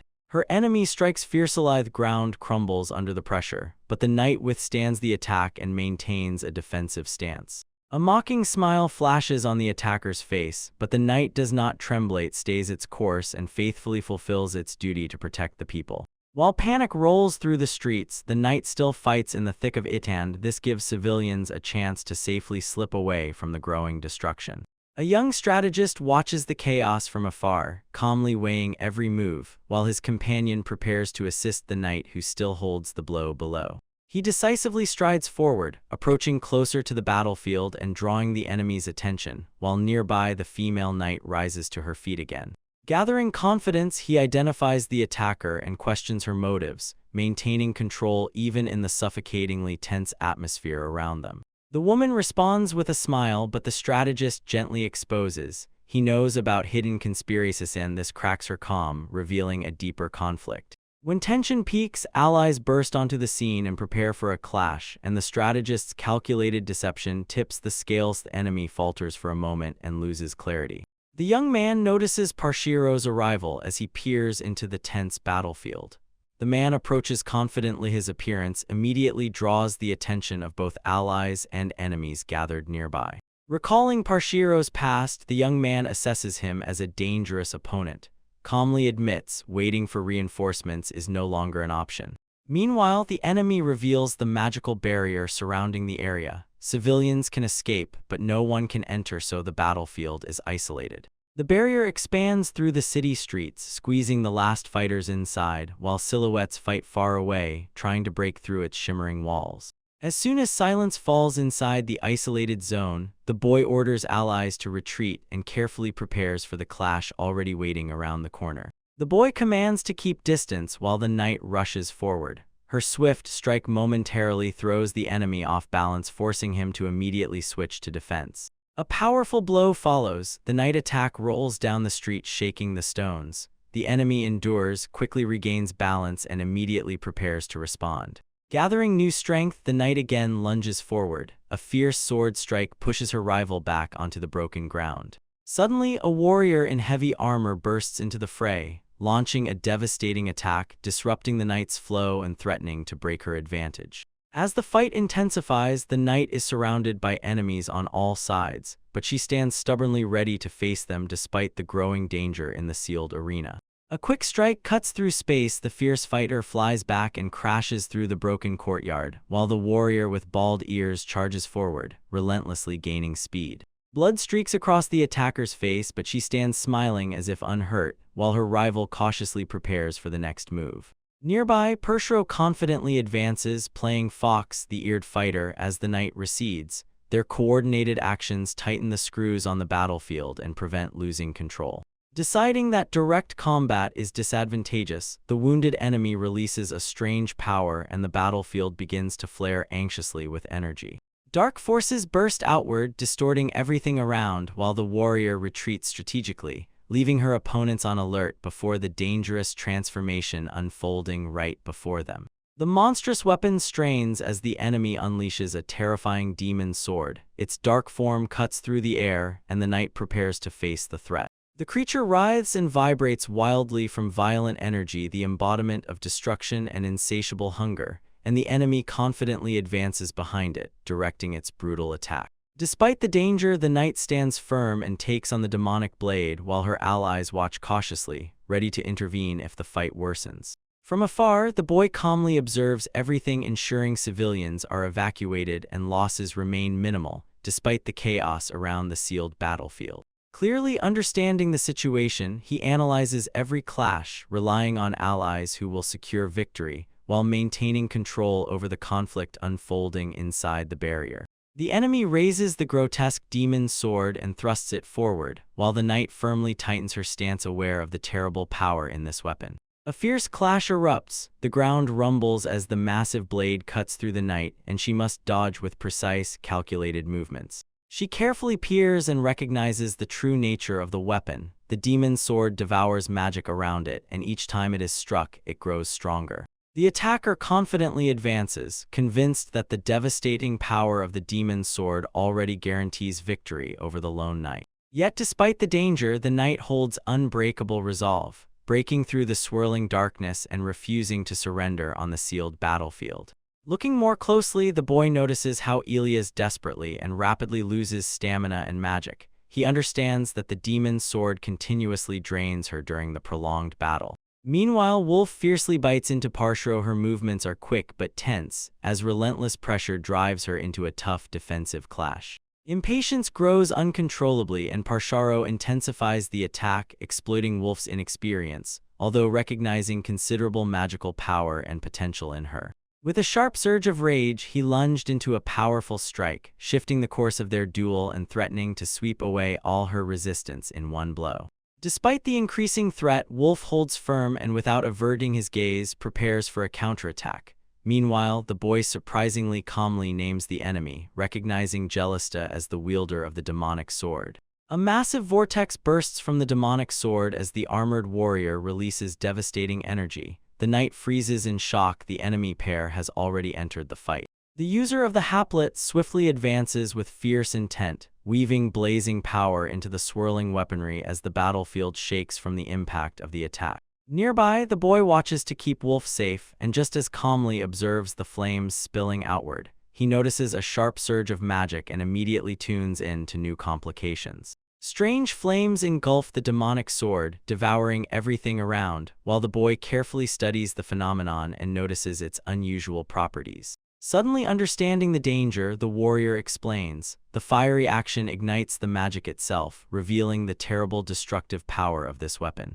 After analyzing the situation, the boy concludes, Wolf's magic flared from the enemy's force and now triggers a dangerous chain reaction capable of overwhelming her completely. He immediately realizes the full seriousness and calculates the risk of a catastrophic explosion if the blazing magic continues to spread uncontrollably and without restraint. Suddenly, heavy shackles grow on him, binding his movements. Yet he remains composed and determined. He will act despite this unexpected obstacle. Suddenly lifted into the air, the boy hung helplessly and his allies reacted in shock. And instantly it dawns on them, another hidden enemy has infiltrated the battlefield.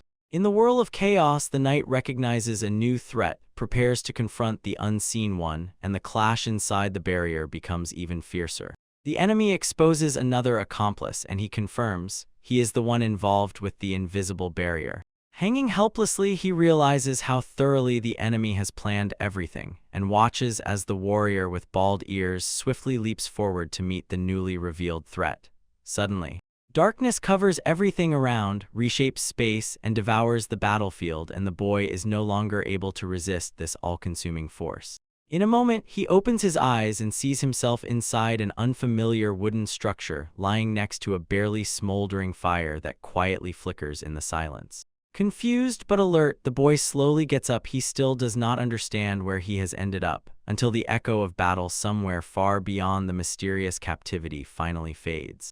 The boy wakes up in a dark wooden building, tightly bound. He cannot move. He realizes he was lucky to survive the capture, yet he is still completely in the hands of his enemies. Lying helplessly, he fears the worst, imagining his allies defeated. Uncertainty clouds his thoughts and further fuels his anxiety. Outside, the enemy group gathers again, irritated by their own retreat, but confident they will face the opponents once more on another battlefield. Outside, the enemy group gathers again, irritated by their own retreat, but confident they will plans. Only the boy's calm surprises her even despite his situation. One woman approaches casually, carefully and curiously examining him, while the bound boy remains composed, patiently waiting for the right moment to act. The boy regains consciousness in a wooden structure still tied up while a woman approaches closer and calmly confirms he has finally woken up. His kidnappers gather nearby. It becomes clear that they spared his life for a specific purpose. They watch him closely, keeping the situation under control. Tension fills the room as soon as it becomes clear what this group desires. Their faces flare with confidence and anticipation regarding their captive. The hidden leader removes the mask and reveals the true goal. The boy is kept alive only to eliminate a target named Lacra. Shaken by the revelation, the boy frantically tries to piece everything together and suddenly realizes that he has been drawn into a much larger war than he ever imagined. Lacra self, a 25-year-old woman, was abandoned near an orphanage and grew up alone. In childhood, she hardly found a true connection with anyone. After the orphanage, she served in the cathedral. Due to frequent accidents, she was constantly kept away from people, while she stubbornly pursued combat training and basic magic. Under the leadership of Archbishop Leia, Lacra relentlessly honed her abilities and eventually achieved her first victory over a monster in subjugation. Later, the unconscious youth encountered Lacra and her companions. Their oppressive presence and unpredictable power during a tense confrontation made resistance pointless, as did any explanations. Quietly observing, the youth suddenly felt someone harbors resentment towards Lacra. This prompted him to uncover the truth about her dark past and the unfolding conflict. Aileen, a man with long hair, bound in chains, stood calmly while Lacra confronted him, pondering how he could even speak normally despite his threatening and hostile presence. Appearing unshaken, the man chained to the chains stated that he speaks only when necessary, and his cold temperament confused those who faced him in the dark structure. He calmly addressed the black-haired boy and explained, "Hunters lie in wait for several targets at once, but secretly receive orders to eliminate him specifically at a hidden request." Seeing the truth, the boy realized he was captured, deliberately used as bait to lure other targets into a carefully planned trap. Captor confirmed the scheme, naming the allies sent to hunt powerful figures while the boy remained locked up and awaited the arrival of their designated victims. The chains tightened as the captive declared he would hunt, directing his fury at Lacra Solf, while the boy watched him fearfully from the shadows. Seeking answers, the boy calmly asked why he was being pursued and learned Lacra was the cause of revenge. It was because of her that the man held on so relentlessly with stubborn determination and fierce hostility. Considering the situation, the boy doubted whether Lacra was even capable of killing, since other reasons might be hidden behind the man's offense in his unrestrained, unwavering conviction. Moving further, he almost came face to face with the prisoner and asked a bold question. In the dimly lit room, both allies and enemies were embarrassed, as if holding their breath. The man revealed a tragic past. He was raised as a victim by a demon father, and this very fact ignited revenge and unshakable hatred toward humanity. The brother in chains listened calmly while the boy brought out his revenge for restoring his father's honor. No mercy, no warmth, only painful memories revealed to the fullest. With unwavering confidence, he admitted his father never loved him but still regarded himself above humans, those who sacrificed their own child for survival and their own whims.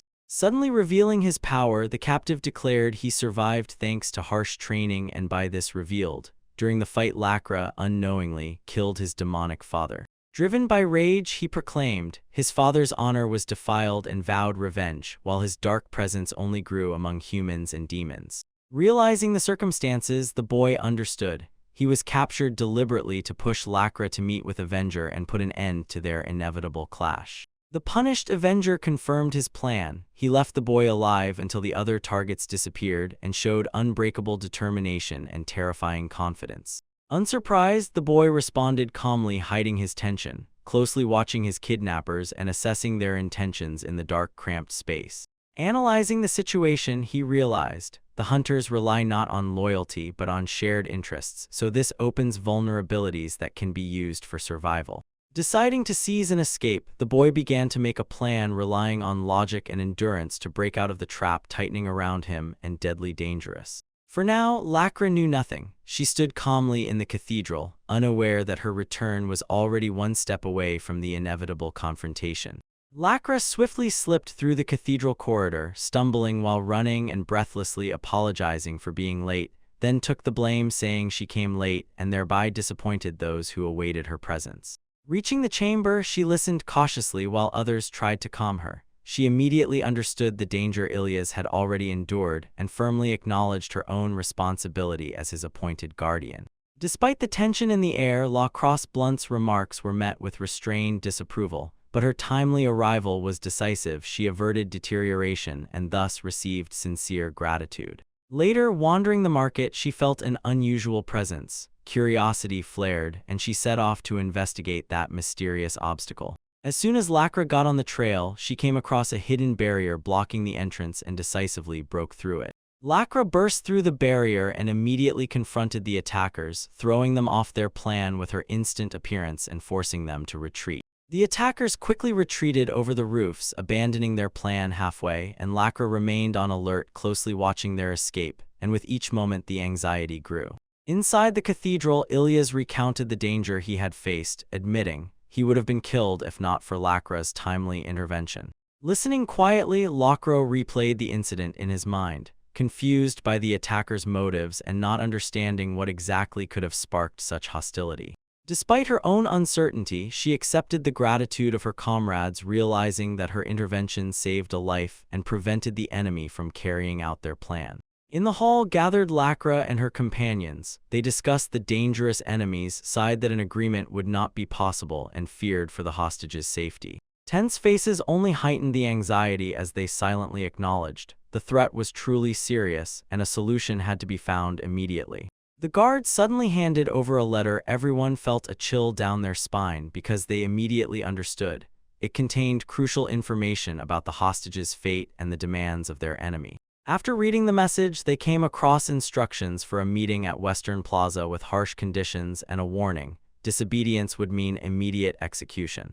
Far from the city, the hostage remained locked in a remote cabin, unaware that the confrontation was about to decide the question of his survival. Trapped in a cramped cabin, the boy looked directly at the sadistic threat. His kidnapper was calculating how to maim him so that escape would be impossible. The woman responded confidently, praising her healing magic, and without hesitation, continued his torment for her own twisted amusement. Nearby, the long-haired avenger remained indifferent. He did not intervene, allowed everything to rest on this cruel punishment, and watched silently. Seizing a desperate chance, the boy headbutted a wooden support at full speed, deliberately maiming himself to instantly provoke the needed reaction.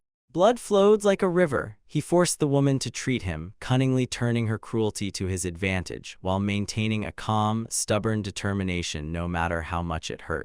Despite the injury, the boy activated a small magic circle, stubbornly showing he was capable of at least something, enduring pain to demonstrate his limited magical ability. Breathing heavily, he admitted weak magical talent prevented him from using enhanced healing, so he had to rely on endurance rather than powerful healing blessings. His kidnappers dismissed him as safe, certain that the shackles and wooden weapon would keep him from escaping and sweep away any threats to their plans. In his critical situation, he remained calm, carefully watching their actions and seizing every opportunity to turn everything to his advantage. In the silence, he pondered and understood the hostility of Equic towards Lacra, gradually grasping the motives behind their actions, and holding onto unbreakable resolve, endured captivity. Scrutinizing his kidnappers intently, the boy carefully studied their behavior. The more he observed their actions and interactions, the clearer it became their instability only increased. Even after grasping their characters, there remained a feeling of lacking true understanding. The unknown how exactly they would behave in unpredictable situations. Determined, the boy took a risk and stepped forward, deciding to go beyond his usual capabilities, consciously exposing himself to greater danger for the sake of the goal. His anxious composure immediately drew attention. He unsettled the woman, who noticed his unusual expression and silently maintained calculated determination, as if holding it on a taut string. Without fuss, he explained his condition, involuntarily adopting others' manners, and this strange trait became part of his strategy to survive captivity. The woman looked at him with admiration. His anxious gaze was captivating, while his face remained calm and unreadable despite the critical circumstances. Nearby, the kidnappers mocked his posture, seeing something troubling in that calm composure, yet still recognized. In captivity, he showed a strange, stubborn determination. He sat motionless and was tied up. The boy accepted their hostility, pretending to be petty, but hid his true intentions behind deliberate submission. No matter how weak and vulnerable he seemed, he carefully twisted their assumptions, letting them underestimate him, and patiently waited for the moment to strike. At midnight, Ilyas reads a letter clearly outlining the hostage exchange at the Western Square. She slowly weighs the circumstances, recognizing a political subtext behind the threat. Suspicion awakens as soon as she imagines how faction rivals manipulate events from the shadows. Plans are born instantly as preparations begin. A fast courier is sent, while allies gather to fulfill the harsh conditions imposed by the enemy. Somewhere far away, the royal figure accepts the plan already unfolding.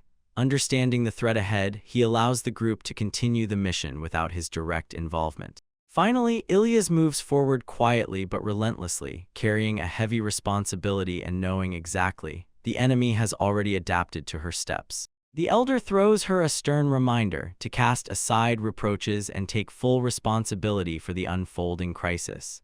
Ilyas accepts the order with firm determination. In a moment, preparations sharply intensify. Companions come together, the threat becomes obvious, and a devoted assistant impatiently vows to support decisively, to help Ilyas keep their leader safe. The wolf boldly steps forward and refuses to withdraw from the mission. Confidence washes over everyone as she insists on participating in the operation despite others' warnings. Ilyas hesitates, feeling the enemy's strength and the danger ahead. She asks if Volk is involved because she fears she cannot guarantee the protection of the young half-demon. Despite everything, Wolf declares her unwavering loyalty and determination to protect her master. Her fierce passion ignites the fighting spirit of the entire group as they prepare for the dangerous road ahead. Ilya warns without unnecessary words. The enemy cannot be defeated by direct confrontation. A cautious strategy and unwavering determination are needed to overcome the looming threat, using every possible advantage. The higher authority reinforces the order, commands her to cast off nocturnal pride, overturn adverse circumstances, and reminds Dame Rachel that the same responsibility also falls upon her. Accepting this burden, Ilyas decides to put the hostage's rescue above all else, preparing to risk everything as he moves forward toward the dangerous mission ahead. She contemplates the strange nature of the hostage and recalls her former defeat, so her vow to protect him and save his life only grows stronger despite any consequences. With unwavering determination, Ilyas suppresses doubt within himself and, fully resolved, steels her heart while she prepares to confront the enemy and fulfill the sworn mission. Ilyas moves silently under the night sky, yet deep inside hopes the world will not change despite the dangerous mission about to catch up with him. Somewhere among the ruins stands a wounded young man, frozen and looking at the moon in the distance, beyond the silent forest. His scarred face holds quiet resilience. Shadows conceal emotions, yet determination still flickers despite the exhausted expression. Freed from the chains, he takes a step forward and slowly nods to the invisible Alice with gratitude, until the cold night air envelops him. Before leaving, he calmly raises a finger, focused, ready to reveal something important, while his battered figure dissolves into the silence of darkness. On the quiet square near the western wall of the city wall, a bell tolls and the echo cuts through the night sky as Ilyas and her companions arrive at the designated place. Scanning the empty square with her gaze, she notices a strange silence. The festival crowds are gone and the space has been specially cleared. Gathered before danger, Ilyas confirms the evacuation and signals readiness, firmly resolved to face the enemy even if it costs her life. She sharply calls out to the hidden opponent, demanding that he show himself, while tension waves roll over the empty square. The enemy responds boldly, showing that there is no hostage, thereby exposing their lie. Ilyas is left with a dangerous, unknown confrontation. Without catching her breath, lost gray-eyed and begeared girl named Wolf frantically prowls in the darkness, searching for the missing master, standing next to the gathered woman in dark clothing. Without any warning, the calm woman suddenly lunged forward. The master was caught under her blow, and the blade was stained with blood. Wolf was stunned. The attacker did not hesitate for a moment. Rage broke through Wolf, and she, losing reason, rushed at the enemy. But an ally instantly intercepted her and stopped the assault before any movement could cause even greater harm. Heavy chains jerk outward. They grip the enemy woman, preventing her from committing violence again. The master just emerged from the swirling force unharmed despite the blow that seemed deadly. Wolf exhaled with relief. The fight had already shifted toward restraint. The sharp-eyed woman examined the blood on the shoulders of the wounded man, and he stood without shackles. Her suspicions were brushed aside one after another, while the tension between them thickened. Cold determination froze on her face as she warned, if he tries to escape, she will kill him. Nearby, the soldiers retreated and silently took up observer positions. Their faith in the wounded man suggested they believed he would endure. Despite the pain, he remained calm and precisely measured the distance. The awareness of his own freedom slightly shifted his balance. Chains gripped his hands, and the barrier tightened around the square. Determination hardened within him as he prepared to face his father's killer. The chains cracked and burst outward as the disguised priest lunged forward, swearing to take his enemy's life to restore his father's honor. Rage distorted his face. A young woman, calm and confused, stood aside and simply watched, stubbornly admitting she had never killed anyone. Her incomprehension sharply contrasted with his frenzy. Shock seized the priest's face as the truth about his adoptive father surfaced. He had once been a defeated devil, and anxiety immediately spread among the crowd watching. Anger flared up in him again as he condemned her past victory and declared his intention to reclaim his lost dignity. The chains tightened on his trembling hands. Instead of fear, the woman asked the devil a question with mundane curiosity: who he really was. Her hesitation further unsettled the man driven by revenge. With fierce lamentation, the disguised priest snatched the chains forward and unleashed an unrelenting strike to instantly crush his opponent. Through the square, fierce shockwaves burst outward. Steel links struck resistance, scattered gunpowder, and tore up the stone pavement. Watching from afar, officials froze in place as the alarm sounded. The enraged attacker, madly swearing revenge, hurled merciless threats. The desire to kill broke free from restraint. Before the attack fully unfolded, the opponent closed the distance and with decisive speed and devastating force pinned him down. Despite the harsh blow, the priest forced himself to stand up. He felt his enemy's excitement rising and determination only growing, and the clash suddenly became much more dangerous. Chains cut through the square in sweeping arcs. They struck the walls, shattered them, and tore through the stone until the fight erupted into an uncontrollable whirl between two figures. After the destruction, the wounded man slammed his back against a ledge. Blood was already soaking his shoulder, and distant explosions echoed faintly behind. A dark thought flashed as soon as he began to ask himself where and how his attachment to this world was born and how it was slowly corroding. The value cracked and wore away faster and faster. Fatigue heavily settled in him. He constantly stood between justice and cruelty, endlessly tossing himself between two opposite extremes. He realized one passion was not enough to hold back sudden loss, and a quiet desire for a simple, peaceful life without obstacles settled in his soul. In the whirl of the frantic clash in the square, the wounded man remains sitting and only watches as ruin unfolds around, holding on to his quiet dream to live peacefully and not interfere. Leaning against the wall, he barely smiled despite the wounds. The intention to protect this small passion had already ripened within him. The wolf lunged forward and with a precise kick knocked down his opponent, maintaining control. He tested her reaction and defense under sudden pressure. Momentum shifts, the counterattack pushes her back, and another figure watches from the side, recognizing the intensity and speed of this ongoing clash. Ow! A strong blade strike rises along the ground, but the barrier flares, instantly blocking the attack and trapping the force within a controlled space. Despite uncertainty about the opponent's methods, the she-wolf steadfastly holds her ground. Dark energy rises around her as she stands firm, restrained but aggressive, preparing to burst forward and sweep the opponent away with relentless intent. A fierce battle flares in the air. A mighty blow clashes in flight and scatters energy outward, while a distant observer quietly watches the clash with undisguised anxiety. Somewhere else, a man sits wounded, leaning against a wall, remaining motionless as a wave of shock reaches him. Chains break out from the blonde in waves, spreading faster each time, while she restrains her power and tries to keep the situation under control without causing deadly harm. Tension rises as her rival decisively pushes forward, not retreating, driven by her own confidence and firm readiness to continue the fight. Violent force bursts out and strikes heavily as chains wildly lash, bending resistance, while the distant man silently observes, assessing the outcome and not intervening. And the wounded man calmly watches the chaos raging around, fear spreading nearby. Others already understand that the fight is getting out of control. A chain flare wildly tears through the battlefield, spreading in all directions as the opponent unleashes devastating force without any restraint. Wolf stands firm behind the barrier, staring at the towering dark figure in chains, holding defense restrainedly and carefully assessing the threat. Fury rises as the enemy tears forward, pouring strength into a direct attack and forcing Wolf to react faster each time under increasing pressure.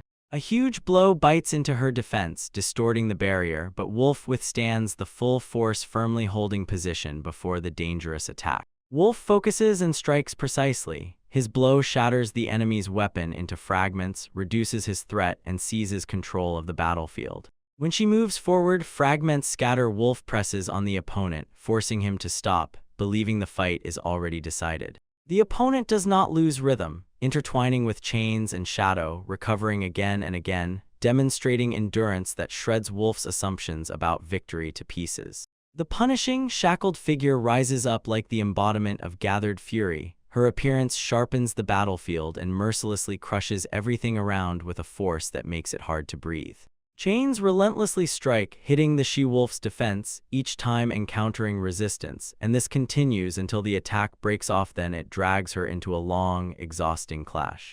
Fear spreads among the passers-by as the situation rapidly worsens, while the wounded man remains calm. He watches as Wolf hesitates and keeps his limits in sight. He reflects on her restraint and concludes, the she-wolf refuses to kill even when the opponent's force, pressing relentlessly, brings deadly danger upon them. From a distance, he weighs options, understands that direct attacks won't work, and begins to look for another way to break this pause. Chains tighten along Wolf's barrier line relentlessly, incessantly, draining her strength, while the opponent increases pressure to finally exhaust her. Panic overwhelms the spectators as the chains constrict. A chaotic assault floods the scene and presses on Wolf, pushing him toward collapse. A sudden clash erupts as both fighters strike each other, and shockwaves spread across the ground while the opponent pushes forward with aggressive force. The pressure builds as the woman with the spear realizes her weapon is draining strength, so she has to reconsider whether to continue the fight. The man carefully studies her movements, notices calculated behavior, and sees a potential trap hidden in the very start.